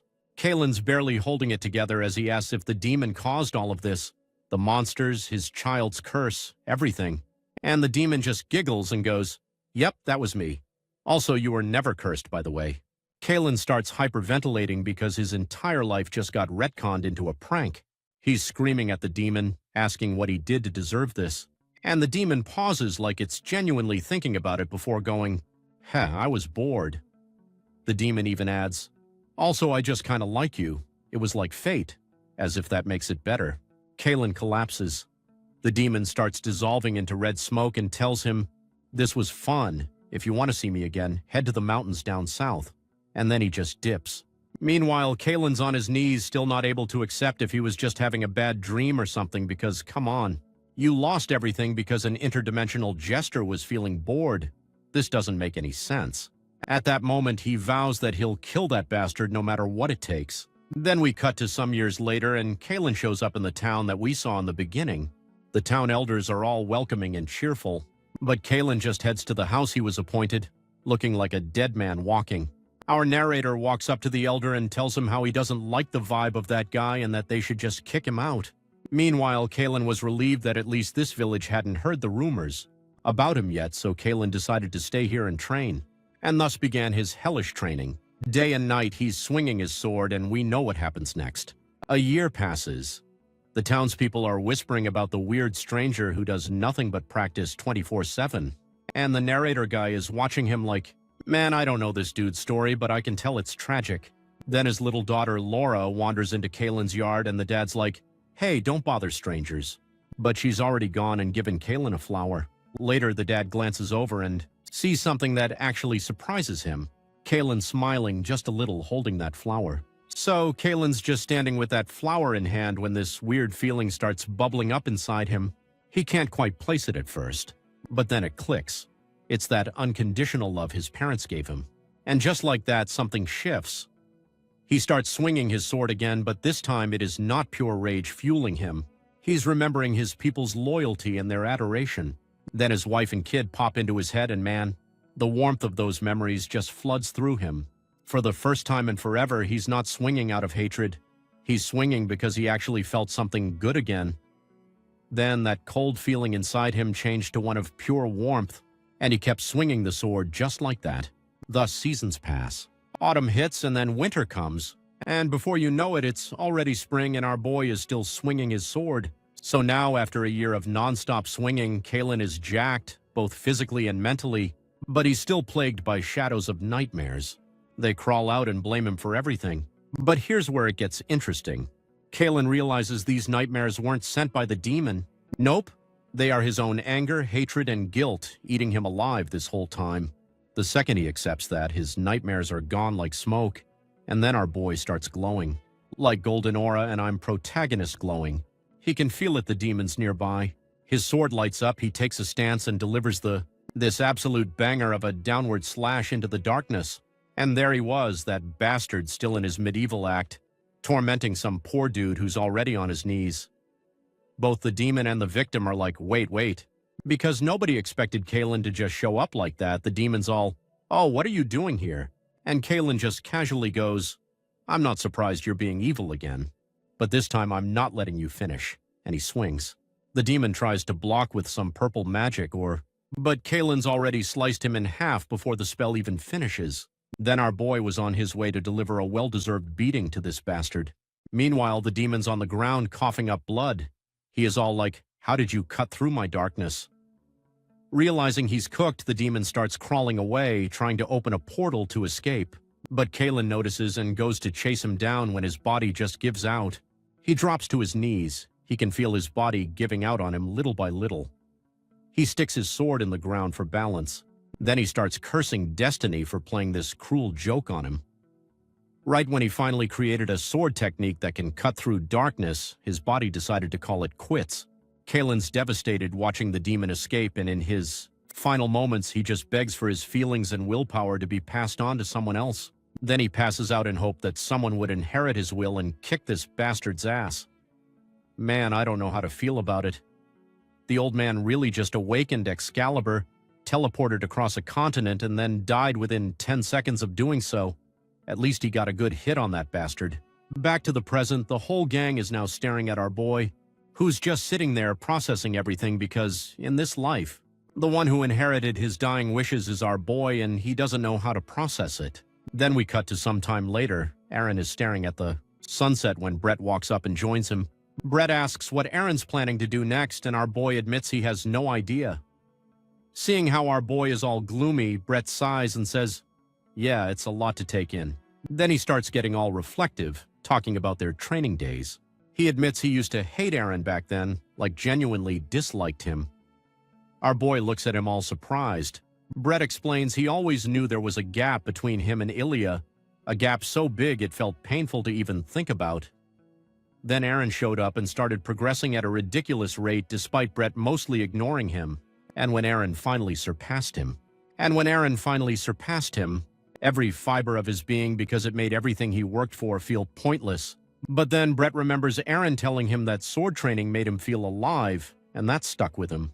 Eventually, Brett realized what actually mattered to him: family, friends, and being the lord of the Lloyd family. Those things were more important than just being the best swordsman.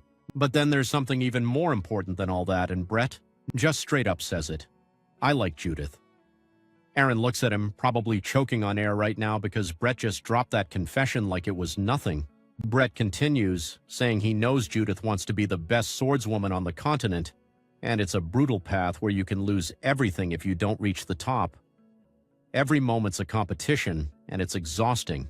But that's exactly why he wants to support her. He wants to be there and she achieves her goal and be the one to see her happy. Then he tells Aaron to do the same and follow his heart. Do what's most important to him and he won't regret it. The next day, Aaron's back in the arena for his 5 elements training, and this time he walks up to Karakam and asks for a rematch. Karakam is more than happy to kick his ass when their swords first clash. Karakam felt that something was different. The fire energy in Aaron has completely merged with his heart. The flames aren't just external anymore, they're part of him now. Karakam asks what changed in Aaron's, says he figured out what he wants to do. Apart from protecting his family and friends, he wants to wield his sword so that more people can be happy. He swings at Karakam with a massive strike, and even though it was blocked, he's impressed. Karakam tells him that's a huge dream, bigger than just wanting to be the best swordsman. He says it sounds like Aaron's chosen to walk the path of a hero and warns him that it's not something to say lightly. Does Aaron even understand the weight of those words and our boy he's locked in? He says even if it sounds embarrassing, he'll gladly walk the path in the hero if that's where his journey takes him.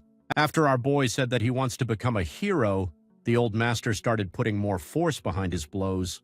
Then he charged at our boy, and when they clashed, the impact was insane. But now neither one backs down. Karakam is the first to speak up, telling Aaron he respects the guts it takes to say he'll walk the path of a hero, but he also warns him it takes more than just guts. Our boy stays silent for a second. He flashes him a smile, saying that he had heard that real swordsmen speak with their swords, and then Aaron launches himself into the air and delivers this massive vertical slash toward Karakam, who, by the way, dodges it like a boss. Then Aaron looks up with a smile and says, this decision to become a hero wasn't just some random thought after seeing his past life.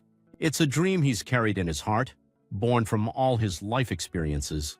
Even if he had never seen Kalen's memories, he'd still choose this path. He tells Karakam he'll show him how determined he is and asks to keep sparring. Karakam's hyped now, saying that's exactly what he wanted to hear, and promises to beat Aaron up pretty badly. Then we cut to 4 months later, and the whole gang is summoned on the Spirit Mountain. The Elder Orc had gathered everyone to give them their progress reports, and like you would expect all of them, But our blue-haired bastard was the most outstanding of them all because he managed to master another element besides water. Then we move on to Judith. She went all in on fire energy like only fire. Garu warns her that if she keeps blocking out the other elements, there's a good chance she'll literally engulf herself in flames one day. But Judith's like, nah, I'm good. I can handle it now, plus she can't fuel any of the other energies, so it's not like she could do anything about it. Then Garu moves on to our boy Aaron. He praises him for creating this perfect balance between metal and fire energy, though he is concerned because Aaron's energy flows in reverse. Normally it goes, wood feeds fire, fire creates earth, and earth becomes metal. But Aaron's running the control cycle instead, which means if his fire keeps growing, he'll need water energy to keep it in check. Garu tells him to be careful, and Aaron thanks him for the heads up. The last one to get her evaluation is Elia. Compared to everyone else, she didn't make huge leaps in progress, but Garu reassures her she's still growing and just needs to keep at it.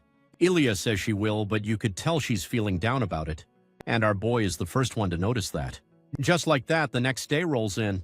Aaron tells Brett he's planning to stay a few more days, and Brett's like, is this because you're worried about Ilya? Aaron admits that's part of it, but he also says he's not planning to go back to the academy just yet. There's someone who wants to meet first. Then he asks Brett what his plans are with Judith, and Brett says they're heading back to the academy as planned. Aaron gets a little sad knowing they're about to split up, but Brett reassures him it's only temporary, they'll see each other again soon. Meanwhile, Judith is in the arena practicing with the sword. She's thinking about Kalen's memories, how the old man, and gains strength through sheer hard work and devotion. She's like, if I can work even half as hard as him, I can do it. Her aura flares up as she swings harder, thinking she just needs to push a little more. Then Brett shows up and asks for a duel since it's been a while. He says it's a good chance to test the results of their training, and Judith's immediately down. Their swords clash, sparks flying everywhere, and Brett's clearly struggling. He tells her she's like a whole new person now, and you picked the wrong time to challenge me, because I'm fired up right now. And she's not kidding. Her fire energy starts overwhelming Brett's water energy, and she throws this massive swing that sends him flying back. Without realizing she had put more strength into her blow, she runs at him asking if he is okay. Brett's like, did I do something wrong? I almost got fried just now. She apologizes, saying she didn't mean for it to happen, and bends over to check on him, and man, she was looking all cute. so Brett couldn't control himself and confess that he likes her. Judith freezes for a second, asking him what he said just now. As he repeated that he liked her, she turned all red, but this idiot thought that she still hadn't gotten it. So, he repeated himself, and Judith, being Judith, decided to deal with this situation with violence and smack his face. Just like that, Brett's back on the ground and he asks her, "What was that for?" And Judith, still blushing furiously, says, "Why would you joke about something like that? You're lucky I didn't cover my fist in flames." Brett sits up and tells her he wouldn't joke about something like this, which only makes Judith more flustered. She asked if he really likes her, and Brett says yes. Then she asks why he likes her, and Brett's like, "Why are you asking so many questions?" Now he's embarrassed too. But then he starts listing everything he loves about her. Her smile, the way she devours food when she teases Aaron, and when she plays with Lulu when she's training hard. He looks her dead in the eye and says he finds all of it beautiful. So Judith's speechless and all flustered as she asked him if he really thinks that she's beautiful. Brett then walked up to her and told her to stop asking questions and just say something already. He moves closer and asks, "What do you think about me?" Then the scene shifts to our boys' room, and Lulu is busy checking out that pendant Aaron picked up earlier from the orc's treasure room. She's turning it over and over, saying she can't exactly put a finger on it, but there's definitely some sort of strange energy coming from the necklace. The problem is she has absolutely no clue how someone is supposed to use this thing. She figures maybe she can send something better in her lowly state, so she straight up transforms. Now she's glaring at the pendant like it personally insulted her ancestors, and vows to use every spell she knows to figure out what's going on. Cut to 3 hours later, and yep, she did exactly that. Every spell, every trick in the book, and nothing worked. She couldn't figure out a single thing about that damn pendant. Just then, our boy walks in and Lulu explains the whole situation to him. By the time she finishes talking, night has already fallen. Aaron then brings up the day they met Ignite and asks Lulu if she remembers what Ignite said about offering him that position again. He's fired up, asking her if he's finally become worthy enough to stand in front of Ignite once more. Lulu is like, "Bro, what are you even saying? You've been grinding nonstop all this time. We're more than ready." She asked if he's really going to meet her now, and our boy just flashes that confident little smile and goes, "Yeah, I think I'm ready too." Then the scene shifts to Ilya, who's still training even though the sun has been down for who knows how long. Her mind is a full-on battlefield of doubts. She's wondering if what she's doing is even right anymore, thinking about how she doesn't really have a reason to obsess over Ignite the way she used to, and yet she just can't let it go. She can't stop thinking about her, even in the middle of this whole existential crisis. That's when our boy walks up and asks if they can talk for a minute. They sit down and she asks him how his training has been going. Sitting beside him, she can feel this warm energy coming off him, and it really calms her down. Her heart feels lighter, her worries start fading, and she catches herself thinking about how she wants to stay by his side all the time. Then Aaron tells her there's someone he wants her to meet, and that his next destination is wherever that person is. Ilya gets curious, asking who this special person is, and our boy casually drops it. He wants to go meet Ignite. Ilya is completely stunned. She was expecting him to say his master, his parents, or maybe his sister. But Ignite, never in a million years did she think that name would come out of his mouth. Completely unaware of her internal meltdown, he keeps going, explaining how the last time they met, he was jealous of Ignite's strength and ended up showing a weak, pathetic side of himself. But things are different now. Now you certainly can stand proudly in front of her. Then he turns to Ilya and admits that he doesn't know what awaits them, but he wants her by his side when he goes. Ilya realizes she's been avoiding this for way too long and that nothing good will come from running away anymore. So she flashes him a bright smile and tells him, "Of course you'll be with him." Then we cut to the next day.